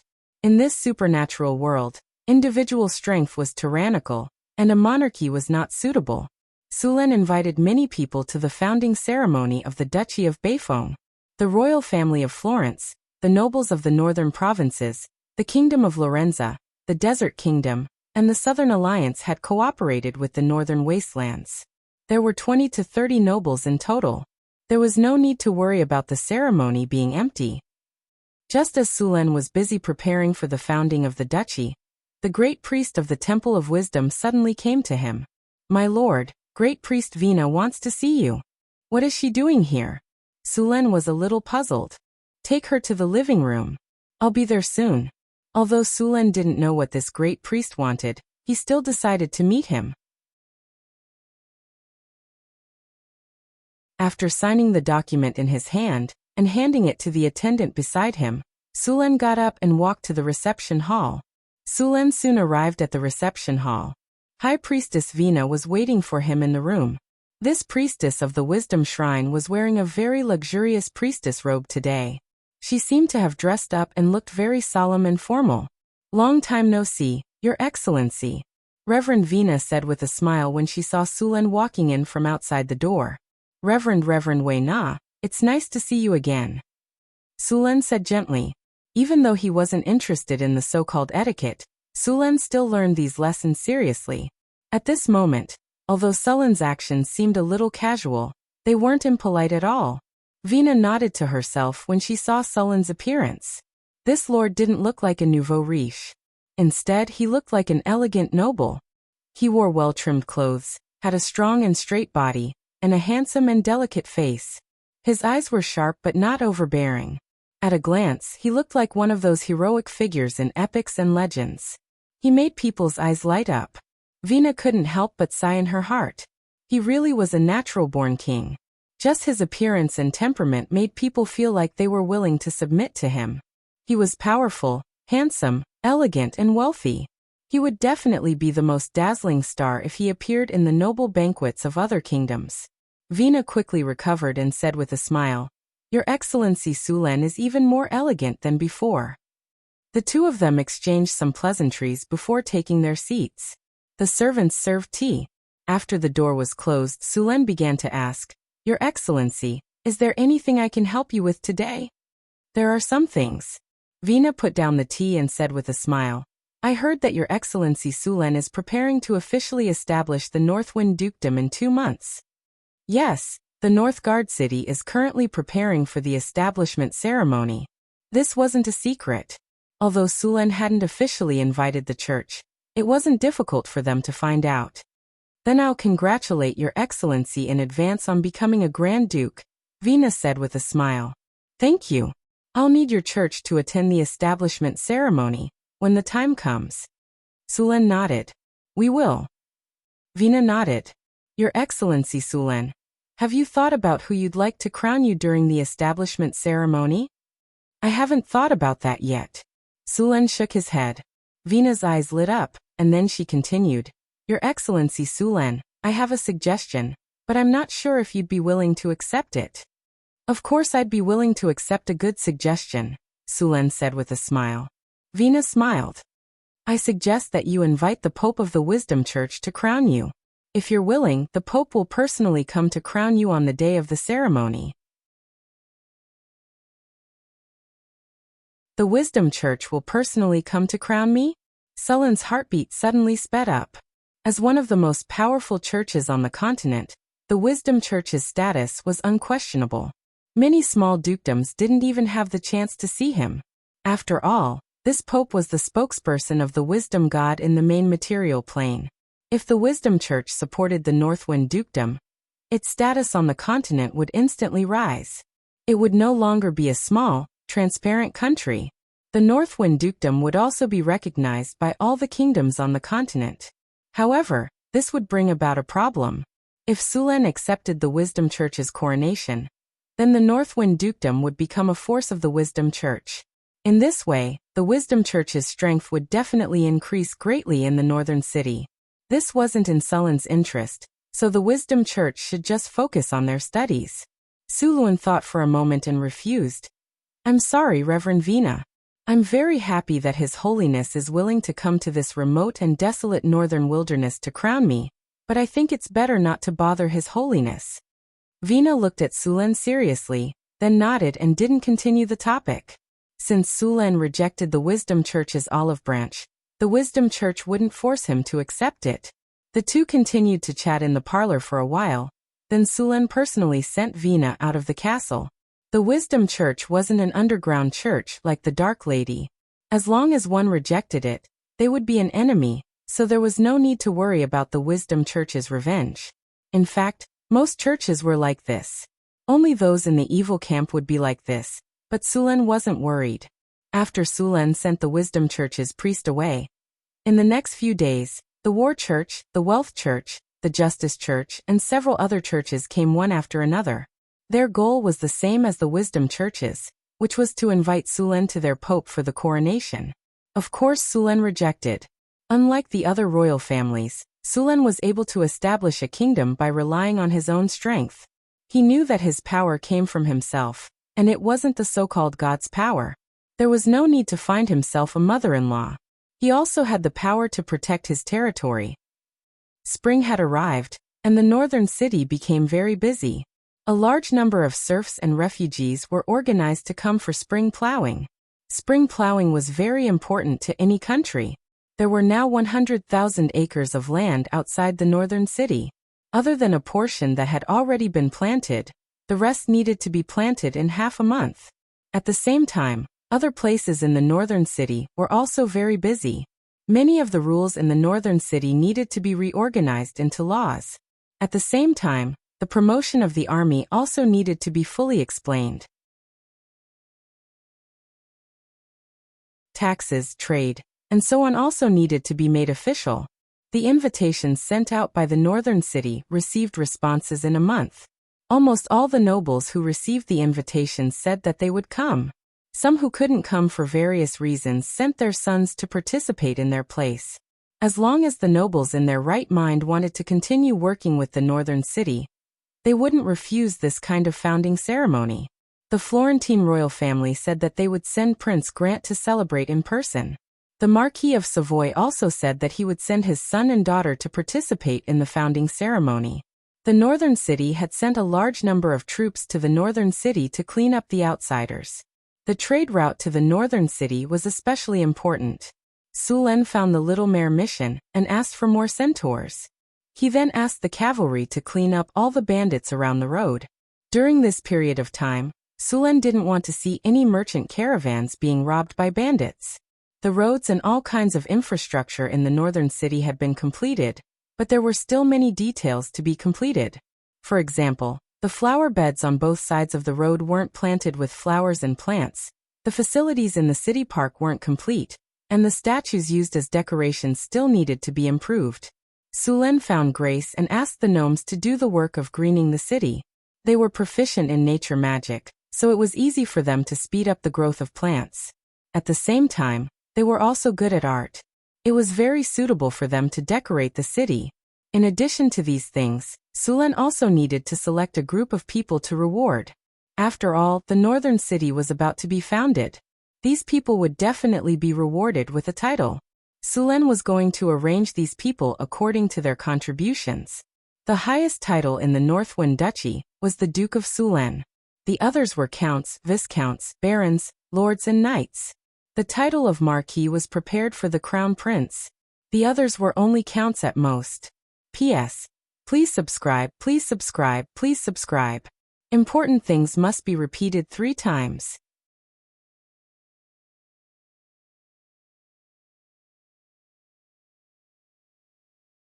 Chapter 371. The news of the northern battlefront city building a new kingdom slowly spread. After hearing the news, many merchants brought all kinds of resources to the city. Many circuses were also preparing to head to the city. In this era, there were not many large-scale celebrations. The merchants would take every opportunity to earn kinner. The number of merchants heading to the northern battlefront city increased rapidly. Just as the construction of the northern battlefront city was in full swing, a cavalryman galloped toward the city. Judging by his attire, it was obvious that he was a messenger. The galloping of the horse was very urgent. The messenger was running at full speed. There was an emergency passage in the northern battlefront city for messengers. No one was allowed to use it. Even though the northern battlefront city was crowded with people, no one dared to go near the emergency passage. The messenger galloped all the way without stopping. He soon arrived at the inner city. He only stopped when he reached the main gate of the Lord's mansion. Then he heard hurried footsteps. A series of urgent knocks came from the door. Sulen stood up and opened the door. He knew it was an emergency, but he was curious. Were there other powerful tribes around the city that dared to attack the northern battlefront city? My lord, there is an emergency. What is it? Suluan quickly took a leather tube. He first checked that the seal on the leather tube was intact, and then opened it. The army of the northern battlefront city had been sent out to clean up the goblins, kobolds, and gnolls around the territory. Some of them were sent to protect the trade routes. There were not many soldiers left in the city. However, the crossbowmen were left in the city. If he wanted to, he could easily gather a few thousand men. If someone thought the northern battlefront city was weak and decided to launch a sneak attack, the crossbowmen would definitely surprise them. The messenger was panting heavily. Sweat kept pouring out of his body. His clothes were soaked in sweat. It was obvious that he had not rested at all during the journey. We've discovered traces of lizardmen in the river. Our fishing boats have been attacked. The messenger quickly reported after his breathing had calmed down. Suluan opened the book of military intelligence prisoners in the leather tube and read it, frowning. Lizardmen? Don't they live in the swamps downstream of the Red Sand River? Why are they migrating upstream? Sulen flipped through the military report and felt a little strange. Why are the lizardmen joining in on the fun at this time? Are they here to attend my coronation? Sulen wasn't too worried. He was confident that he could defeat the lizardmen.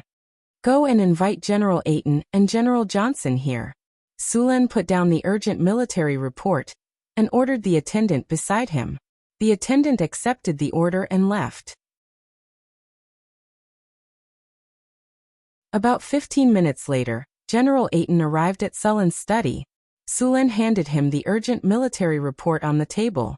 After he finished reading it, Sulen said, Ayton, immediately take some people downstream to investigate. I want to know more about these lizardmen. Xiangsan, go and gather the army we've established. Yes, sir. Yes, sir. The two of them nodded, then turned around and began to move. Johnson turned around and went to assemble the army. Thump, thump, thump. The muffled sound of drums echoed throughout the camp. The soldiers resting in the tents immediately got up and put on their armor in an orderly manner. They listened to the orders of the flag bearers and gathered together. After the two of them left, Sulen found Hathaway and asked her to take charge of the northern city. Sulen felt a little strange about the lizardmen's movement to the north. These creatures could easily leave the swamps. They were like fish in water in the swamps and were very powerful. However, once they left the swamps and came to land, these lizardmen were even weaker than the gnolls. Their only advantage was probably their ability to regenerate and reproduce. After they left the swamps, even if the northern city was a little weak, the lizardmen were still no match for the crossbowmen. Sulen left the northern city with 300 soldiers and traveled down the river. Along the way, Sulen received more information about the lizardmen. This time, the lizardmen were very active. Sulen even suspected that they had mobilized all their forces. Why would the lizardmen mobilize all their forces at this time of the year? Migration? Expansion of territory? Or a food crisis? Sulen immediately ruled out the possibility of expanding their territory. The lizardmen's body structure could not allow them to leave water for long periods of time. They could only live in areas with abundant water. Ever since Sulen came to the northern wasteland, he had never heard of the lizardmen expanding from the swamps. A food crisis was not right either. During this period of time, sturgeons were swimming. There were a lot of fat sturgeons in the river. The lizardmen were good at swimming, so it was easy for them to catch sturgeons. Naturally, they would not lack food. Then, could it be that they were migrating? "Sir, the lizard men attacked our ships, but they were defeated by the army," an officer said beside Sulan. Originally, Sulan planned to clean up the northern wasteland and then celebrate the founding of the country. However, at this critical moment, the lizard men had invaded. A large number of scouts were sent out, and all kinds of information were sent back. The next day, Sulan finally collected some useful information. The lizard men robbed many small tribes along the way, but they did not conquer them. Could it be that they lack food? Sulan looked at the information in his hands. There was a large pile of documents in front of him. They were all information about the lizardmen's movements in the past 2 days. The scouts of the northern city were very good at collecting information. With them around, nothing that happened in the northern wasteland could escape his eyes. What is this? There seems to be a dragon's roar coming from the swamps. At this time, Sulan suddenly saw a piece of information under the pile of documents. Swamp dragon's roar? Did a black dragon appear in the swamps? The most famous true dragon that liked to live in the swamps was the black dragon. As the black dragon and the white dragon, the black dragon's strength was ranked second to last. Their faces would turn into skeletons when they reached adulthood, so some people called them skeleton dragons. The black dragon's breath was acid, and it was very corrosive. They liked to eat rotten food. They would soak their food in acid and wait for it to rot before enjoying it. Taste was very important. Black dragons liked to build their nests in the swamps. They had a special ability to corrupt the water and make it unable to support the survival of animals. They also had a special ability to transform the water around them. Black dragons liked to hide under the water and sneak attack. In addition, black dragons rarely entered the forest because the trees in the forest would interfere with their mobility. Black dragons liked gold coins, and they usually collected a lot of coins. If a black dragon really appeared in the swamps, then it could indeed cause such a situation. Sulan's heart was burning. If there really was a black dragon, then it meant there were treasures here.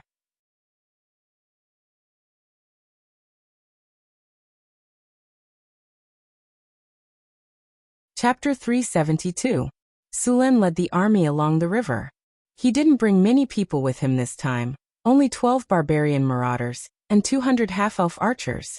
Although there weren't many people, they were all elites. If the 12 barbarian marauders went all out, it wouldn't take them much effort to wipe out an army of thousands. With the help of the 200 half-elf archers, it wouldn't be difficult to wipe out an army of 3,000 to 5,000 people. Dealing with some lizard men wouldn't be a problem either. Sulan never thought of enslaving the lizard men.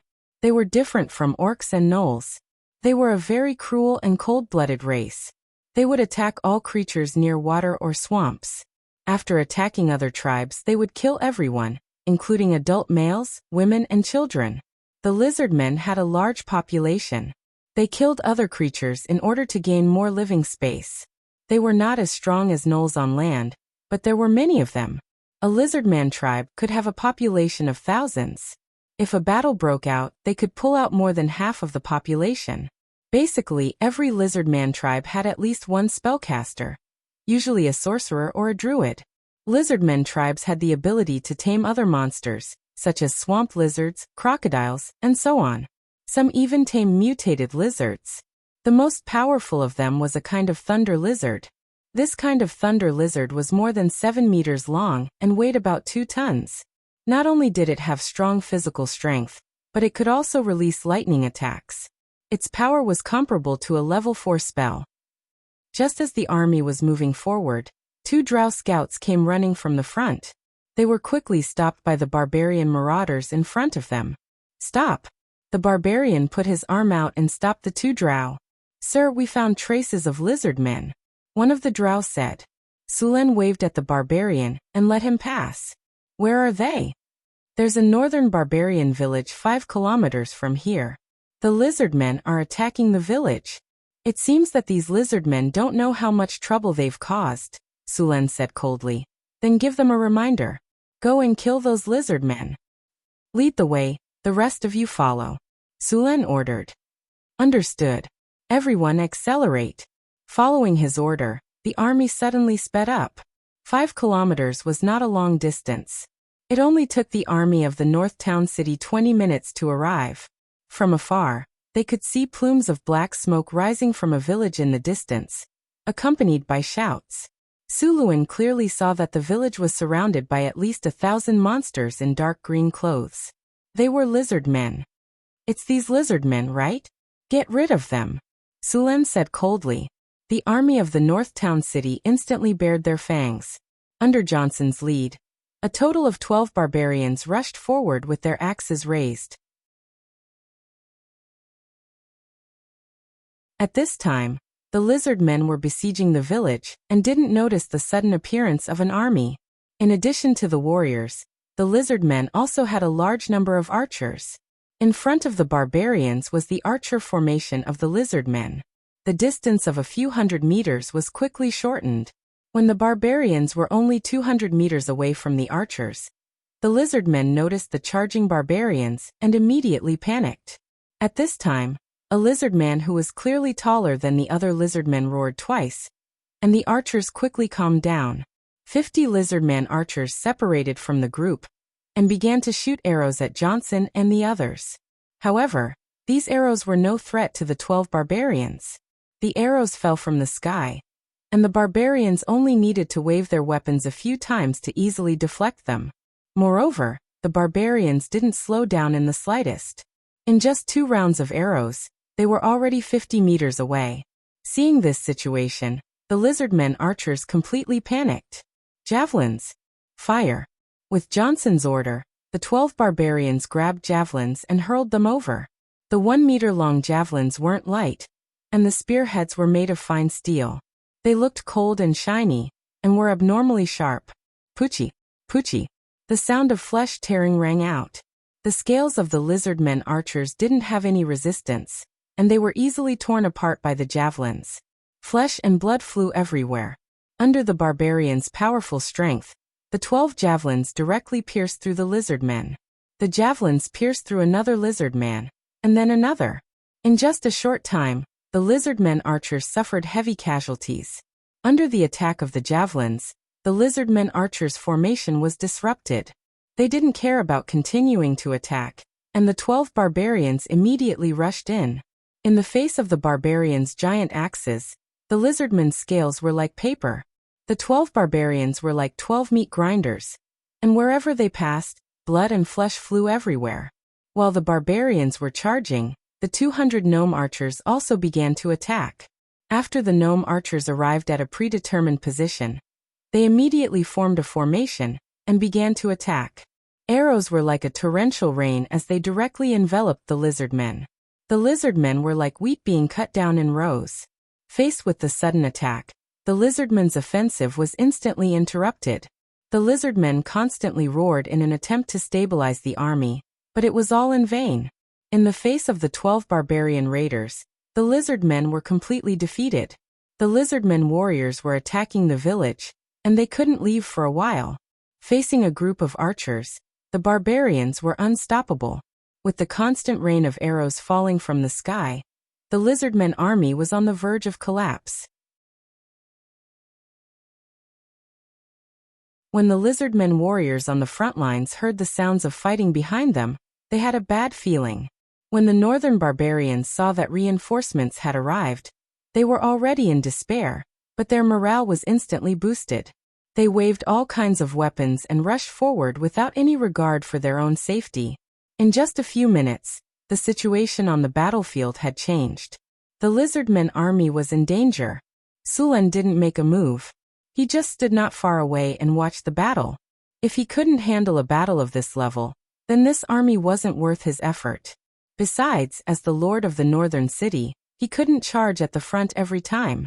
If he did, then what was the point of having an army? Hiss! Hiss! A hissing sound came from the lizardmen, and a 5-meter-long and 3-meter-tall creature covered in scales rushed out of the river. As soon as it appeared, it rushed towards the barbarians who were slaughtering their way through the water. Roar! When the monster roared, the lizardmen who had already fallen into chaos on the battlefield became even more spirited. Their originally fearful expressions were replaced by fanaticism. They roared and rushed towards the enemy. Swamp lizard. When he saw the monster, Sulen recognized it at a glance. It was a swamp lizard. Under the command of a lizard man, the swamp lizard directly rushed towards the nearest barbarian. It waved its sharp claws, and with its strength, even steel would be deformed. Roar! Giant strength. God's descent. Johnson roared, and then his body flashed with light. His originally tall and strong body grew even taller. His muscles bulged, and his original height of 2.1 meters broke through to 2.5 meters. His skin turned bronze and shined with a metallic luster. Because the barbarians had transformed, they could no longer wear armor. After all, the northern city didn't have armor that could change size according to their body. In addition, these barbarians were very skilled in battle, so these 12 barbarians didn't wear any armor. They didn't even have a shield. Only their clothes were special, so they wouldn't be torn apart. Otherwise, they would be running around naked. After activating Celestial Descent, Johnson, who was already very powerful, directly stepped into the legendary realm. Facing the swamp lizard that pounced on him, Johnson had no intention of dodging. He used his arm to block the swamp lizard's attack. Boom! Waves of air rolled. After seeing this scene, the lizardmen army, who were still boiling with anger, suddenly felt as if their throats were being choked. Their angry roars were stuck in their throats, and what happened next made them even more terrified. Rise! Johnson roared, and the veins on his strong arms bulged. Then the swamp lizard's huge body was directly thrown to the ground. Johnson faintly smiled, but in the eyes of the lizard men, this smile was even more terrifying than the smile of a demon. Johnson reached out and grabbed his axe. Taking advantage of the moment when the swamp lizard got up, he jumped on top of it. He waved the axe in his hand, and the sharp edge of the axe tore through the swamp lizard's tough scales, leaving a terrible wound on its body. The immense pain caused the swamp lizard to go crazy. Its body rolled, wanting to flip Johnson over. However, Johnson had been prepared for this. He jumped down first, and took advantage of the opportunity to fiercely chop the swamp lizard's abdomen with his axe. This was one of the swamp lizard's weak points. The sharp axe tore through the scales without any hindrance, and directly opened a terrible wound on the swamp lizard's abdomen. Blood splattered everywhere, and scorching hot blood spurted out. Even the internal organs were clearly visible. After suffering such a serious injury, even a giant beast like the swamp lizard was on the verge of death. Seeing their trump card being easily dealt with, the lizardmen couldn't hold on any longer. Their morale fell to the bottom, and many lizardmen began to flee. However, it was already too late. The other 11 barbarians also roared and activated God's Descent. The 12 barbarians were like 12 sharp knives, and all the enemies in front of them were torn apart. The lizardmen's formation was directly penetrated by them.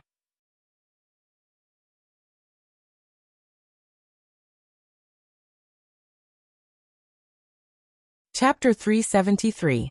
The lizardmen army collapsed, and the barbarians that had been guarding the village rushed out to pursue. These barbarians hated the lizardmen to the bone, so they naturally wouldn't give up this opportunity for revenge. During the pursuit of the lizardmen, there was a small incident. A small group of lizardmen had gathered together and retreated. However, they didn't scatter and flee. Instead, they fought as they retreated. Some of the northern barbarians who pursued them were even killed instead. This situation quickly attracted Su Luan's attention, and he immediately ordered the archers to take special care of them. Soon, the lizard men were wiped out, and the few that remained fled. But since they were targeted, how could they be allowed to escape? A barbarian marauder rushed over. When the lizard men saw the incoming barbarians, their expressions changed drastically. One of the lizard men waved a withered vine cane, and a green light appeared. Thorny vines. The lizard men tossed a few creatures out.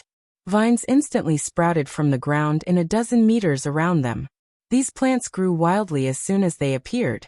In a breath's time, they had wrapped around the barbarian marauder and bound him in place. These vines were covered in sharp barbs, but against the marauder's bronze skin, these vines had no effect at all. The vines grew rapidly, quickly wrapping around the marauder's legs and extending upwards. Seeing the marauder trapped, the lizard man let out a sigh of relief. But just as he thought it was safe, The marauder swung his axe. The tough vines only lasted a few blows before they were completely cut apart. The barbarian leapt out of the vines. Seeing this, the lizard man instinctively wanted to flee. However, the barbarian was faster. Before the lizard man could move, the barbarian was already brandishing its weapon, ready to cut him down. "Leave one alive." Sullen's voice suddenly rang out. The marauder's weapon was forcefully deflected, and it slashed the lizardman's nose into the ground. The lizardman felt a chill run through his body, and he couldn't help but fall to the ground, cold sweat pouring out. The battle had basically come to an end. A large number of lizardmen had died, and the 12 marauders were unharmed. The northern barbarians had also stopped their pursuit. After the battle was over, the soldiers of northern Battlefront City began to clean up the battlefield. The lizardmen who were still alive gave them a quick death, and collected all their equipment. It was at this time that a barbarian marauder came over with a strong northern barbarian. "Boss, this person wants to see you. Let him come over." Suluan glanced at him and nodded. The northern barbarian followed the other barbarian, with a face full of reverence. "Respected sir, thank you for lending us a helping hand in our most dangerous time. You will be our most respected guest, and we are willing to pledge our loyalty to you." "How many people are in your village?" Sulen asked. "My lord, our village originally had 500 people. Among them, 157 were warriors. Now there are 116 people left." "All right, I am the lord of Northgard City, Sulen. I accept your loyalty." Sulen nodded. Although there were many people in Northgard City, he didn't mind having more people. "Pack up your things, and then follow them to clean up the battlefield." "Yes, sir." "Congratulations, host. Under your leadership, your army has won a great victory. You have received 2,300 experience points, and you have received the item Fine Iron X3. Congratulations, host. You have defeated the lizardmen. You have received a gold treasure chest. Congratulations, host. You have saved a northern barbarian village. Your relationship with this village has reached respect. Ding. A northern barbarian village has pledged loyalty to you." A series of system notifications rang in his ears. Sulen looked at them and closed the system interface. "Bring the captive here." "Yes, sir." The drow immediately turned and left. After a while, the drow came back with the lizard man. "Lizard man, you should know the drow next to you. You should also know their methods. Now answer whatever I ask you. If you dare to lie to me, this drow will let you have a taste of their traditional craftsmanship." After seeing the lizard man, Sulen smiled at him. However, this smile made him feel cold all over. Understood." The lizard man trembled and nodded. "That's good." Sulen nodded. "Tell me, why did you attack this village?" "We did it for food and weapons," the lizard man said. Sulen glanced at him and said, Food and weapons? Do you think I'm stupid? I'll leave it to you." Sulen waved his hand at the drow next to him. Then the drow directly carried the lizard man not far away. Soon, a burst of miserable screams came through. About 5 minutes later, Sulen asked the drow to bring him back. "Tell me, why did you attack that village?" Sulen looked at the wounded lizard man and asked. Sir, we really did it for food and seeds," the lizard man cried.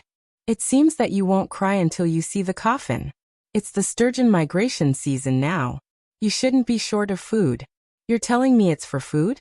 The lizard man said, "Sir, what I said is true. You have to believe me. Our tribe is preparing to migrate. We robbed the food to find a place to plant it after we migrate." "Well, let's say what you said is true." Sulen nodded and continued. "You want to migrate? Why?" Because. The lizard man hesitated. Sulen sneered. "It seems that the lesson just now was not enough. Milton, teach him a lesson." "Yes, sir." Milton smiled, and then took the lizard man away again as he begged for mercy. Soon, the lizardman's rhythmic screams were heard. About 5 minutes later, the drow brought the lizard man back again. "Are you awake now?" "Awake! Awake! What a scumbag! Why do you have to beat me to tell you?" Sulen shook his head and said, "Tell me, why are you migrating?" Because a hydra suddenly appeared in the swamp. Sulen was stunned for a moment before he reacted. He immediately understood why these lizard men were migrating. He also realized that he was wrong about the black dragon in the swamp. As dragons, they were very powerful and liked to enslave lizard men, kobolds, gnolls and other races. If a black dragon appeared in the swamp, these lizard men should have been taken in as subordinates by the black dragon instead of being forced to migrate. As for the dragon's roar that the scouts heard in the swamp, it should be the hydra's roar. Although the hydra was called a snake, it actually had some dragon blood in it. It was a dragon-descendant creature. However, unlike ordinary dragon-descendant creatures, the hydra's strength was almost comparable to a real dragon. The hydra was also known as the hydra. It was a powerful monster with 9 heads. Their heads had some characteristics of dragons, and their bodies were covered with dragon scales.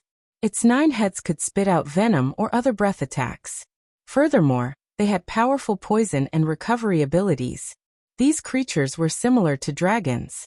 The weakest among them was at the legendary level. In some ancient books, the most powerful hydra was an immemorial abhorrence. However, this immemorial abhorrence hydra had been slain in ancient times.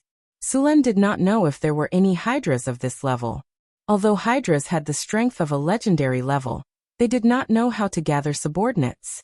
Most of the hydras were not normal. Because they had 9 heads, they had 9 consciousnesses, and they would compete with each other for control.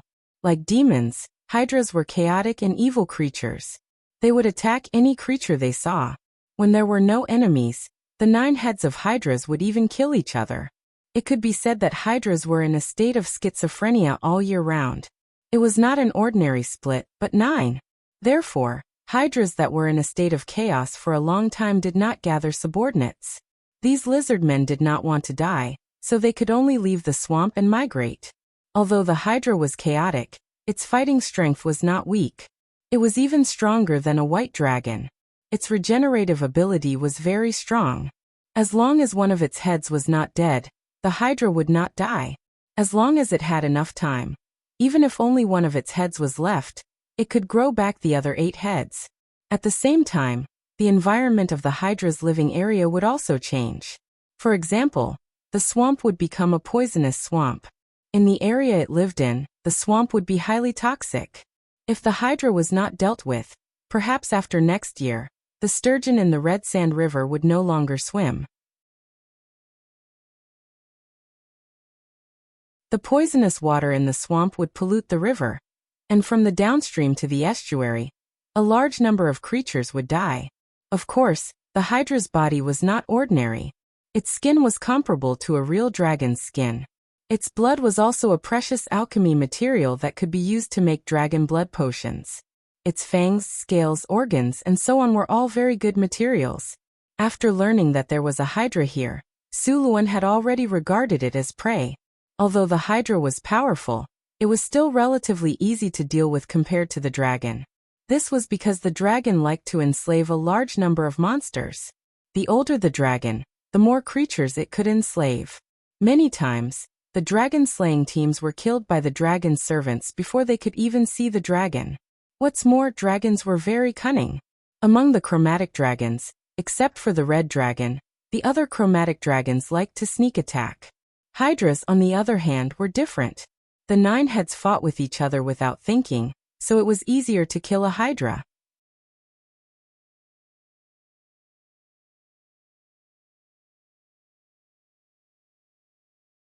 Chapter 374. Apart from your tribe, where are the other lizard men tribes? Sulen continued to ask. The swamp was huge, and there was more than one lizardmen tribe living there. Now that the swamp was occupied by the hydra, the lizardmen migrating north would definitely cause chaos in the area. I don't know about the other tribes. They didn't come with us. I only know that some of them went northwest, the lizardman druid said. Sulen then asked a few other questions, and then let the drows take care of him. There were not many captives left in this war, mainly because the lizardmen were not suitable to be slaves. After dealing with these matters, Sulen opened the storage space, and opened the golden treasure chest that he had just obtained. Congratulations, you have opened the golden treasure chest. You have obtained the special building blueprint, Eagle's Nest. Hearing that he had obtained a special blueprint, Sullen's eyes lit up, and he immediately checked it. Construction Blueprint Eagle's Nest. This is a blueprint that records how to build an eagle's nest. After using it, you can build an eagle's nest. Eagle's Nest. You can train and recruit eagles to scout or send messages. Seeing the introduction of the eagle's nest, Sullen was overjoyed. Although there was magic communication in this world, the magic communication stone was expensive and could only be used a few times. It was impossible to distribute it to the entire army. Now that there were eagles to scout and send messages, the efficiency could be said to be several times higher. Moreover, the eagles were birds of prey, so there was no need to worry about being preyed on by other birds of prey in the sky. With these flying eagles, the scouts would be able to quickly send news back. Although it was not as fast as the magic communication stone, the cost was lower. After putting away the blueprint, Sullen prepared to go back and build the eagle's nest. Pack up the spoils and bring these people back first. Sullen led many soldiers and the northern barbarians who had just submitted to him, and left the ruined village to return to northern town city. After knowing that a hydra had appeared in the swamp, Sullen did not immediately go there. Instead, he prepared to deal with the lizard men in front of him first. After returning to northern town city, the scouts began to collect traces of the lizard men. And then the army of northern town city would be sent out to encircle and eliminate them. The strength of the lizard men could only be considered average. The only noteworthy thing was the spellcasters among them. These spellcasters could cast spells to enslave the swamp beasts. However, unlike other spellcasters, lizardman spellcasters were more focused on enslaving and cultivating swamp beasts, so they could not cast many spells. With the presence of the barbarian plunderers, the swamp beasts they tamed were simply a joke. Sullen found some craftsmen and prepared to build an eagle's nest in the military camp.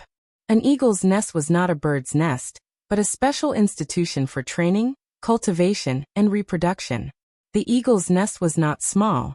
It could be divided into 3 parts: the training ground, the incubation room, and the nest. The construction of the eagle's nest required 50 cubic meters of stone, 120 cubic meters of wood, and 30 iron ingots.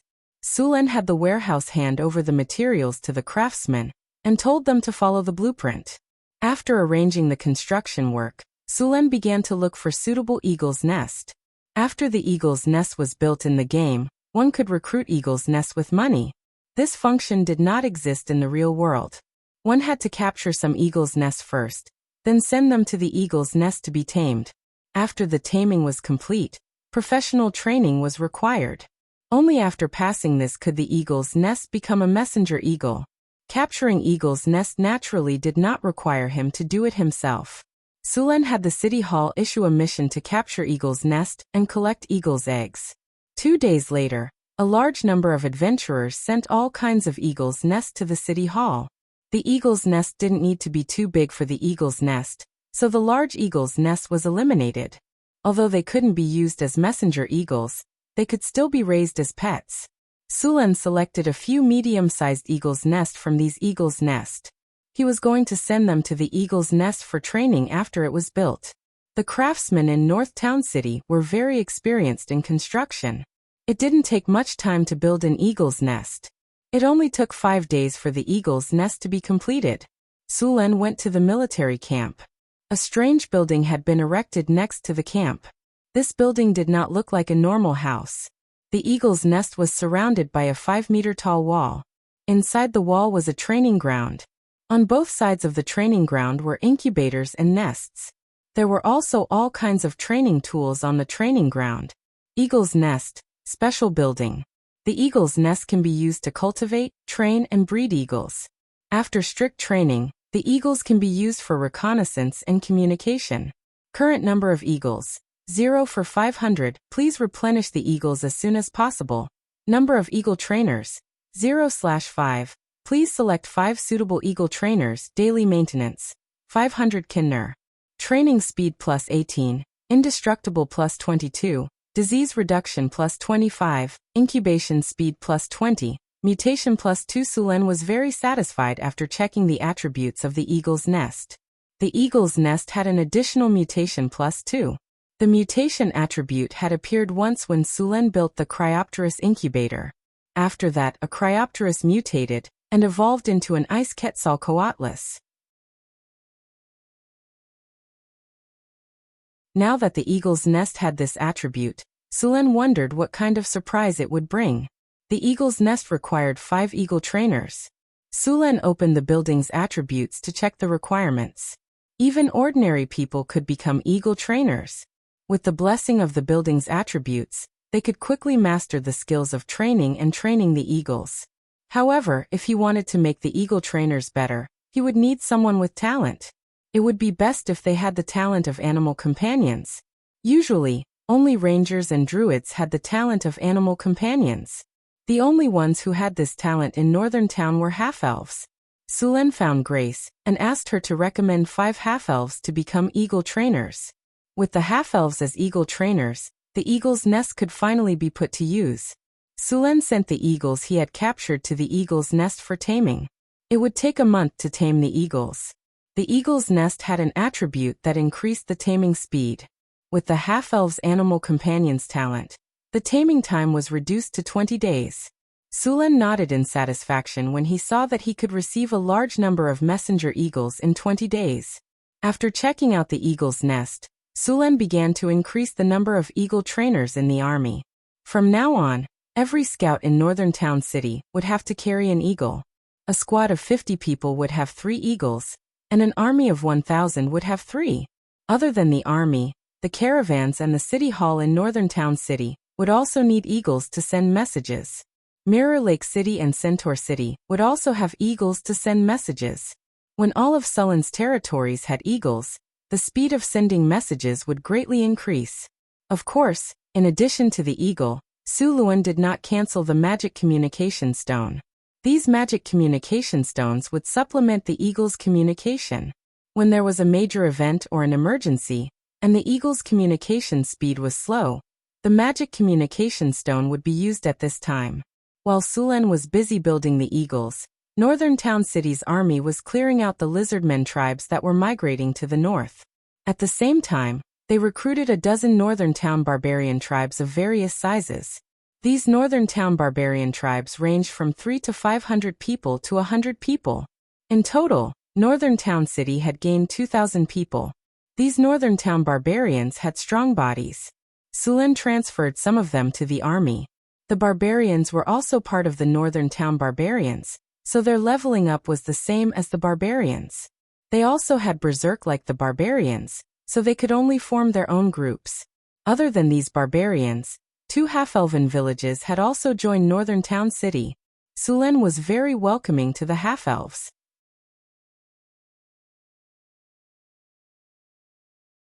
He had always wanted to recruit more half-elves, but these half-elves were not willing.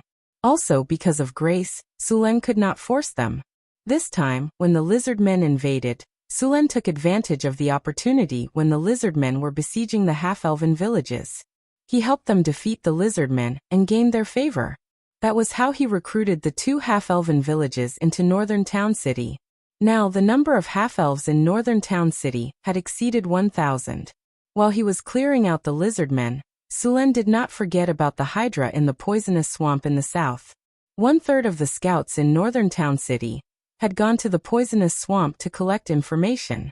In order to cooperate with them, Sulen asked Andre to lead the wizard apprentices to make some antidotes, insect repellents, underwater breathing potions, and a few other potions that could be used in the swamp.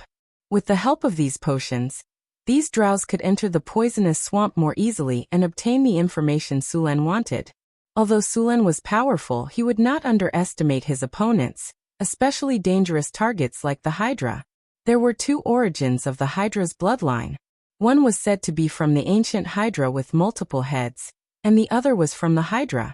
However, research had found that the Hydra's body had both of these bloodlines. Hathaway was also very interested when she heard that Sulen had found a Hydra.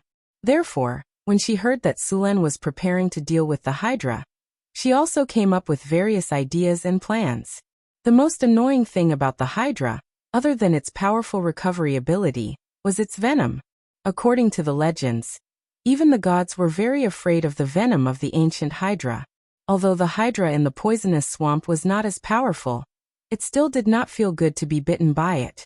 Without a special antidote, even a legendary figure would not be able to survive for long. Sulen did not want to test whether the Hydra's venom was more powerful, or if his body was stronger. It was not easy to get rid of the Hydra's venom.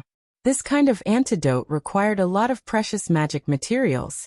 Luckily, most of the materials could be found in the northern town city's Mystery Plain and the Sky Garden. He could just collect them and use them directly. The few that he did not have, he could just ask the merchants to buy them or issue a quest in the city hall.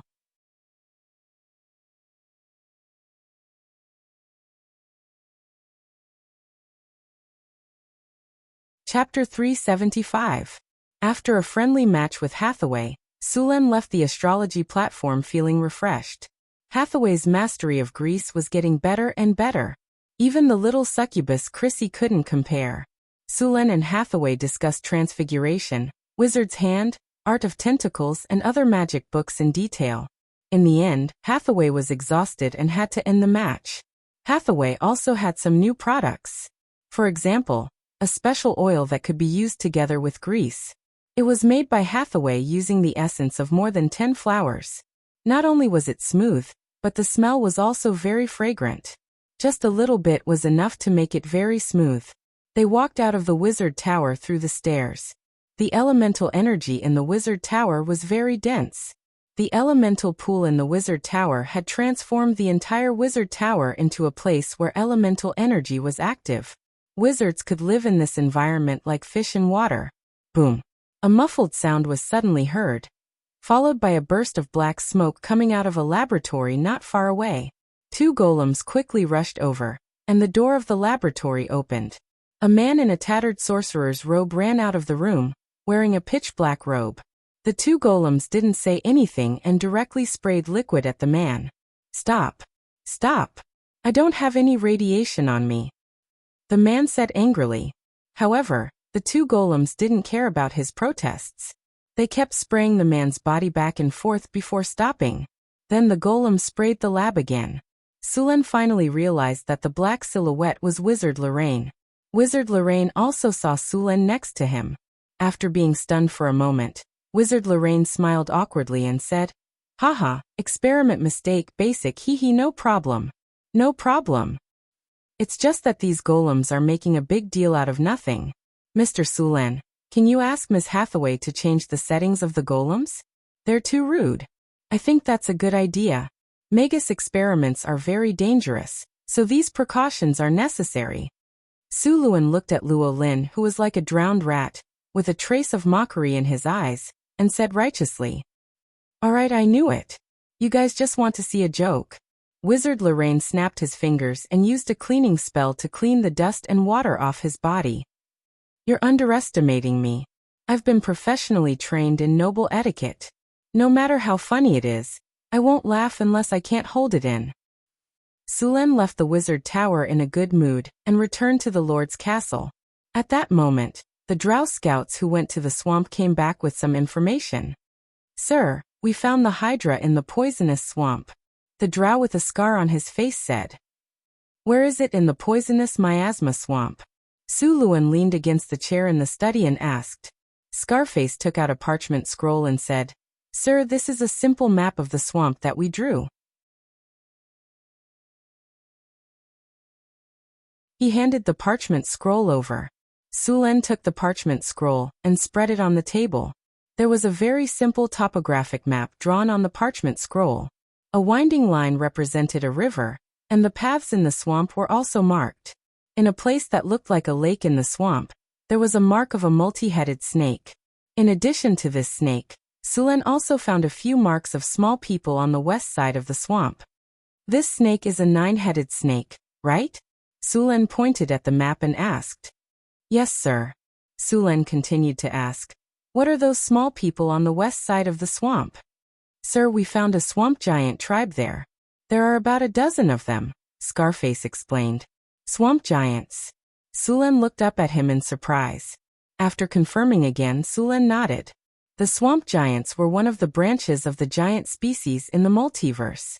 They were also known as swamp giants, and they generally lived in the swamps of the material world. There was a swamp plane between the water elemental plane and the earth elemental plane, and a large number of swamp giants also lived there. The swamp giants of the swamp plane were much stronger than those of the prime material world. Adult swamp giant warriors in the swamp plane were around 6 meters tall and weighed around 8,000 pounds. Females were slightly shorter and had a lifespan of around 300 years. The swamp giants of the prime material world were around 4 meters tall and weighed around 5,000 pounds. Swamp giants were grayish-brown and usually did not have armor on their bodies. After all, ordinary metals could not survive in the swamp for a long time. However, they usually had a layer of mud on their bodies. Their main weapons were javelins, giant axes, and rocks. Their attacks were very long-range. Swamp giants were weaker than their cousins, the frost giants, and only a little smarter than the hill giants. After hearing that there were swamp giants in the swamp, Sulen suddenly had an idea. Sir, these swamp giants are not on good terms with the Hydra. When we were collecting information, we found that there was a conflict between the two, Scarface said respectfully. Sure enough, a mountain cannot accommodate 2 tigers. Sulen smiled. The swamp giants were not weak. Although they could not compare to the frost giants, they were not much weaker. Even if a group of a dozen swamp giants could not defeat a Hydra, they would not be too far off. After receiving information about the swamp, Sulen started his preparations. 2 days later, Sulen brought Hathaway and the 12 barbarian marauders out of Northgard City. The work of Northgard City was handed over to Sulen. The weakest person in the group was at 4th rank, and after casting a group haste spell, their speed was very fast. It only took a day for Sulen's group to reach the edge of the swamp. It was Suluen's first time to come to the poisonous miasma swamp. Suluan frowned slightly at the environment of the swamp. First of all, because of the large amount of water in the swamp, the ground here was basically not dry and many places were like mud. Stepping on it would slightly sink, and lifting it would cause a large amount of mud to rise. More importantly, some places that looked like roads might be traps. Stepping on them would cause them to sink into the mud, and if they were not rescued in time, they would quickly be swallowed up. Apart from the ground, the swamp was also filled with a sour smell. This was the smell of animal corpses, decaying plants, and so on. Some of the swamps would bubble up from time to time. The air was very humid, and under the sunlight, the entire swamp was covered in water vapor, making the swamp's environment hot and humid. Apart from this, there was also a large number of mosquitoes flying above the swamp. If an adventurer entered this kind of area unprepared, even if they did not sink into the mud, just the bites of mosquitoes would take away half of their life. These mosquitoes carried a large number of diseases, and being bitten by them was very likely to cause all kinds of diseases. If they did not have mosquito repellents, it was better not to approach this place. Sulen took out a few bottles of insect repellent and distributed them to everyone. The repellent was light green in color and emitted a kind of grassy fragrance. After using it, they would not be bitten by mosquitoes for a certain period of time. In addition to the repellent, Hathaway gave everyone a lighten spell. This spell could greatly reduce the body's weight, and they would not have to worry about sinking into the mud. It was very convenient to move in the swamp. Sulen took out a sky lantern and cast invisibility on everyone. With invisibility, they would not have to worry about being discovered by the swamp giant or the Hydra. Apart from this, everyone also took antidotes. There was a lot of miasma in the swamp, and if they were not prepared, it was very likely to cause dizziness and nausea. In serious cases, they might even fall into a coma. In this kind of environment, spellcasters also had to reduce their magic consumption in order to avoid not being able to exert their full strength in the face of danger. After all the preparations were completed, the group entered the swamp. Because of the Hydra, the lizard men in the swamp had been forced to migrate. Even if there were some that stayed, they would hide in some remote areas, so they did not encounter any lizard men.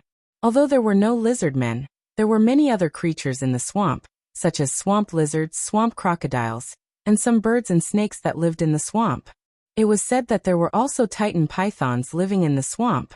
It was a fierce beast with a challenge rating of level 15, but this kind of Titan pythons generally lived in swamps with a warm climate in the south. Sulen and the others approached the area where the Hydra lived according to the route on the map. Sulen needed to check the situation of the Hydra first. In addition to the Hydra, he also needed to know about the swamp giant on the west side of the swamp. Although scouts had already explored it before, he still wanted to see it for himself. Although the swamp looked dirty and filled with all kinds of miasma, in fact, it was very rich in food. There were a lot of fish living in the swamp, and the Hydra did not have to worry about a lack of food here. This is where the trouble is. Sulen and the others hid in an area with lush reeds. A group of black clouds flew quickly in the sky. These black clouds were made up of countless swamp mosquito, and there were as many as 1,000,000 of them. The swamp mosquito was much larger than ordinary mosquitoes, and with long mouths, they looked ferocious and disgusting. If they swarmed together, they could directly suck a person's blood dry. For someone like Sulen, who had trypophobia, it was simply unbearable. Fortunately, they had insect repellents on them, and they were in stealth mode. The mosquitoes did not notice them, and soon the mosquitoes flew away, and the group continued on their way. Suddenly, a dull dragon's roar came from the distance. Sulen's eyes lit up. Hydra, it seems that we have found our target. Everyone hurried to the place where the sound came from. After 10 minutes of walking through the swamp, the sound was getting closer and closer. Soon Sulen saw the tall figure of the Hydra. At this time, the Hydra was attacking a 3-meter-long crocodile.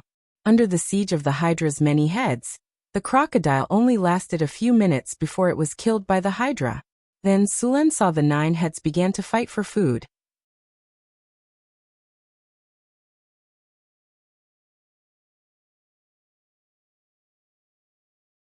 Chapter 376.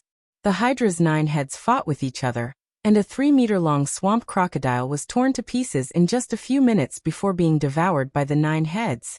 Sulen did not continue approaching. Although he had invisibility, it was not omnipotent. There were many ways to counter it. For example, some true dragons had true eyes that could see through invisibility and illusions. Some spells and magic tools could also achieve the same effect. After eating its fill, the Hydra in the distance slowly swam into the depths of the swamp. This Hydra was about 18 meters long and covered in a layer of dark green scales. Its head looked very similar to a dragon's, which meant that the bloodline of this Hydra was closer to that of a dragon. Sulen followed the Hydra from afar, and did not get too close. After walking for about 10 minutes, the Hydra entered a pool to rest. After confirming the Hydra's location, Sulen and the others quietly left. They then began to search the west side of the swamp. This time, their target was the swamp giants. The swamp giants were actually easier to find than the Hydra. After all, they were different from the Hydra. The swamp giants had built a small tribe in the swamp, which was easier to find than the pool where the Hydra lived. Soon Sulen found the swamp giants according to the markings on the map. These swamp giants had just finished their hunt. A 4-meter-tall, muscular swamp giant was carrying a creature that looked like a hippopotamus back to the tribe. There were 5 or 6 swamp giants in this small tribe. This swamp giant is the leader creature. At this moment, Hathaway's voice suddenly sounded in his ears. He's a legendary swamp giant. Sulen nodded and became even more cautious. It was no wonder that a legendary swamp giant dared to fight the Hydra head-on. The Hydra had 9 heads, which gave it a great advantage in a one-on-one fight. Facing the Hydra was like being surrounded by several monsters. The leader of the swamp giants alone was not a match for the Hydra, but with the swamp giants beside it, their strength was not much different from the Hydra's. Originally, the best place in this swamp belonged to the swamp giant, but after the Hydra came here, half of it was occupied. Now both sides wanted to kill each other, but their strength was close and they were still in a stalemate. But this time Sulen planned to add fuel to the fire. Among the spells there was a shape-shifting spell, which allowed the user to transform into other forms to fight. Of course, there were also some spells that were just for show, such as camouflage. Camouflage was not a high-level spell, but it had a special feature, which was that it could disguise a wizard as other creatures.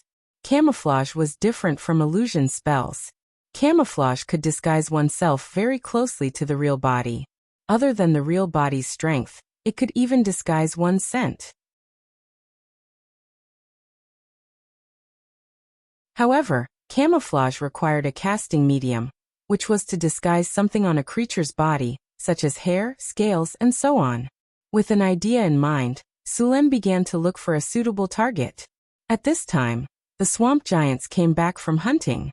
About 3 kilometers away from the swamp giant tribe, Suluin found a swamp giant who came back with prey. This swamp giant was 3.5 meters tall and should have just reached adulthood. At this time, it was carrying a long spear and a deer happily walking home. But this poor swamp giant did not know that it had been targeted by the sinister Sulen. Tentacle entanglement. 5 or 6 3-meter-long black tentacles suddenly appeared from the ground and entangled the swamp giant in an instant. The swamp giant's reaction was a little slow after being attacked suddenly. Its body subconsciously wanted to break free, but it did not succeed. Sulen's body flashed, and the purple dragon halberd in his hand carried a large amount of lightning power and instantly whipped the swamp giant's body. The powerful lightning power from the purple dragon halberd entered the swamp giant's body, and the struggling swamp giant's body suddenly became stiff. Taking advantage of this opportunity, Hathaway immediately cast hypnosis on the swamp giant. But to her surprise, the hypnosis did not work. The swamp giant was immune to her spell. Bang! Sulen's body flashed, and the purple dragon halberd in his hand hit the back of the swamp giant's head. Then the 3-meter-tall swamp giant crashed to the ground. Sulen waved the purple dragon halberd and said, "You could have just fainted. Why did you have to have me use physical hypnosis on you? Hurry up and cast a few more spells on him.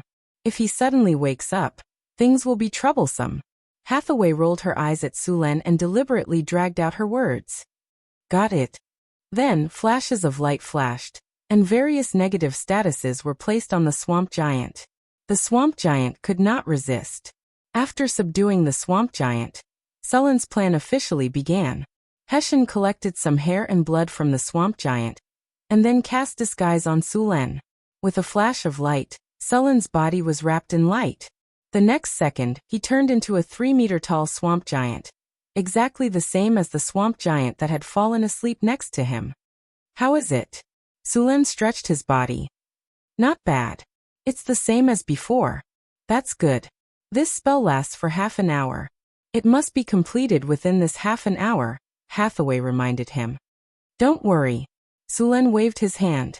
Then Sulen disguised himself as a swamp giant and walked toward the pool where the Hydra lived. The swamp giant was placed in a magic formation not far from the swamp giant's camp. Sulen was very fast and arrived at the pool in a short while. At this time, the Hydra was hiding in the pool and sleeping. Sulen snapped his fingers, and a huge fireball appeared in front of him. With a gentle wave of his hand, the fireball fell directly into the pool. Boom! A deafening sound rang out, and the dark green pool water flew more than 10 meters high. Roar! Then, an angry dragon roar sounded. The next second, 9 ferocious heads rushed out of the water. However, as soon as they came out of the water, they were hit by a long spear. Blood splattered, and a sharp pain came. The other heads of the Hydra swayed and bit at him. Sulen naturally wouldn't stay still. He dodged in a flash, and the long spear in his hand hit another head of the Hydra again. The Hydra, who had been disturbed from its sleep and had a bad temper, was hit twice in a row. It became even angrier. The pool rolled, and its huge body directly stood up. After seeing that it was a swamp giant who attacked it, the old and new hatred added up. The Hydra's 18 eyes turned red, and its cold and crazy eyes made even Sulen's hair stand on end. Acid spray. The next second, one of the Hydra's heads suddenly spewed a large amount of stinky acid. Sulen's expression changed, and he dodged to the side. However, as soon as he dodged the acid attack, another acid attack was already waiting there. At this time, Sulen couldn't care about anything else. If he was attacked, his camouflage would be destroyed. He dodged in a rather embarrassing manner, and then his body jumped to the right as much as possible. The Hydra's breathing came from behind him. Sulen felt the sour smell in the air, and then his body was enveloped by another acid spray. He still couldn't dodge it. The Hydra had too many heads. With so many heads working together, Sulen felt like he was fighting 1 against 9. This was cheating. How many times can you dodge with 9 heads continuously spitting out attacks? Unless he used teleportation to escape, there was no way he could dodge at all.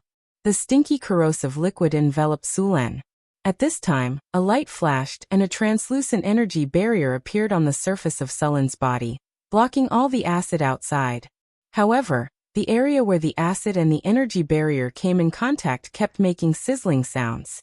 The Hydra's acid spray was not much different from the Black Dragon's acid spray. Although the amount of acid spray from each head was not as much as the Black Dragon's, the total amount was several times that of the Black Dragon's. The energy barrier on Sulen's body appeared on the surface of his body. This spell was cast quickly, but its defensive power was not enough when facing a legendary enemy. Although it blocked the acid spray, it looked like he couldn't hold on much longer. However, a short period of time was enough. Mage armor. Ice armor. 2 flashes of light blocked the Hydra's acid spray. Then Sulen's figure flashed and rushed out of the range of the acid spray.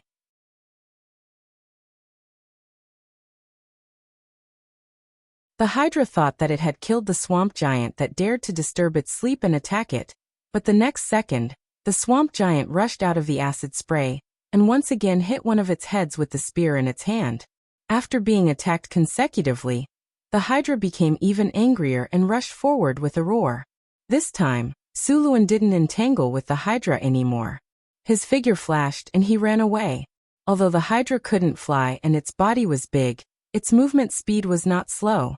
Its body moved quickly on the water. Seeing the Hydra chasing after him, Sulen did not panic. In fact, he was not running at full speed. Besides, he still had Flash in his hand. He could leave the battle at any time if he wanted to. Sulen used camouflage to lure the Hydra toward the swamp giant's tribe. The two were very fast. It only took about 10 minutes for them to get close to the swamp giant's tribe. When they ran quickly, they caused a lot of noise. The swamp giants in the tribe also noticed Sulen and the Hydra. When they saw that the Hydra was chasing their companion, the swamp giants roared angrily. The swamp giant in the lead picked up its weapon and rushed out. At this time, Sulen had run to their predetermined location, where the sleeping swamp giant was hiding. Sulen's body suddenly accelerated, and in an instant rushed into the concealment formation and disappeared.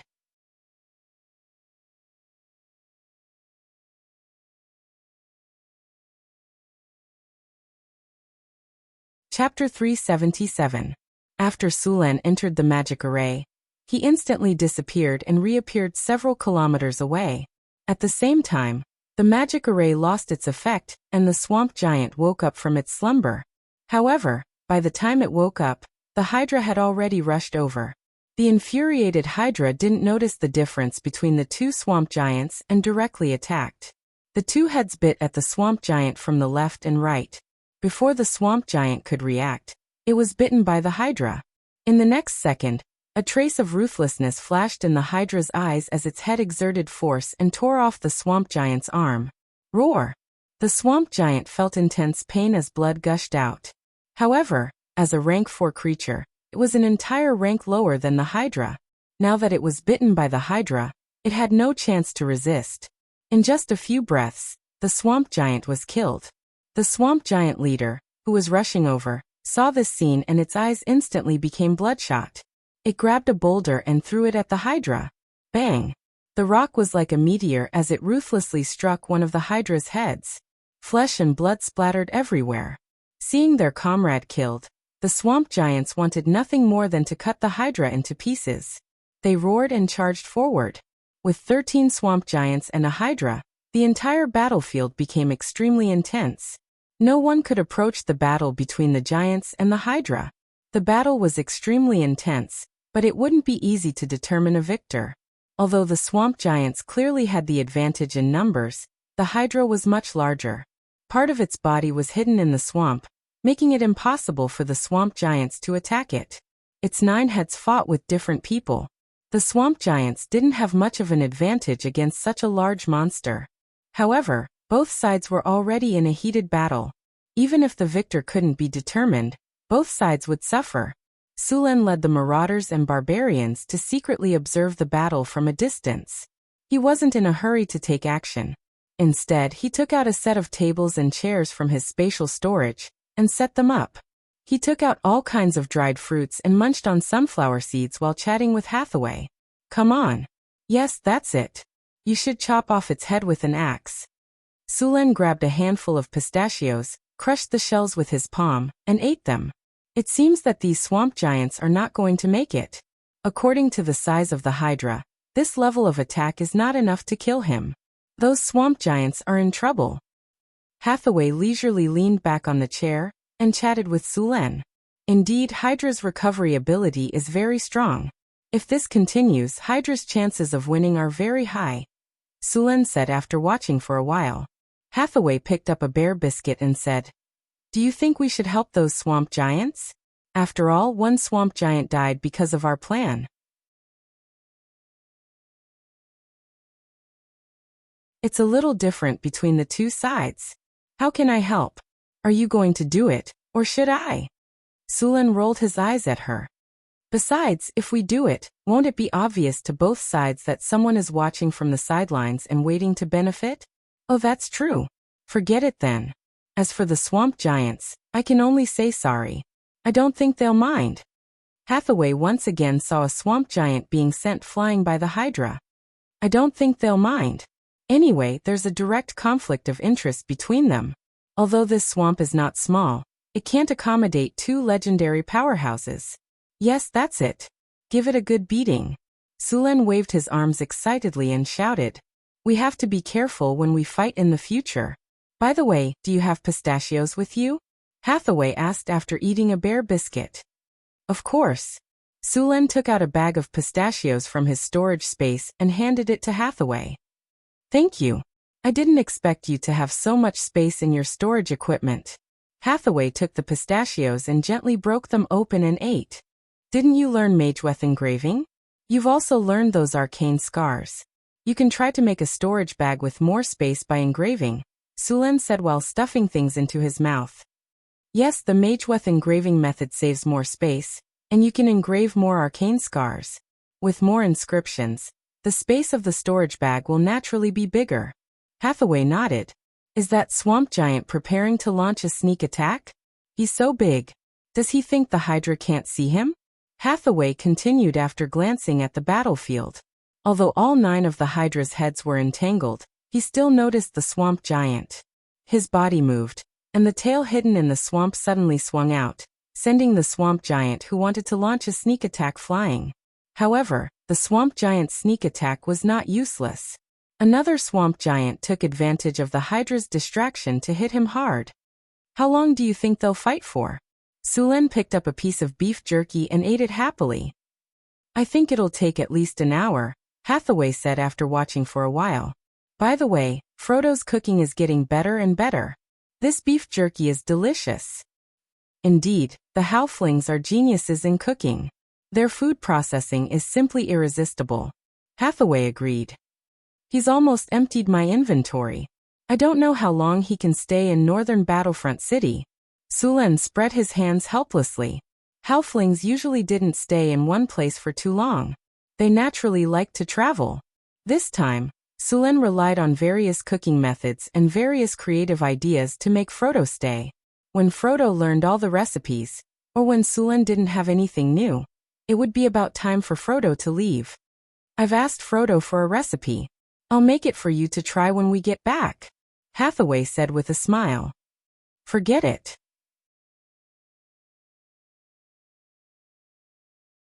Last time you said you were going to make a delicious dish. Don't you know what happened in the end? Sulen glanced at Hathaway and said, Don't underestimate me. This time, I've learned from Frodo step by step.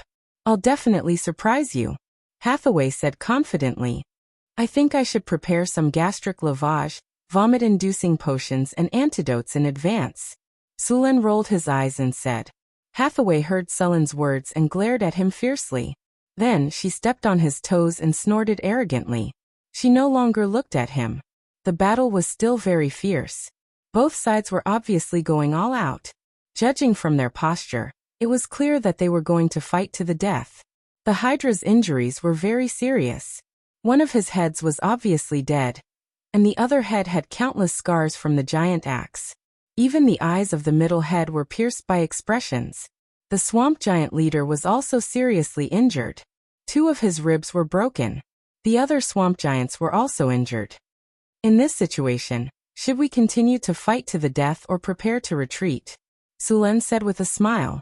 He was now looking at the 2 sides fighting and had no intention of intervening. Although the Hydra seemed to be seriously injured, it was still difficult for him to die. The Hydra's recovery ability was very fast. If no one disturbed him, the Hydra's injuries would be almost healed in a short time. It's about time. Both sides have basically reached the final stage. We can make a move now. It'll be a big loss if we can't get the kill tonight, Sulen said with a smile. The Hydra is seriously injured, and the swamp giants are not doing well either. Get ready. I'll deal with the Hydra. You deal with the swamp giants. Sulen ordered simply. Hathaway nodded and said, okay. A strong magic light appeared. Such a strong energy fluctuation instantly attracted the attention of both sides.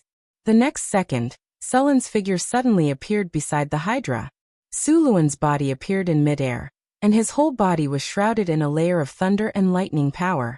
The powerful thunder and lightning power kept flashing, and a long halberd completely surrounded by the power of thunder and lightning instantly pierced into the center of the Hydra.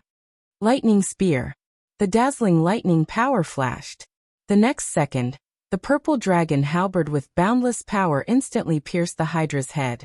The layer of dark green scales was easily pierced through like paper. The purple dragon halberd's momentum did not decrease. It directly penetrated the skull. The hard skull could not withstand such a powerful force. The purple dragon halberd pierced the Hydra's head. The powerful electric current flowed along the river and destroyed the Hydra's brain. Along with an incomparably mournful scream, the Hydra's head powerlessly drooped down. The other heads were slightly paralyzed by the powerful lightning power. Thunderstorm.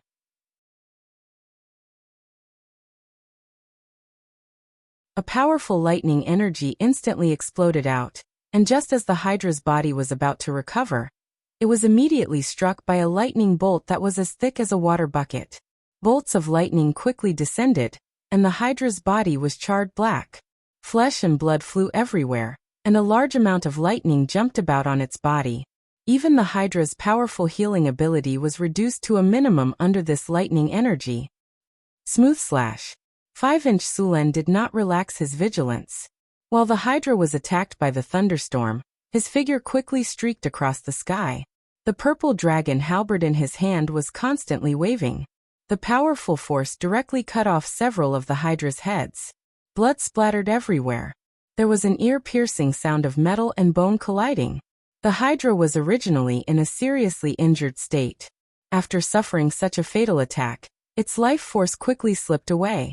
Its huge heads were cut off one by one. The Hydra's 18-meter-long body fell to the ground with a loud bang. If he wanted to kill the Hydra, he had to kill all of its heads. Suluwen seized the opportunity to launch a sneak attack while the Hydra and the swamp giant were both injured, and successfully killed the Hydra in one fell swoop.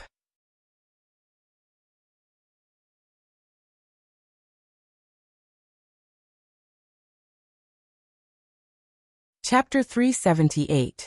Group Teleportation. When Sulen suddenly appeared, Hathaway's silhouette also appeared in the sky not far away. 12 barbarian marauders appeared with her. As soon as these barbarians appeared, they immediately activated God's Descent. In an instant, 12 smaller giants appeared beside the swamp giants. Slow. Group Haste. Draconic Might. Group Enchantment Weapon. Rays of light shone from Hathaway's body, and an earthen yellow light flashed. The bodies of the surrounding swamp giants suddenly slowed down a beat. Following that, several rays of light shone, and the strength of the barbarian marauders rose to another level. The swamp giants were at the 4th rank, around level 16. They were a bit weaker than the frost giants, and they had just fought a fierce battle with the Hydra. Apart from the ones who had died, the rest were all injured. They were originally weaker than the barbarian marauders, and now they were all injured. The barbarian marauders at their peak were simply no match for them. The barbarian marauders at their peak bellowed and brandished their axes as they charged forward.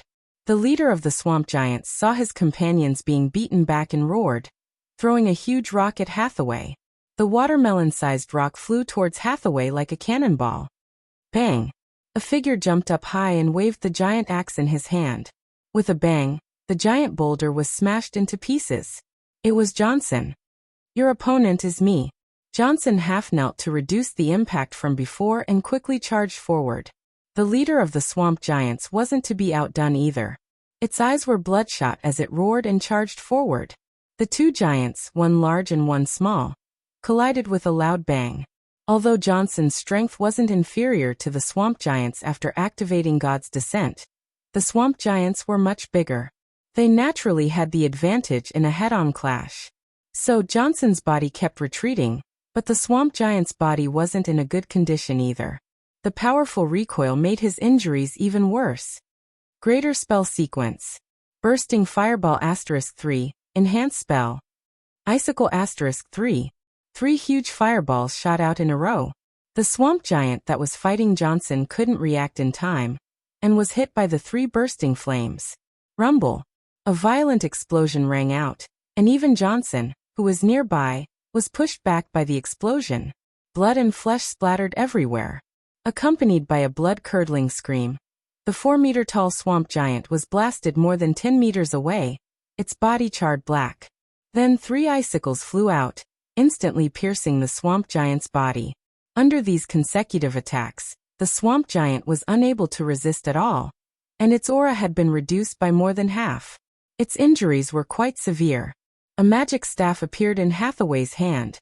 In the next second, a wave of energy came from the staff, and magic runes lit up one after another.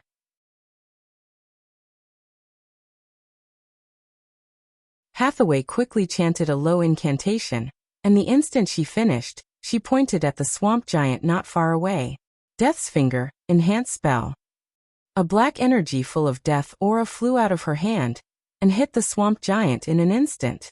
The already seriously injured swamp giant's struggling body suddenly stiffened and fell down. Its life aura quickly declined, and its originally powerful arm powerlessly drooped down. The light in its eyes quickly dimmed and disappeared. In the end, its 4-meter-tall body fell to the ground with a loud bang. Death's Finger was an instant death spell. As long as the target wasn't immune to instant death spells, it had a certain chance of directly killing the enemy. Of course, the chance of using this spell was very low, but after the target was weakened to a certain extent by various spells or serious injuries, the chance of using it would become very high. It was simply too good for an enemy that wasn't immune to instant death spells. With the death of the swamp giant leader, the morale of the other swamp giants plummeted. They panicked and wanted to run away, but they were chased down and killed by the barbarian marauders. With the swamp giant leader dead, the whole family naturally had to be organized. It didn't take much effort to kill the Hydra and the swamp giants. The battle is over. Congratulations, host. You have successfully killed the chieftain monster, Hydra. Congratulations, host. Your hero Hathaway has successfully killed the chieftain monster, Swamp Giant Chieftain. You have received 45,600 EXP. You have received items: Big Dipper Nectar X1, Magic Gem Ruby, X5. You have received Platinum Treasure Chest X2. Your army has killed the Swamp Giant. You have received 5,300 EXP. You have received items: Magic Steel X5. Battle of the Venomous Swamp. May year 1688 of the Huiwa calendar. A Hydra appeared in the Venomous Swamp and invaded the Swamp Giant's territory.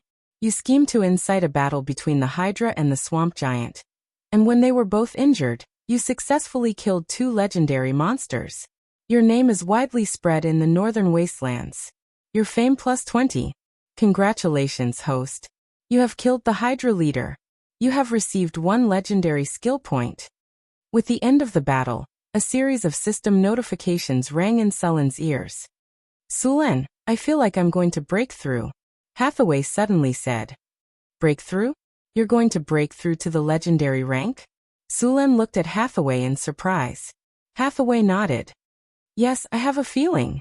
Sulan opened the system panel and looked for Hathaway's information. Sure enough, Hathaway's level had reached the edge of the legendary rank. Her EXP was overflowing, and she could advance at any time. Hathaway didn't level up now because she felt that it wasn't safe here. She wanted to go back to the Wizard Tower to advance to the legendary rank. Thinking about it, Hathaway had received the EXP from killing the Frost Giant Chieftain. This time, with the Swamp Giant Chieftain, she had killed 2 legendary monsters. Her EXP should be enough. That's great. Let's go back now, Sulan said excitedly.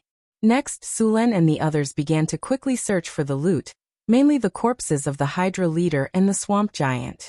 The Hydra leader and the Swamp Giant Chieftain didn't have the habit of collecting treasures. Naturally, they didn't have a lot of wealth like the dragons. Sulan only searched briefly and left after finding nothing. The bodies of the Hydra leader and the Swamp Giant were too large. Whether it was Hathaway's storage bag or Sulan's storage space, neither could fit them. As for throwing them away, Sulan couldn't bear to do so. He could only make a few large carts to drag these things away and send them back to Northern Town to deal with them later. The precious materials were handled by Hathaway on the spot and stored in Sulan's storage bag and Sulan's storage space. After spending some time cleaning up the battlefield, Sulan and the others left the swamp. When they returned to Northern Town, the huge corpses of the Hydra leader and the Swamp Giant Chieftain caused a huge uproar. These huge monsters were extremely shocking. Even the temples and churches were surprised by Sulan's strength. The corpses of the Hydra leader and the Swamp Giant Chieftain were high-value magic materials that needed to be processed and preserved as soon as possible. These things were handed over to Alex and Karina to deal with. The first thing Hathaway did when she returned to the Wizard Tower was to go into seclusion. Since Hathaway was about to advance to Legendary, Sulan directly closed the Wizard Tower temporarily. Apart from Alex, Chris, Karina, and Grace, everyone else left for the time being. Hathaway's advancement to Legendary was somewhat different from Sulan's. Sulan was closer to a warrior, while Hathaway was a pure spellcaster. She needed more elemental energy. After she entered the seclusion room, the Wizard Tower's elemental pool adjusted 80% of the energy supply to the room. At this time, the elemental energy in the room was so dense that it almost liquefied. As time passed, the energy in the elemental pool was quickly consumed.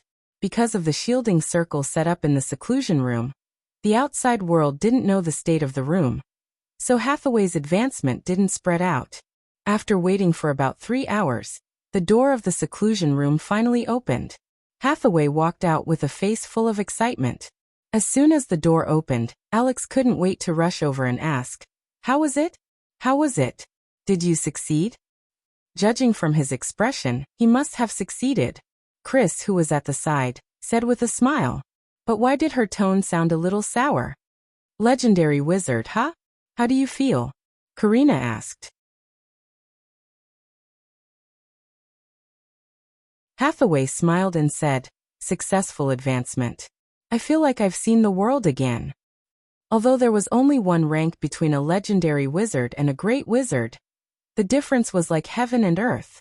As a matter of fact, in terms of mana, the growth of the power of the will, and the accumulation of mana from a beginner wizard to a great wizard was all about the accumulation of mana. Once a wizard reached the legendary rank, their soul would undergo a sublimation, and they would begin to come in contact with the essence of the world and understand the laws. This was the fundamental difference between a legendary wizard and a great wizard. When I reached the legendary rank, my soul seemed to come in contact with the source sea. It was a very strange feeling. When you all become legendary, you will feel it too. Hathaway briefly explained the changes of becoming a legendary wizard. Chris, Karina, Alex, and Grace all looked at her with envy. They were indeed very envious. One had to know that Hathaway's rank was the lowest back then, but now she was the first to break through to the legendary rank. They couldn't help but be envious. As a succubus, it was a little difficult for Chris to advance. She still had a third of her experience bar. As a sorcerer, Karina was also lacking a lot of experience. As for Alex and Grace, they weren't much better off. Congratulations on officially stepping on the path of a wizard, Sulen said with a smile. For ordinary people, the legendary rank was basically the end they could only look up to. But after becoming a legendary wizard, they understood that the legendary rank was just the beginning.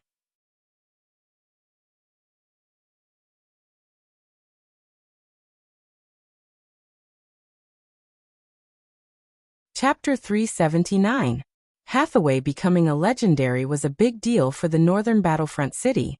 It added a heavy weight to the Northern Battlefront City that was preparing to establish a new nation. Now that there was a legendary wizard, many things in the Northern Battlefront City could officially be put on the agenda.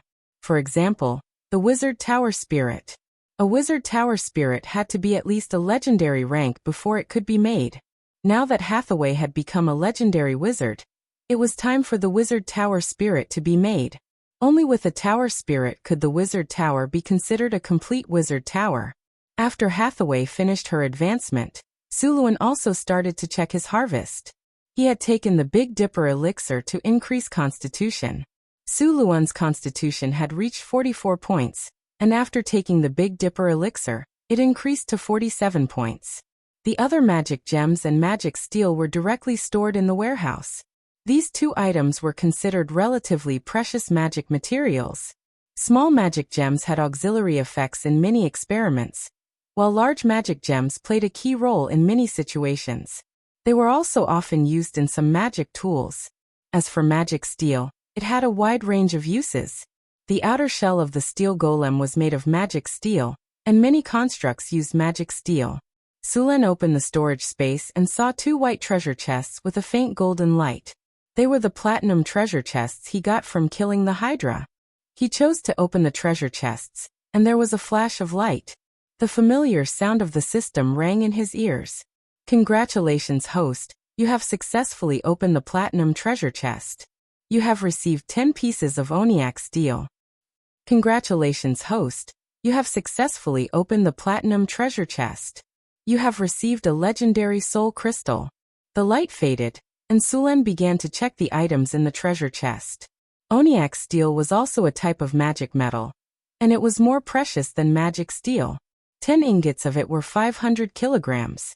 This metal had good magic conductivity, and its texture was tough. It also had high resistance to various types of energy. It was a very good material. Including this one, Suluan now had 2 legendary soul crystals. One of them was prepared to be used to make a tower spirit, while the other was to be used to make a legendary golem. A wizard tower naturally had to be equipped with at least one legendary magic statue. After putting away these things, he began to deal with the bodies of the Hydra and the swamp giant. The Hydra's carcass was huge, and its scales and dragon skin needed to be removed. The Hydra's scales were tough, much tougher than the Ice Quetzalcoatlus' scales. The armor made from them would have a high defense, even higher than that of a normal white dragon's scales. The Hydra had a large number of scales, and all of them could be used to make more than a dozen sets of armor.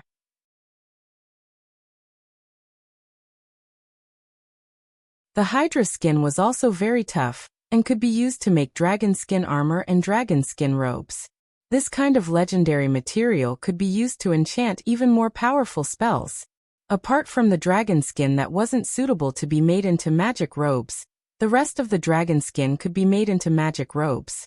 Robes made from this legendary material had a high chance of reaching legendary magic items. Of course, the Hydra's skin alone wasn't enough. Many other precious materials were needed. After the scales and skin were distributed, Sulen began to divide the rest of the Hydra's materials. A huge monster that was 18 meters long had a lot of blood. Sulen found dozens of containers to hold the blood. The Hydra's weight was 20 tons, and its blood was only 5 tons. The Hydra had 9 hearts, each of which was 70 to 80 centimeters in diameter, and weighed more than 25 kilograms. The poor quality blood could be used to make magic ink, and the good quality blood could be used to purify blood or make dragon blood potions. The rest of the internal organs could also be used as ingredients for magic potions. As for the Hydra's fangs, They were all pulled out to be made into short swords or machetes. The venom sac could be used to make poison, and the remaining bones and meat had their own uses. If Sulen was a necromancer, he could directly summon an undead hydra, but now it could only be used as a magic ingredient.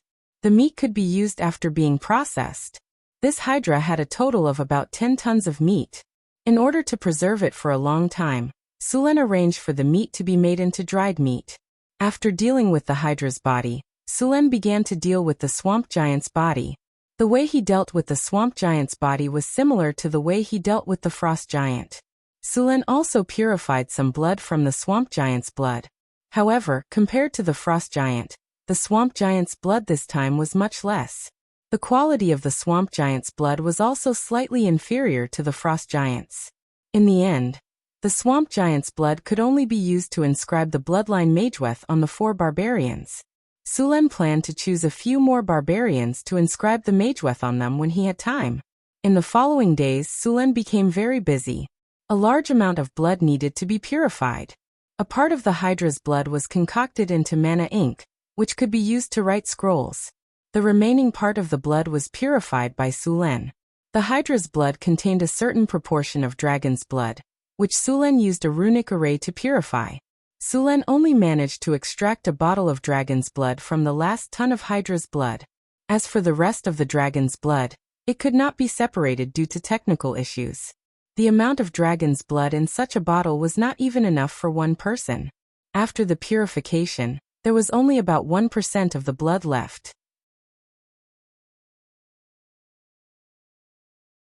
Although it was not pure dragon's blood, the hydra's bloodline was not much worse than dragon's blood. This blood could be used to concoct a magic potion similar to the dragon's blood potion when combined with the hydra's heart. Sulen was not good at this kind of magic potion. In order not to waste the materials, it was best to let Hathaway make it. After Hathaway became a legendary, her skills in concocting magic potions had improved a lot. Making these potions was a piece of cake for her. In just 2 days, Hathaway concocted the Dragon's Heart Potion using the Hydra's heart and blood. Dragon's Heart Potion, a high-level magic potion made from the Hydra's heart and blood that contained Dragon's bloodline, and more than 10 rare materials. After consumption, it can increase strength and vitality. There is a very low chance of awakening the Dragon's bloodline. Note: the Dragon's Heart Potion can increase strength and vitality by 1 point for Constitution and Strength below 40. For Constitution and Strength above 40, it will increase strength and vitality by 0.5 points. It will not be effective for attributes above 45. The potion cannot be consumed continuously. A total of 9 bottles of the Dragon's Heart Potion were made. After seeing the attributes of the potion, Sulen was surprised. The increase in attributes was expected, but the fact that the Dragon's Heart Potion could awaken the dragon's bloodline surprised Sulen. The Dragon Bloodline Warlock was a very powerful type of warlock. Not only did the Dragon Bloodline Warlock have a strong body, but they also had the ability to cast spells. They were much stronger than ordinary warlocks. With this Dragon's Heart Potion and the Dragon's Blood Essence that he had purified before, he could cultivate a Dragon Bloodline Warlock. Sulen thought for a moment, and took out a bottle of Dragon's Heart Potion, and left the laboratory. After leaving the Wizard Tower, Sulen returned to the Lord's castle. "Master!" Anna and Angela appeared at the door.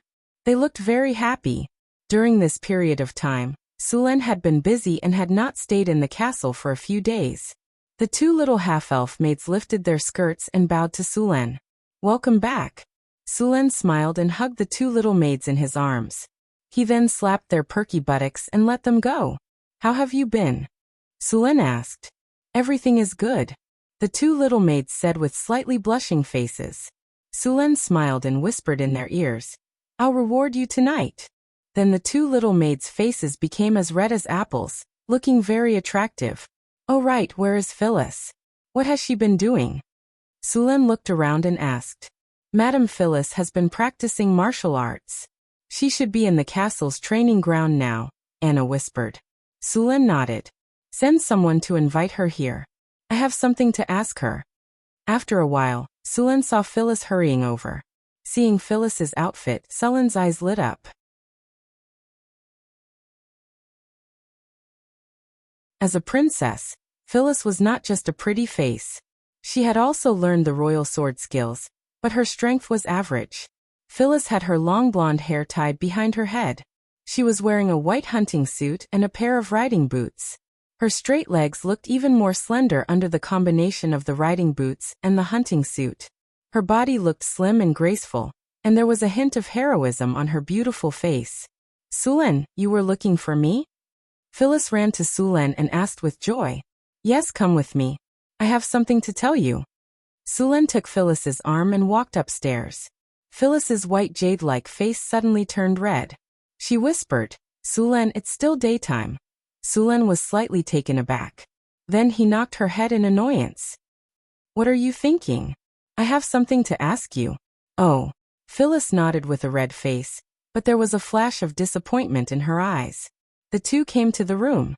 Sulen took out a bottle of Dragon Heart Potion and handed it to Phyllis. "This is the Dragon Heart Potion. It has a certain chance of allowing you to obtain the dragon bloodline and become a dragon disciple. Try it." Dragon bloodline? Phyllis looked at the crystal bottle in surprise. There was some red liquid in the bottle that kept shaking, and there were some sparkling stars in the liquid. "This is for me?" Phyllis knew very well that Dragon Disciple was a powerful extraordinary. "Yes, it has a chance of awakening. Try it and see the effect." Sulen nodded. Phyllis looked at the crystal bottle, and then looked at Sulen. Then she opened the crystal bottle and drank the potion. As soon as it entered her mouth, Phyllis smelled a strong bloody taste.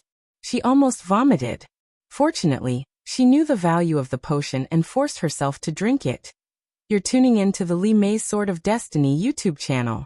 We're so grateful for your support, and don't forget to subscribe to join us on this incredible journey through captivating stories. Your generosity through donations truly makes a world of difference, as it's the primary source of revenue that allows me to expand and enhance this channel for you. Thank you from the bottom of my heart for being a part of this adventure.